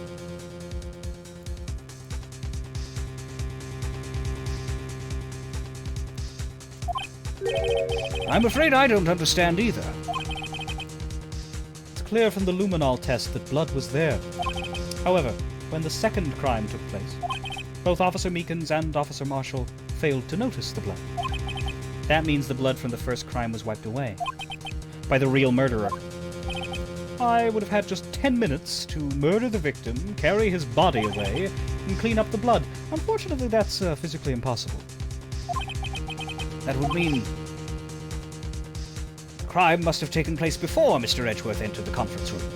Sorry, the evidence room. I don't know why I said conference. Let's look at the chart again. There's only one other card number remaining. 7777777. Talk about a lucky number. But wait, that doesn't make sense. How could Detective Goodman have entered the evidence room? Since there's no record of his card being used beforehand, he must have entered along with the real murderer. That's the only plausible explanation. That's true. Me and Emma both entered the evidence room using one ID card. He went in with 77777777. Mr. Edgeworth, please look into this ASAP. Find out whose ID number is 77777777. That's 17 too many, Your Honor. Unfortunately, I'm unable to look up the owner of that ID card. At least at present. What? Explain yourself, son. The ID number 77777777 belongs to someone with a rank of captain or higher. Someone who is so-called an executive officer. We don't have the authority to inquire into such a person's identity, even though everybody in this room knows it's obviously Damon Gant. But that's ridiculous! Everybody here knows it's Damon Gant! Just how? I'm not finished talking, Mr. Wright. There is one situation in which we can be granted the authority to prove that it is in fact Damon Gant, despite the fact that we all know it. If an official charge filed against an executive is accepted. An official charge? You're all alike, aren't you? With your cover-ups and your forgeries. That's how the prosecutor's office operates. I take pride in my work, Officer Marshall. I would appreciate it if you would keep your slander to yourself. Slander, is it? Okay. Let me ask a question. Yes? No, not to you. To her, the defendant, sitting over there. Your own little executive. Lana? That's true, it could be Lana as well. Don't be stupid, she's been charged with murder. Of course we've looked up her ID number. It's not 77777777, which means it's Damon Gant, but we're not allowed to say that yet. Don't play me for a fool, partner. That's not what I wanted to ask. All I want to know is one thing. About that incident. The SL 9 incident? Answer me this, Chief Prosecutor. In that trial 2 years ago, did you really only use legitimate evidence?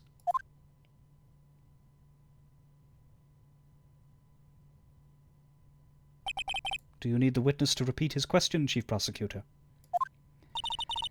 I heard him fine, Mr. Edgeworth.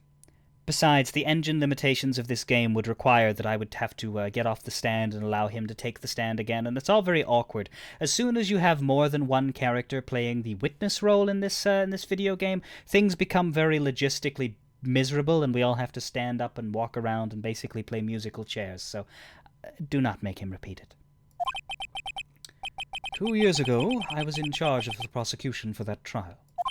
At the time, occasionally, we felt the powerlessness of the law. At least, I did. Lana. I became a prosecutor in order to suppress crime with the law. But before I realized it, we were the ones being suppressed by the law. Defendant, what are you saying?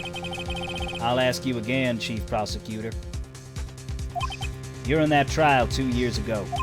Did you really present all the evidence in court? Can you look me, an investigator in that crime, in the eye and say that you did? Chief Prosecutor, you didn't. I don't have to, Officer Marshall. Why won't you answer him? Drastic crimes require drastic measures. That's just the way it is. We did what we had to, in order for him to get the verdict he deserved. But Lana! Even if it involved forging evidence.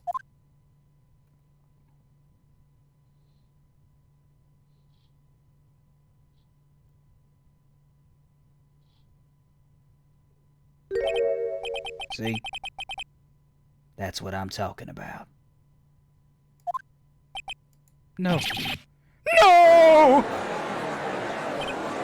Order! Order! Order! Order! Order! Lana's remarks caused such a stir. The chaos in the courtroom could not be quelled. The conclusion of the trial would have to wait until the following day. Well, that was abrupt. Ding.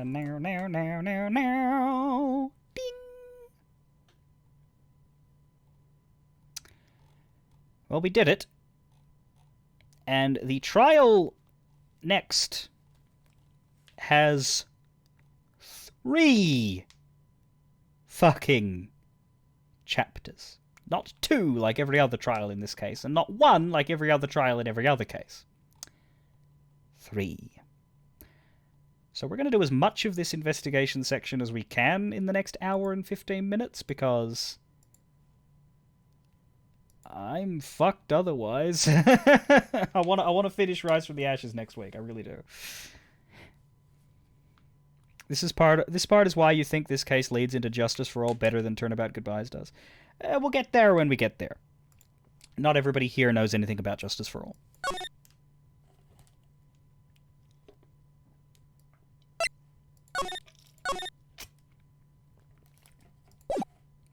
I just don't like that this case doesn't have Turnabout in its name. I hate the combo breaker of it all.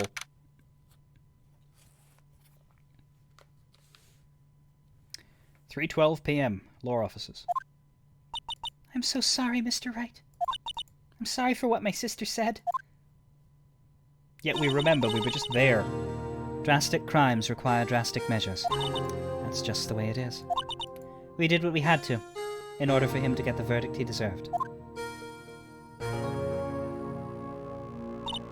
I didn't know. I never knew that the SL9 incident was just another name for the Joe Dark killings. Sounds like everyone's heard about these killings but me. Lana wanted Dark convicted so badly. That's why she used me. That's why she used what happened to me. What? What do you mean, what happened to you? It's all there in the file. Joe Dark's last victim was Prosecutor Neil Marshall. When he murdered Officer Marshall's brother, he left behind an incriminating piece of evidence. But what did you have to do with those killings, Emma? On the night Prosecutor Neil Marshall was murdered, Joe Dark tried to kill me. What? He tried to kill you? Officer Marshall's brother? Neil? He was only trying to save me. So that means you... Yes. I was a witness in the Joe Dark trial. What do you mean you didn't see that one coming?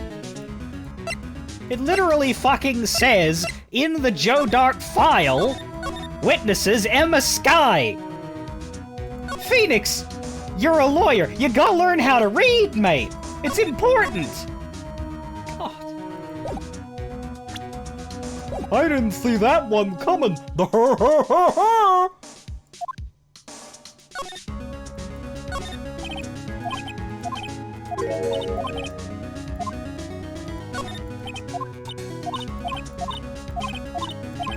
Okay, this is funny. She's doing all of her happy-go-lucky regular reactions.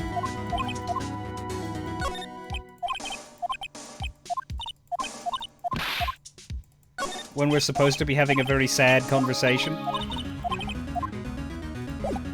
That's entertaining. SL9 incident. It happened 2 years ago. It was right about this time of the year, too.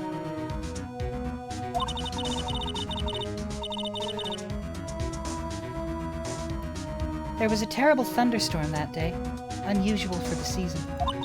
I was alone in my sister's office. We were planning to eat dinner together when she finished her work. Then suddenly, this terrifying man came bursting into the office. Joe Dark. It seemed like he was running from someone. He pulled out a knife and screamed at me. I didn't know what was going on. Just then, Prosecutor Marshall showed up. Jake Marshall's brother. Joe Dark tried to take me hostage, but before he could, Mr. Marshall tackled him. Then... What happened? I'll never forget it. Lightning struck and the lights went out. Suddenly, a bolt of lightning flashed outside the window, lighting up the office for an instant. What I saw then burned a permanent picture in my mind. I can still see it now. A permanent picture? I don't remember the moment when Dark stabbed Mr. Marshall. So you weren't able to testify about that? I was only asked about when I was attacked. That must have been why Lana... why she made up the crime. Made it up. You mean provided bogus evidence? Prosecutor's office wanted that guilty verdict so badly. Lana forged the evidence and Mr. Edgeworth used it. Edgeworth? Yes. But I'm sure he didn't know anything about it. He couldn't have known he was being given false evidence. It does tie it up nicely. Like, when you first hear about Edgeworth, there's rumors of him forging evidence, and you believe it at first, because he's, the bad guy. But then he thaws out, and it becomes more and more, unlikely that he ever actually, did anything wrong, and that those rumors were just because he was really good at his job. And so the first game ends, case 4, with that, but this case sort of adds that context of, actually, he was involved with a forged evidence case. He did not knowingly perpetrate this. He was not responsible for what was done. But he was a part of that process.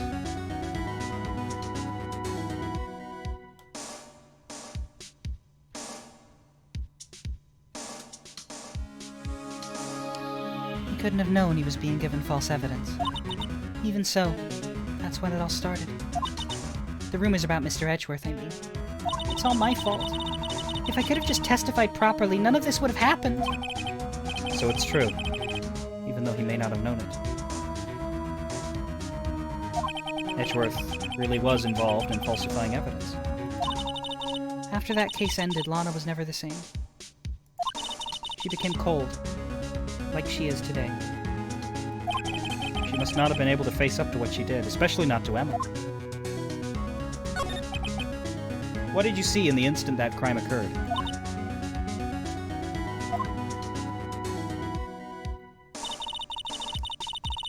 Dark knocked down Mr. Marshall and raised his knife. Neil Marshall was stabbed right in front of this poor girl.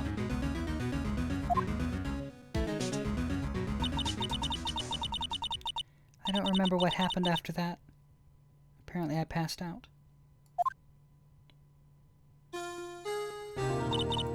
When I came to, Lana was cradling me in her arms. Poor Emma. You've been through so much.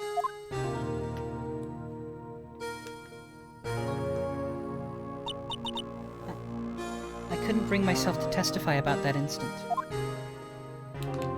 I tried, but the words just wouldn't come out. I drew a picture, but it wasn't any good.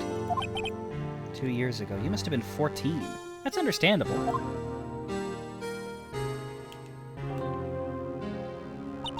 Once it was all over, I made up my mind. I decided that when I grew up, I'd become a scientific investigator. I want to be able to fight crime with my testimonies, and find the evidence to make an airtight case. That way Lana would never have to forge any. I see. I'm finally starting to understand what makes Emma tick.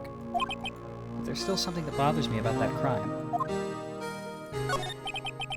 That is sad. I want to become a scientific investigator because my sister committed a crime once and I want to make sure she never has to again. Fuck.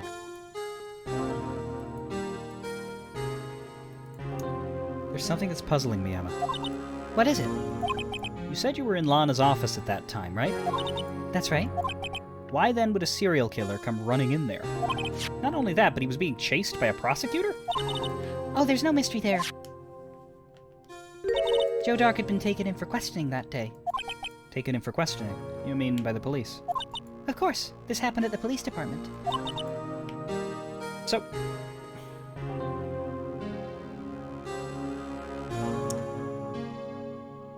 So a man who was being suspected of being a serial killer got pulled in for questioning at the cop shop, ran from the interrogation room with a knife, burst into a prosecutor's office, tried to kill a young girl, fought with a prosecutor and stabbed that prosecutor.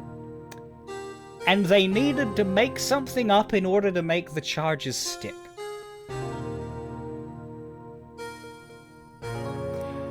I feel like you could have gotten a jury to convict him without making anything up. I feel like you maybe didn't need to take this step, Lana.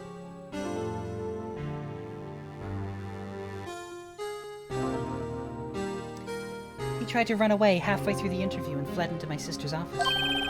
Why did he run all the way over to your sister's office? Because the detective offices and the questioning room were right across from the elevator. Across from the elevator. But Lana was the chief prosecutor, wasn't she? No, silly, didn't I tell you? 2 years ago, Lana was the detective. She was the best in the entire force. What?! That's news to me. After the Joe Dart case, she was transferred to the prosecutor's office and made chief prosecutor.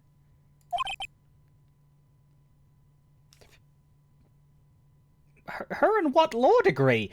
Okay. Lana used to be a detective? I better have another talk with her.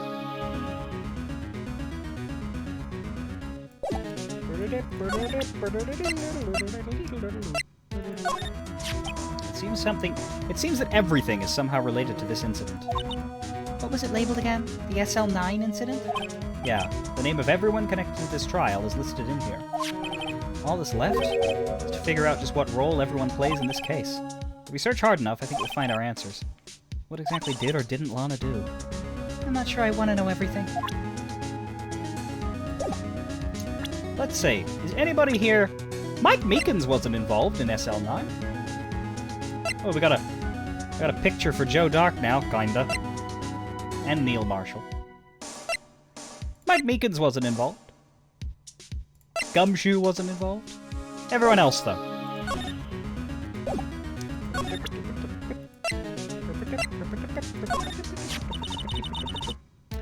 We owe our entire success in court today to this tape. At first I thought it was a joke, but it turned out to be a goldmine of evidence. I counted a total of 5 clues in it.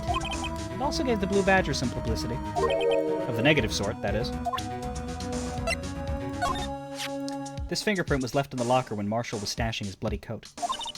I guess that blood wasn't Mr. Goodman's after all. Nope, just that of an overly zealous patrolman. So there wasn't a murder at the police department at 5:15 in the end. What's going to happen to Officer Marshall now? Now we have to prove that there was a murder at the police department earlier than that, actually. This jar is pretty fragile. It looks like it's about to break apart. What do you mean about to? It's already broken. I'm in again. This piece was found in Detective Goodman's evidence locker. That means... This is somehow related to that other incident. This is from SL9. Interesting that this played no role before. It's gonna now, but...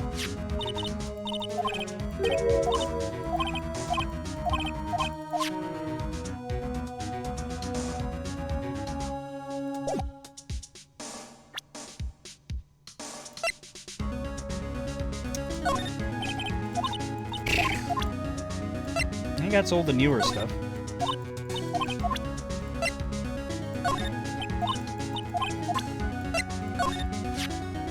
Mr. Goodman didn't have this on the day of the crime, right? Right. A few days before he was murdered, he filed a lost item report. Although stolen item is more like it. Swiped by that lone wolf who dressed up like him. I never would have thought Officer Marshall the type to do something like that. Didn't come as much of a surprise to me. He is a giant asshole. His screwdriver was at Edgeworth's office, wasn't it? Yes. He said it didn't have anything to do with the crime. But what are we doing carrying it around? Hey, don't ask me! I'm not the one making the decisions around here. If I recall, Edgeworth said Chief Gant asked him to take this to the prosecutor's office. Mr. Edgeworth is so kind giving us something like this. Hey, you don't think he likes me, do you? Are you okay, Emma? Mr. Wright, hurry! Run! Whoosh! Here, I'll wipe those fingerprints off your face. Might as well wipe my dignity away, too, while you're at it. There's only one number left to check out. That's right. We now know the other numbers aren't related to the murder. 77777777. An executive officer. 7777777777. I believe that's 1 7 too many. We can't find out whose number this is unless we have some incriminating evidence. It's gonna be hard to dig up by tomorrow. Oops. We've shown her all the earlier stuff. Maybe the Blue Badger she has more to say about. Nope, nothing. Okay. We begin our rounds. Detention Center. See how much of this we can do in an hour. Lana. Mr. Wright, it seems I keep causing you trouble. Falsifying evidence? I didn't think you were the type. Criminals don't mind playing foul. Why should we? But Lana, if you're wrong, an innocent person might be found guilty. Believe me, I understand the risks. Lana, Emma told me about you. Oh? About how you were a detective 2 years ago. And how the SL9 incident was the reason for your transfer to the prosecutor's office? That's right. Could you fill me in on the details? Especially about that unusual change of jobs? I suppose you have a right to know, Mr. Wright. A lot of revelations were uncovered at the trial today, not the least of which was the fact that this case is largely connected to another one 2 years ago. Evidence from that case was stolen as well, though I suspected as much. I know how obsessive Officer Marshall can be. That trial, it really wasn't fair, was it? I believed in you, Lana. I believed that no matter what happened, you'd always stick to the truth. It couldn't be helped, Emma. At that trial 2 years ago, I sold my soul. Well, all drama aside, the fact of the matter is, at 5:15 there was no murder at the police department. Tell me it's not true, Lana. What the witness, what Miss Starr said. About you stabbing Mr. Goodman with a knife. Lana, I don't understand. Why won't you tell us? Emma, this doesn't involve just me. I don't think I've ever seen Lana look so phased before. Well, the thing is, it is impossible to get Joe Dark a way out because Joe Dark has had his head chopped off. So they are admittedly safe there. It's probably why she felt free to reveal it now, is because the execution has happened. So that possibility has been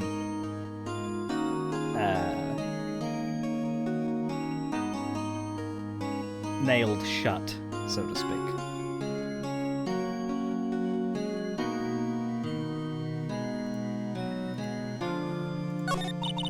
It's true. I was a member of the police force 2 years ago. She was amazing. They still talk about all the cases she and Chief Gant cracked together. Chief Gant? He was the deputy chief of police back then, but he still worked the crime scenes. Damon Gant. He was everything I aspired to be. They were the best team ever. They solved crimes before the reports could even be filed. Emma really idolizes her big sister. But now you're chief prosecutor. What happened? I always planned on becoming a prosecutor. The reason I became a detective was to gain experience investigating crime scenes so that you could use that experience in court, right? Gant's help in the SL9 case was crucial to its resolution. After that, he became chief of police and arranged my transfer to the prosecutor's office. Maybe I should ask more about this investigation of theirs 2 years ago. 2 years ago, I was second in command of the detectives investigating Doc. Second in command. That means the investigation lead was Damon Gant, right? Yes. Deputy Chief Gant and I shared the same office and the same investigations. We even had the same office. We led a team of the best detectives on the force. Detective Goodman, whose case it was, Jake Marshall, and Angel Starr. It was the first time Marshall worked with his younger brother.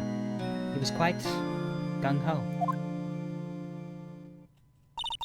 Without a doubt, Joe Dark was the serial killer. We asked him to come in for questioning. We were desperate for evidence. That was when the final murder took place. When he tried to murder Emma. Prosecutor Marshall was trying to save me from Dark. You see, the first person who happened upon the scene of the crime was me. Now you tell us. Damon Gant and Neil Marshall were the ones questioning Dark that day. The investigation was in its final stages and Dark must have suddenly panicked. So he waited until Gant and Marshall led their guards down and then fled the room. From there, he ran straight to the office. Sorry. From there, he ran straight to the office shared by Deputy Chief Gant and myself. That's where he found me. So you were the first person to run to the scene, Lana? It appears so. I was filing some papers while Gant and Marshall were questioning Doc. When I returned to my office, I saw 3 bodies on the floor and smelled blood. 3 bodies? Prosecutor Marshall, the victim Emma, who had passed out, and the suspect, Joe Doc. During the struggle, it seems Mr. Marshall struck a final blow before he died. Joe Doc had incurred a minor concussion and laid unconscious. What did you do? To be honest, I panicked. I picked up Emma, carried her out of the room, and just held her. Can't blame her, after all her sister must have gone through. After that, I placed Doc under immediate arrest. Let me get this straight. You were all involved in the SL9 incident. That's right. Quite a coincidence, huh? I don't buy it.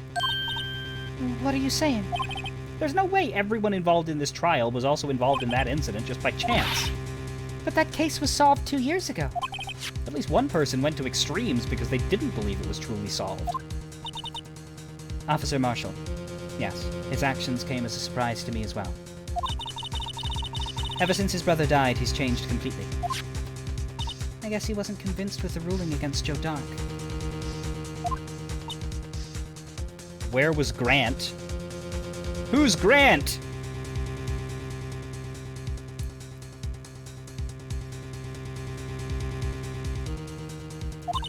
Life doesn't end with the closing of a case. Everyone has to live the rest of their lives with their memories. That case just might not be over yet. Emma was assaulted by Doc at the police department, right? Yes, in the office that Damon Gant and I shared. The office that Mr. Gant now occupies by himself. The Chief's office. Maybe we should have a look at the Chief's office. The site of the final SL9 murder.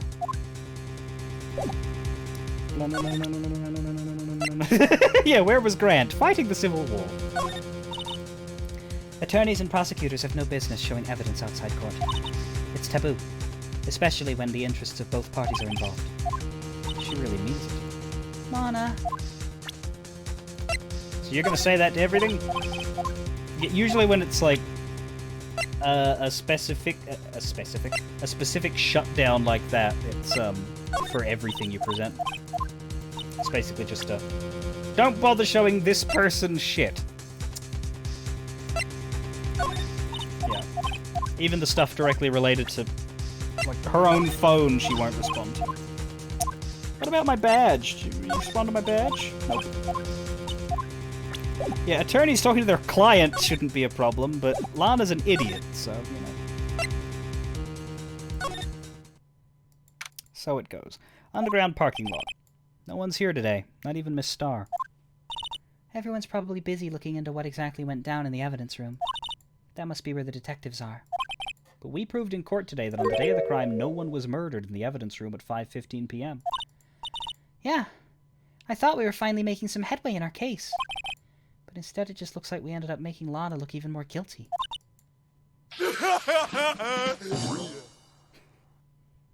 Hang in there, Lana. I've got to find all the answers by tomorrow. We could look at all this again, and normally I would, but I really don't expect there to be anything new. See?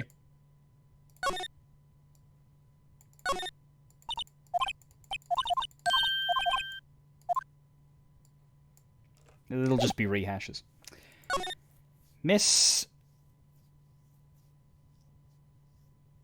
Misaka Venti Kun? That is many syllables.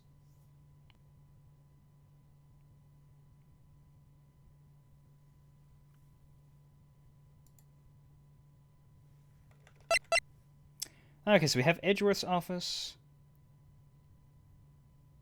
Maya.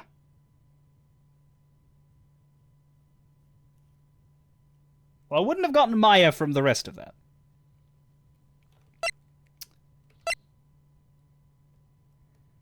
If we're looking for the chief's office... Oh, that'd be police, of course. But let's just see if Edgeworth's in first.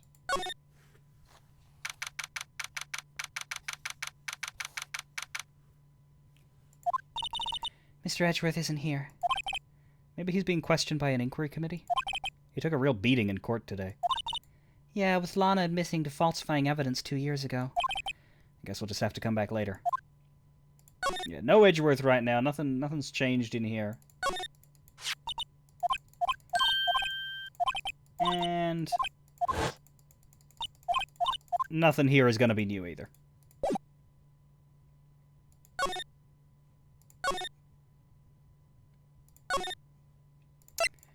Police. Shouldn't you be in jail? Howdy, Bambina. Oh, Mr. Marshall. I never thought things would turn out this way when I woke up this morning. Que sera, sera. You never know where life will lead you, eh, Bambina? Should have known my luck had run out when old Billy dried up this morning. Billy? Must be his pet cactus. Say, where are you headed? Just over to the prosecutor's office for a little interrogation. It's a voluntary appearance, but we all know I won't be coming back. Sorry, but you can't go in the evidence room today, partner. But Mr. Marshall, why did you do it? Why do prospectors head west? If ever there was a case I needed to know the truth about, it was that one. Before you turn yourself in, Mr. Marshall, would you mind telling us exactly what happened? Huh. Looks like I won't be getting a steak lunch today. No. How's the Blue Badger doing? Still writhing around today. No, don't play the fucked up chip but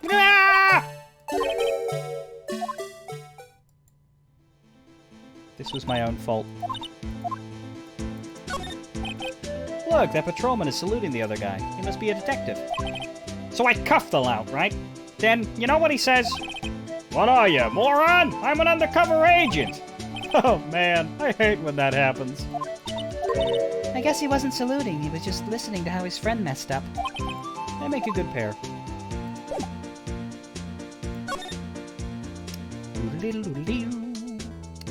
You got stuck somewhere in the case and you forgot about the game Help.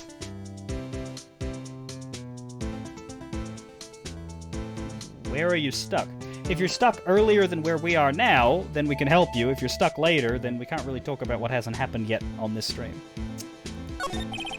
Something was fishy about that trial from the beginning. It wasn't just me either. All the detectives thought so.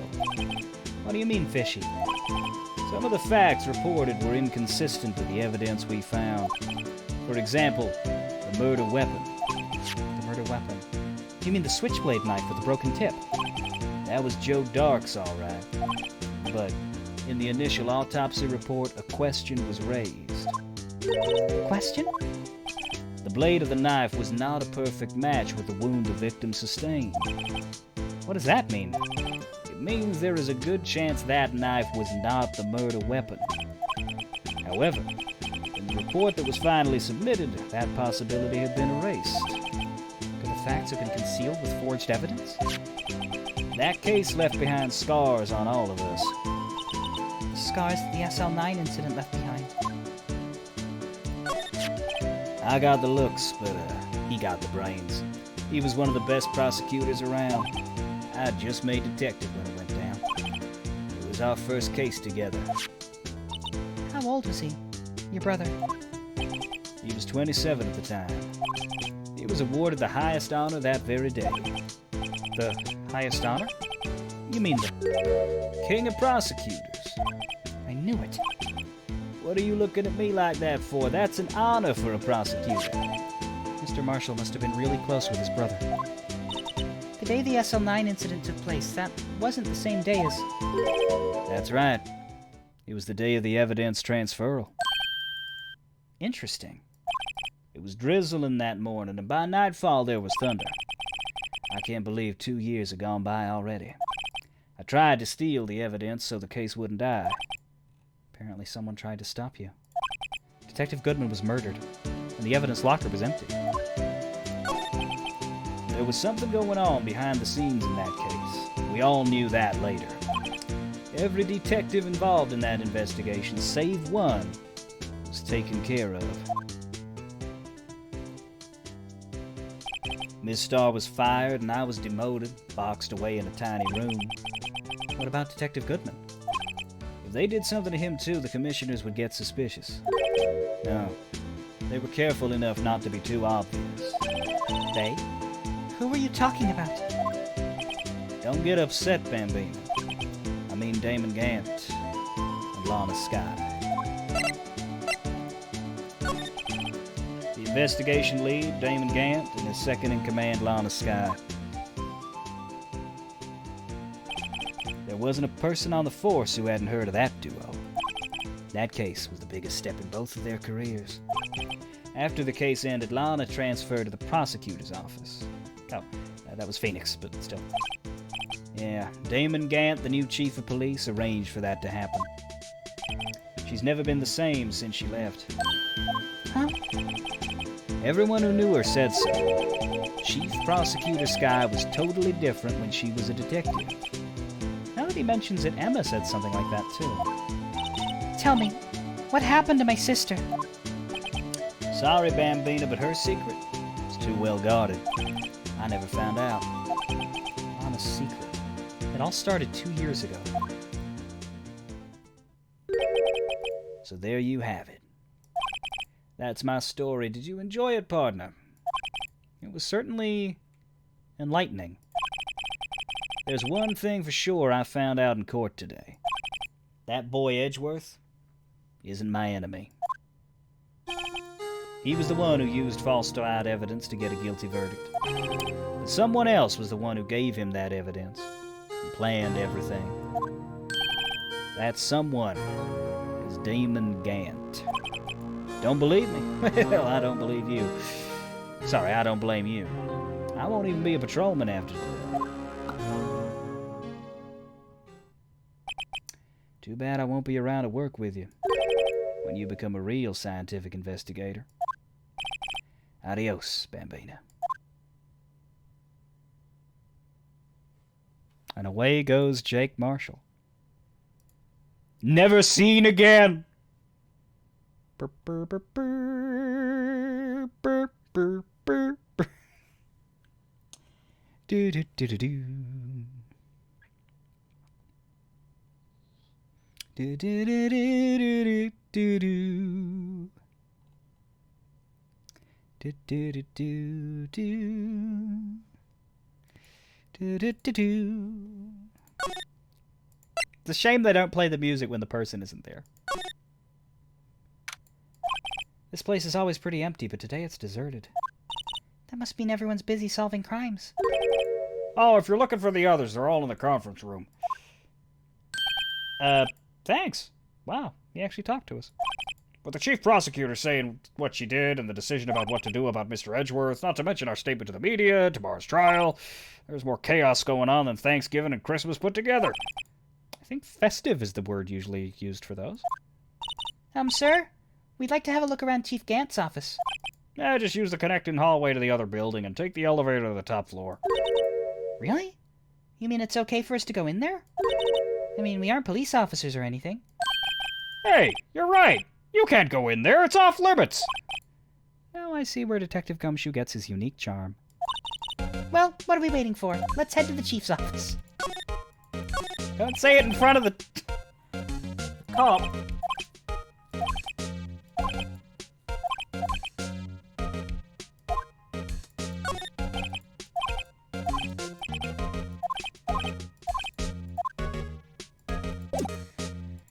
Alright. Chief's office. New place. What the shit?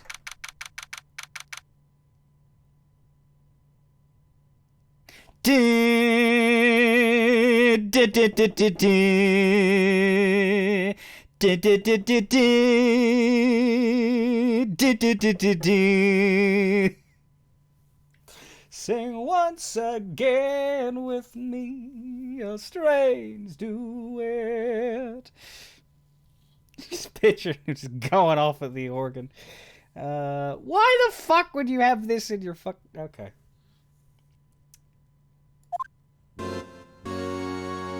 Oh no, the music! That means he's here! Damon Gantendorf.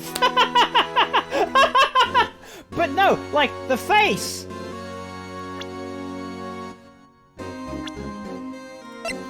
You might be onto something.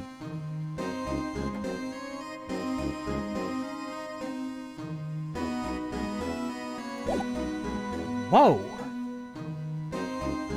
Where am I? In the chief's office, silly. At least that's what it said on the door. Like, I understand it being fuck huge because it used to be Lana's office as well, but still. Check out that pipe organ. That's real, isn't it? Hey, I used to take organ lessons in kindergarten. They used to call me Little Miss Bach. I thought I was a genius until...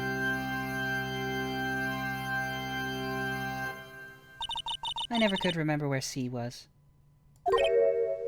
Ah. Oh!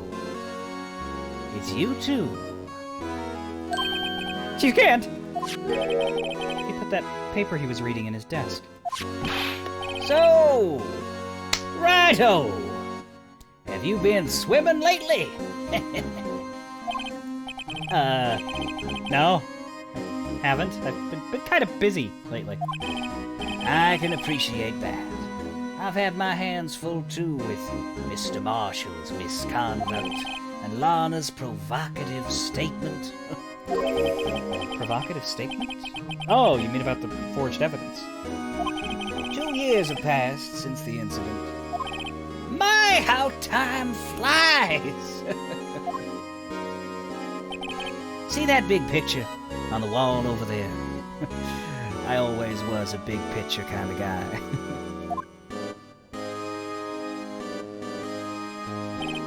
That's a picture of Lana, Neil, God rest him, and me. So this is Mr. Marshall's brother, Prosecutor Neil Marshall. We took it to commemorate our work together. Something's not right with this picture. I can't quite seem to put my finger on it, though. Gant team!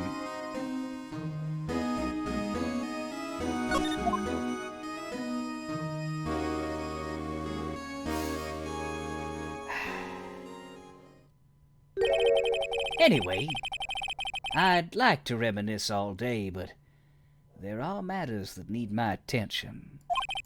I'm going to lock up here, so let's go out together. Oh, but this office... It was a crime scene 2 years ago, wasn't it? that case has long since been over. There's no need to investigate it anymore. All the same, we'd still like to have a look around. Perhaps you didn't hear me. I said there's no need to investigate it anymore. Now hurry up and get out. I have a meeting to attend. Looks like we aren't welcome. It seems that case isn't over with yet after all. What do you mean? Chief Gant denied our request to search the crime scene. That means there must be a reason he doesn't want us looking around in there. I mean, it could be because it's his office. But yeah, no, he's evil as fuck. You mean like a clue? There's gotta be a way we can get inside the chief's office. This room has undergone complete redecoration in the last 2 years. There should be literally nothing to find. But hey, I was a kind man, was I not? I gave you something for your evidence record. A nice photo with at least 2 clues in it. Do you spot them?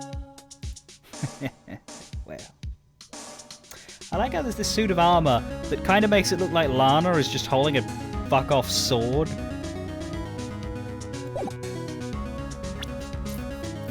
If Neil Marshall was Link, that is an unsuccessful game of Zelda right there. Right, well, we are no longer in the chief's office. Bom, bom, bom, bom. Wah.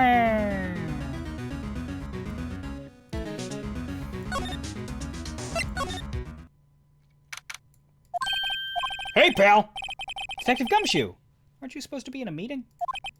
I'm Just taking a breather. My feet hurt. From sitting so long? Actually, from serving everyone coffee. Sounds like Detective Gumshoe's still out of the loop. Say, have either of you seen Mr. Edgeworth? Edgeworth? No? Why do you ask? He's under fire from both the police department and the prosecutor's office. It's almost like the battle's between you two in court. That sounds serious. Is it because of what my sister said? That's basically what it all boils down to. I falsified evidence 2 years ago. Now Mr. Edgeworth has the whole world out for his blood. Yikes. Blow, blow, blow, blow.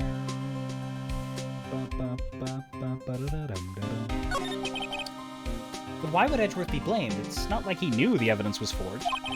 Lana Skye is the guilty party here, isn't she? Regardless, a prosecutor is responsible for the evidence they present in court. Not only that, but as you know, there have been a lot of rumors going around about Mr. Edgeworth. His amazing talent as a prosecutor has kept him safe from those who don't like him. But now, with this... Yeah, not great, not great, not great, hey.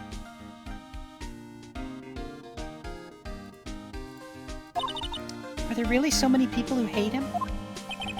In our world, only those with talent rise to the top. Mr. Edgeworth not only has that, but he's young. There's no better recipe I know of for making enemies. Hey, Dick! Keep up the good work! Yes, sir! Let's go out for lunch again sometime, my treat! Yes, sir! You gotta take me back to that joint sometime, okay, Dick? Yes, sir! Seems you don't have any problems with enemies. Yeah, well, I'm careful not to stick out. Anyway, I'm a bit worried about him. Under all this pressure, I'm afraid Mr. Edgeworth just might crack. Actually, I took a look at the file earlier while the coffee was brewing. He seems genuinely concerned for Edgeworth. Well, did you find out anything? The only evidence Doc left behind was during his final attack. His final attack? You mean, when he killed Prosecutor Marshall who was trying to protect some girl. Me. It seems Detective Gumshoe never realized Emma was the girl. That's when he left the most incriminating evidence of all. You know, the sus one. Well, what was it? Oh, let's see. I think it had something to do with the murder weapon. I forget. Look, it's all written in here somewhere, okay? His powers of recollection never fail to impress. Maybe we should show him the murder weapon. It might jog his memory. Joe Dark was 42 at the time of the crime. He was just your run-of-the-mill businessman. Apart from the murderings. A businessman? What made him take to serial killing? Have you ever seen businessman culture? Phoenix, have you not seen the film American Psycho? They're a fucking terrifying class of people. I'm surprised not more of them are serial killers. We're lucky that we just got the one to deal with. One day on his way home from work, he hit someone with his car. With his car? So, it was an accident? An accident, yeah. But it transformed him into an animal. An animal?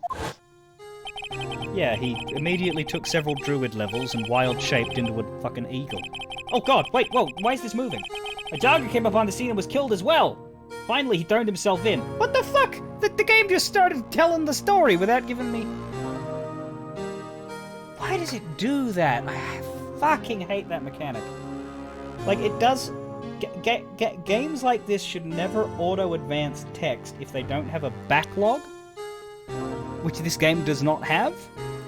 I have no idea what Gumshoe said because it just randomly decided to start a fucking escalator of lines while I was busy talking about something else. Yeah, and it never warns you. Yeah, I know he hit someone with a car, I read that bit. It's the part that I didn't read that's the problem.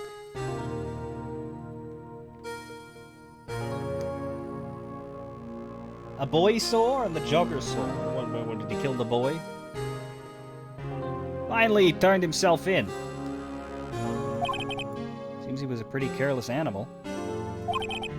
Of course, this is all conjecture. There wasn't a single shred of evidence. So he turned himself in. Yeah, but in the middle of his questioning, he fled and murdered his final victim. When did you kill the other two? Hang on. That doesn't add up. That's the weirdest serial killer I've ever fucking heard about.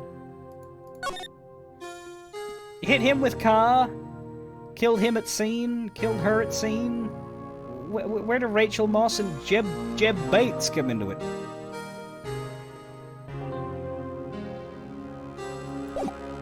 Doesn't this version have a special auto button that advances the text for you? That'd be worse. There is a skip option, yeah. The problem is that the game occasionally automatically skips text just as part of its presentation. The majority of text does not skip. It plays the line and it stays there until you're ready. But occasionally, for whatever reason, because it thinks it should, for dramatic tension, I guess, for timing, it decides, you know what, we're gonna just automatically go through this stuff. But it does it without warning, and I miss it every time. Because this is set to off. Hold BS to skip text. But I'm getting some BS anyway. But in the middle of his questioning, he fled and murdered his final victim, Prosecutor Marshall. It's just part of the way the game tells its story. Like it does it when Wendy Oldbag starts rambling, which kind of makes sense, but yeah, it's weird. The crime was witnessed by someone, too, but luckily Doc was arrested on the spot. It's a good thing that last witness wasn't killed. That last witness. A.K.A. Emma. Show him the murder weapon. That is the wrong murder weapon. This one. About this? Hey, is that? It has a tag attached to it. The label SL9 incident on it. I believe this would be the broken murder weapon you were speaking of? What are you doing with that? Ever since that case was closed, that knife's been locked away in a locker. On the day Detective Goodman was murdered, this suddenly disappeared from the locker and was found in Mr. Edgeworth's car muffler. That's it! Ah, now I remember what that incriminating piece of evidence was. When you showed me that knife, it all came back to me. Because when you stab me like this, and when you knife me like that, coming back, all coming back to me now.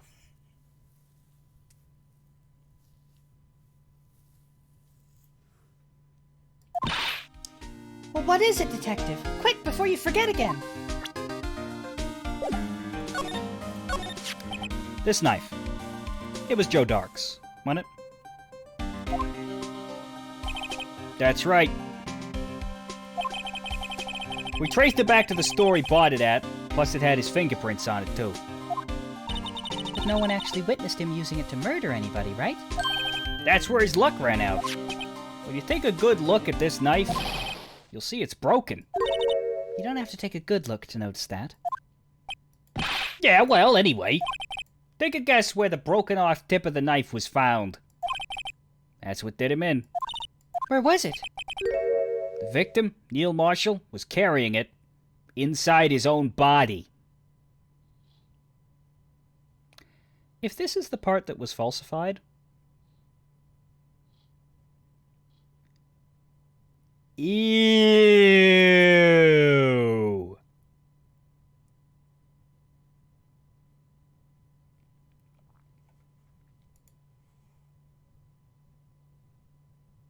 And so help me if a single fucking one of you says just the tip.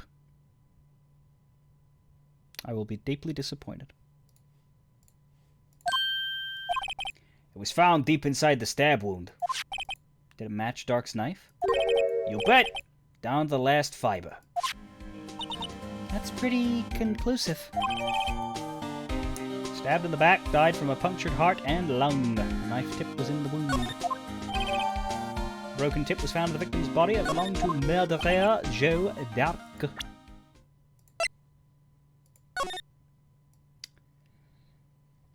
Neil Marshall, 27, male, February 19th, between 7 and 7:30 p.m. Single stab wound, piercing heart, lung, died from blood loss in under 10 minutes. Weapon found in wound was missing tip. Well, there you have it in a nutshell. That's all I know. Can I ask you one more thing? What is it? If it's money you need, just ask Chief Gant. It's not money, but it does concern the chief. His office is a crime scene, right? It's where Prosecutor Neil Marshall was murdered? The chief's out. The chief's out now, and his office is locked. But we'd like to have a look around in it, if that's okay. Well, any detective's ID card can unlock the door. What? Really? But if I let a civilian in there, I'd be charged with breach of trust. That's okay, we got the dead guy's ID. Breach of trust. Simply put, I'd be canned. Oh, sorry, pal. I don't plan on getting fired because of you. How about this ID card? It was Detective Goodman's. Ah, that won't work either. The data was deleted the day he died.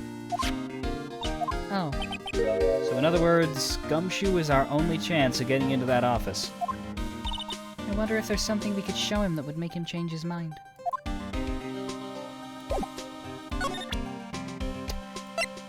The Blue Badger! This guy almost made us lose the case today. What are you talking about? He was guarding the bloodstain on that evidence locker with his life! That's more than you could say about most officers nowadays.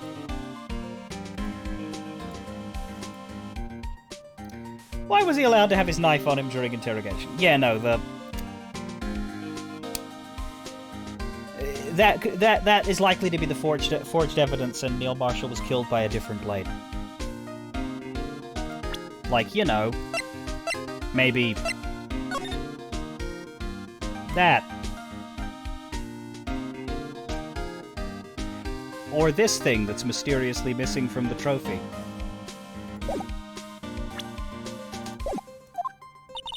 It would have saved us a lot of trouble if he hadn't guarded it so well. I have to admit he's right, though.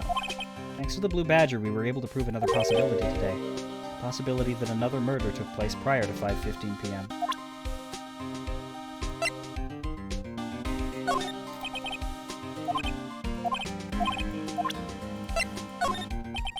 Let me share you a little advice with you as a detective. If you don't have a clue, keep your mouth shut. I've been studying up on those files. There's nothing wrong with Mr. Edgeworth's presentation. I think people are accusing him of injustice. I, for one, ain't buying it, pal. You're looking into the case for Mr. Edgeworth? Yeah, it was a pretty big deal while it was going on, you know. After all, a serial killer was on the loose. But Lana was pretty clear in her confession. She forged evidence in order to prove Joe Dark guilty.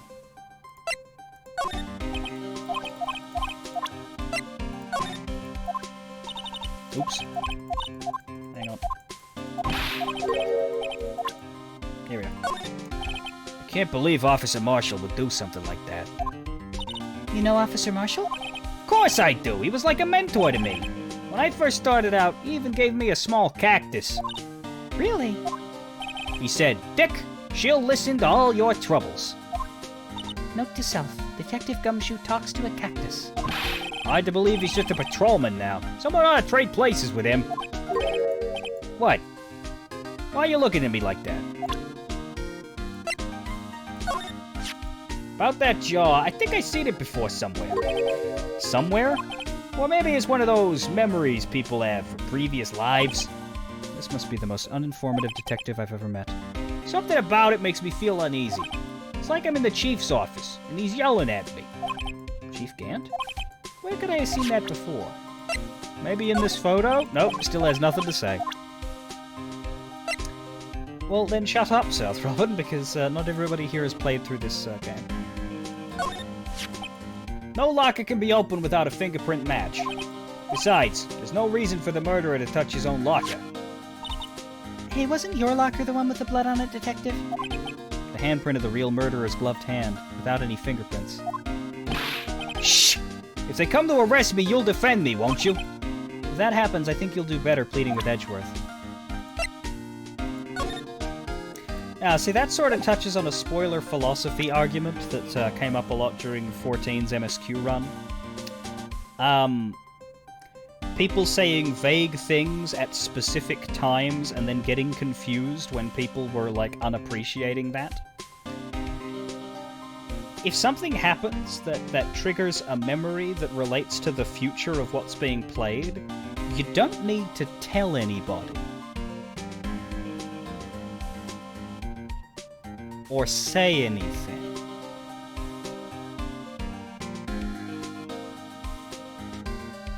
In fact, it's better when people don't.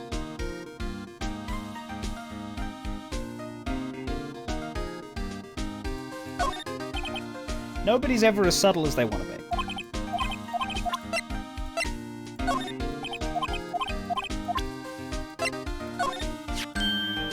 Oh, lost item report, huh? Very impressive, Detective. You knew what it was right off the bat. Well, I am a master of misplacement, you know. Master. That has such a cool ring to it. The way I see it, if things are meant to be lost, then they're meant to be lost. There's a higher power at work here. Wow, a higher power. Maybe I shouldn't let Emma hold any evidence. Oh, I said that as Emma. Phoenix said that.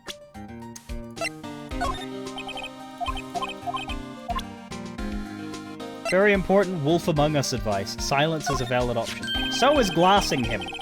Hey, that powder's used for detecting fingerprints. Yeah, Mr. Edgeworth gave it to us. He did what? All I have is some flour. Are you okay, Detective? Quick! Run! Rush! If it's any help, one time I took a nap on a bench with wet paint. Why am I not comforted? That's the ID card record, isn't it? Yes, there's only one number left to investigate. At 4:20 p.m., the victim, Detective Goodman, must have entered the evidence room along with someone else. Someone with an executive officer number. 77777777? That's one 7 too many, Detective. Executive officer. Huh. I might just have a hunch. Hey, I just bought some of that stuff. Now I can go around detecting blood traces too. Wow! Is that a new type? I've never seen that bottle before. Add 3 inches to your base height. Base height? Hey, let me see that. Looming tall, new and improved growth formula. You mean this can't detect any blood traces? Well, it's not quite the same thing as luminol. Well, that's why the lady at the counter had that smirk on her face. Looming tall!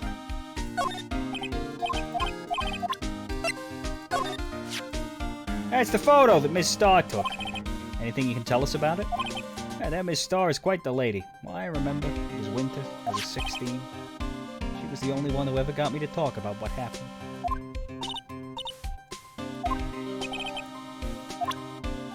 We did read that before, but it's concerning then and it's concerning now. Yeah, these are the ones we've already shown you. I don't expect there to be anything new. Okay, I don't know where I'm going now. Gumshoe.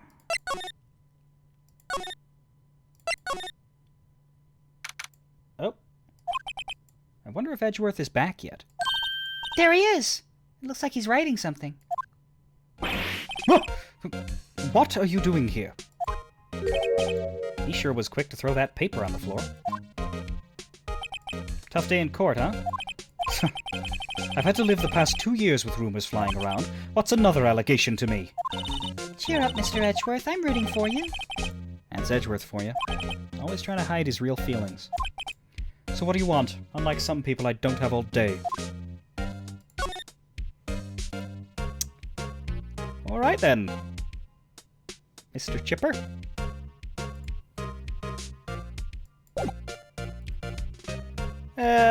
Should we talk through him or should we leave it there? We got 15-ish minutes.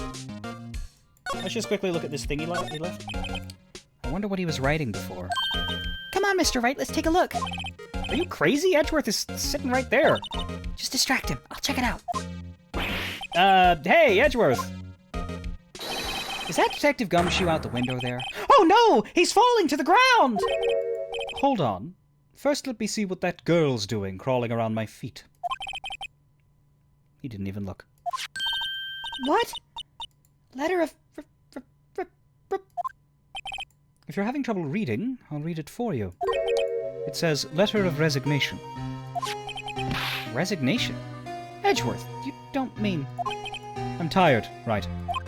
I feel as if something inside me has died. But Mr. Edgeworth, none of it was your fault.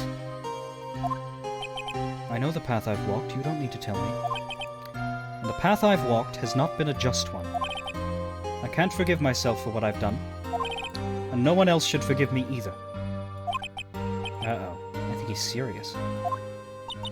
Mr. Wright, please, you have to do something. This letter of resignation, I wonder if I can use it for anything. Edgeworth's discarded letter of resignation. He's serious. And Phoenix's first thought is to use it for something? You bitch. You like how Edgeworth has a backup outfit? Well, that's his extra fancy outfit. You see the collar? You see the trim? This is his casual suit. That's his extra formal wear. There's no excuse for what I've done. For what I've done, I falsified. 2 years ago, I used false evidence to obtain a guilty verdict. That's what it all breaks down to, and nothing I do can erase that fact. But you didn't know, did you? I mean, that the evidence was falsified? The police department and the prosecutor's office share a bond of trust. If that bond is broken, we stand to lose everything. The police department's error is my error. My responsibility as the prosecutor in charge. That fact remains the same no matter what excuses I might have.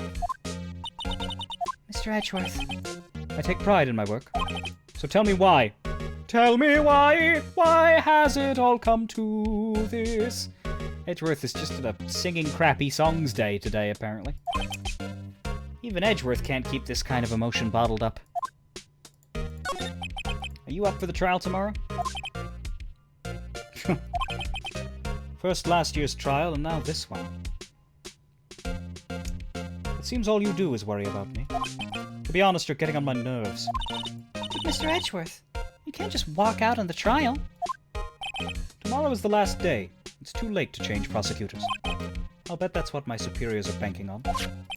I never thought that case would come back to haunt me like this. What do you mean? The list of evidence. It seems too short. Most lists run twice as long. It's only half as long as most lists? That's odd. After Neil Marshall was murdered, I became prosecutor for that case. I may not have been part of the investigation, but I knew what I had to do. Use the evidence I was given to prove the suspect guilty. That was really the only thing on my mind at the time. Say, we just saw a picture taken around that time. That picture? Something seems strange about it. Could you tell us again what happened that day? The day Detective Goodman was murdered? You were participating in a ceremony over at the station, right? I've never cared for ceremonies, but I had to attend that one. Because you were awarded this? Those receiving awards can't exactly skip out on the ceremony. I finished up at the office in the morning and then drove over to the police department. You finished up at the office? Yes. Just odds and ends, clerical stuff. I didn't plan on returning to the office that day. That is, until I was asked to take something back. Take something back?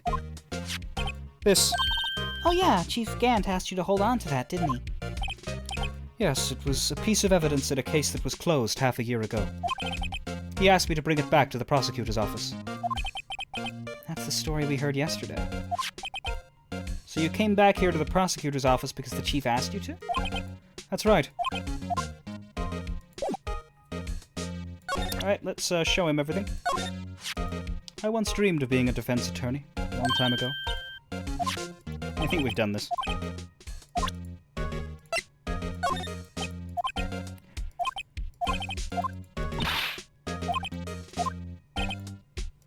Okay. Let's see what he does react to. You know, it wouldn't hurt if you put this up somewhere, like on a shelf. That has no meaning for me anymore. What do you mean anymore? That's who I was last year. What good is it to dwell on the past? He's asking me? Why can't he just accept it graciously? Actually, something's been troubling me about this shield. Look, do you notice anything different? Different? Yeah, don't you remember? The other shield in the court record. I guess I better present this other shield. Yeah, I don't think I want to go for every single piece, because I'm running a bit low on time.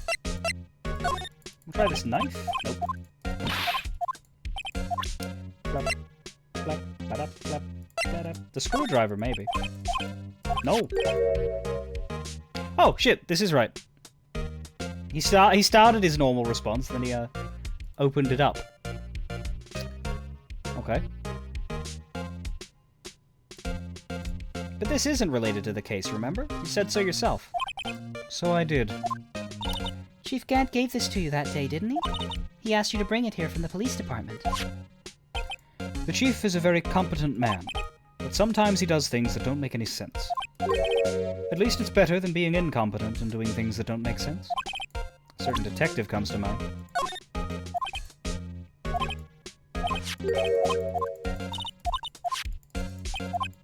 Well, obviously Armadillo dreaming. I mean, do you think I'm thumbing through this and I don't know what to do? I'm just going through the evidence because it's fun. It's obviously the fucking photo with the big shield in it, but I've only played this game 4 times. This picture was hanging on the wall in Chief Gant's office.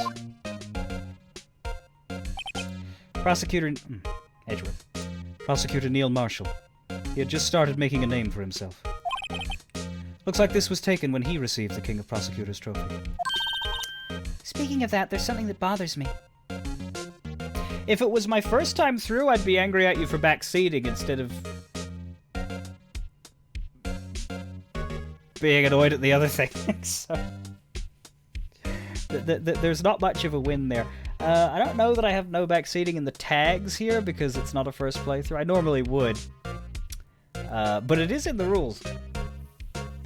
It depends. Like, in a game like this, everybody wants to sort of solve it together, but my usual rule with a game like this is if I am new to a game, I only really want to hear things from people who are also new. If it's about, like, theories, especially in a game like this, because that's natural. That's you figuring it out at the same time as me. If you're familiar with it, then anything you say is tainted. So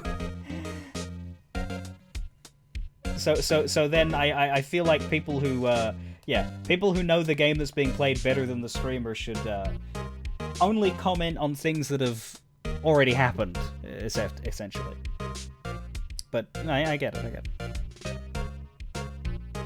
Which part of the release is new? I don't know what you mean. The stuff in England. What are you talking about?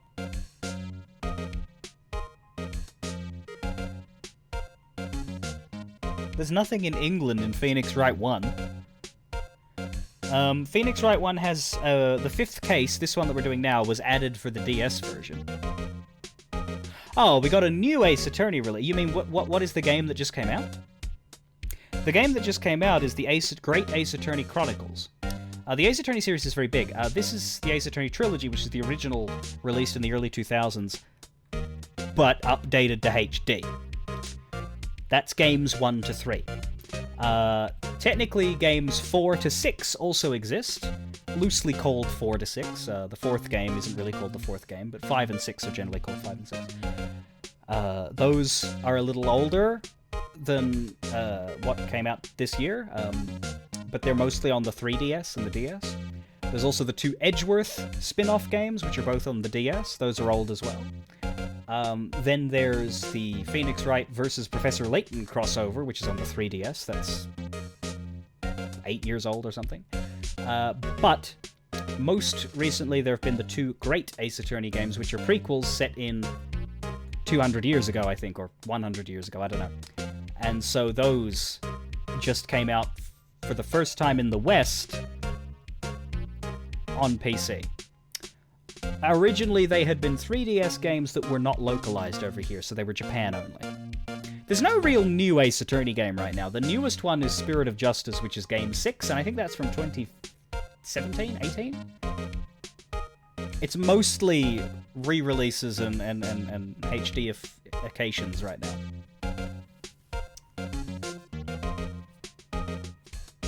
It's a long and complicated series.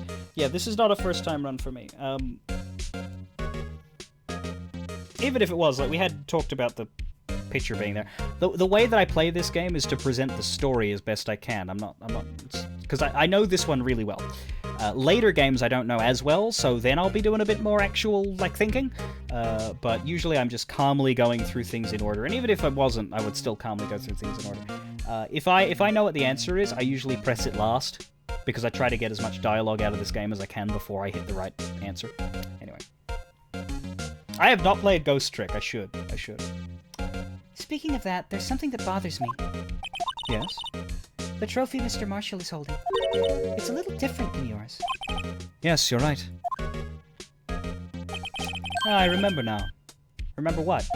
That was what the official prosecutor's trophy looked like until 2 years ago. There's a story behind its design. A story? Sounds interesting. Would you mind telling it to us? It's simple, really. Contradiction. That's what the award's based on. Okay.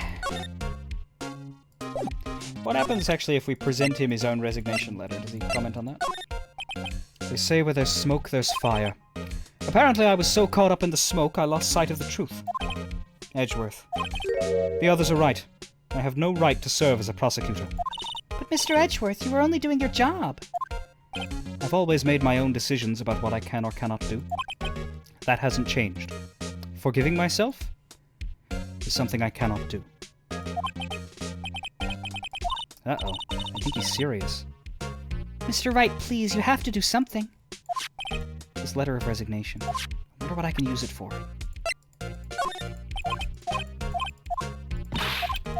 Well, we'll ask him about this. This should be the last thing we talk to him about, and then I'll finish up for tonight. This award originates from an ancient Chinese tale. In Chinese, the word contradiction is written with 2 characters. The first means halberd, and the second means shield. Have you heard the story? Me? Sure. Everyone knows that. Why don't you tell it, though? For Emma's sake. Very well.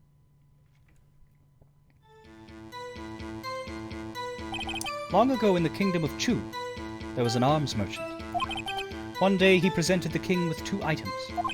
The first was a halberd he claimed could slice through any shield or armor. The second was a shield he claimed could withstand any weapon. Wait a minute. Those claims contradict each other. Very perceptive. But then again, you've heard this story before, right? As you said? Anyway, as you mentioned, the very descriptions of these items discredit them both. When the king pointed this out, the merchant was left speechless. And thus, the Chinese word for contradiction was born. Oh, I see. So the chipped shield and broken knife symbolize... Precisely so. They symbolize the merchant's items. The ancient tale ends with the merchant at a loss for words. But it's in our nature to pursue matters to their conclusion, even if it results in something as ugly as this. Wow. Thanks, Mr. Edgeworth. I learned something new today. That's funny. Well, Demon Dragon, that creates a new contradiction. If you say that this spear can pierce anything except that shield, this shield can withstand anything except that spear, that's equally contradictive. Either neither of them can withstand each other, or they can both. Like, one of them has to win! That's funny. If that's so, then why were you only given a shield? You'll have to ask Chief Gant. 2 years ago, he had the halberd part of the award abolished. Chief Gant. 2 years ago, the halberd was removed at Gant's behest, giving it its current form.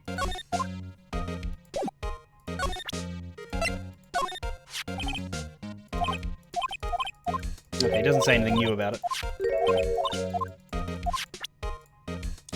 And that's the last we can ask of him. I am going to save here and leave, because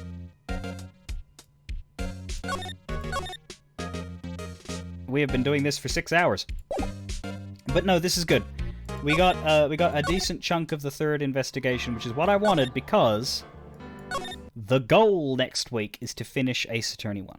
Get to the end of Rise from the Ashes, and I reckon it's going to be dicey, because that third trial is extra long. You have an entire extra chapter in that. It is a fucking marathon, so here's hoping. And no worries, Armadillo Dream, and thanks for the follow, by the way, and thanks for understanding.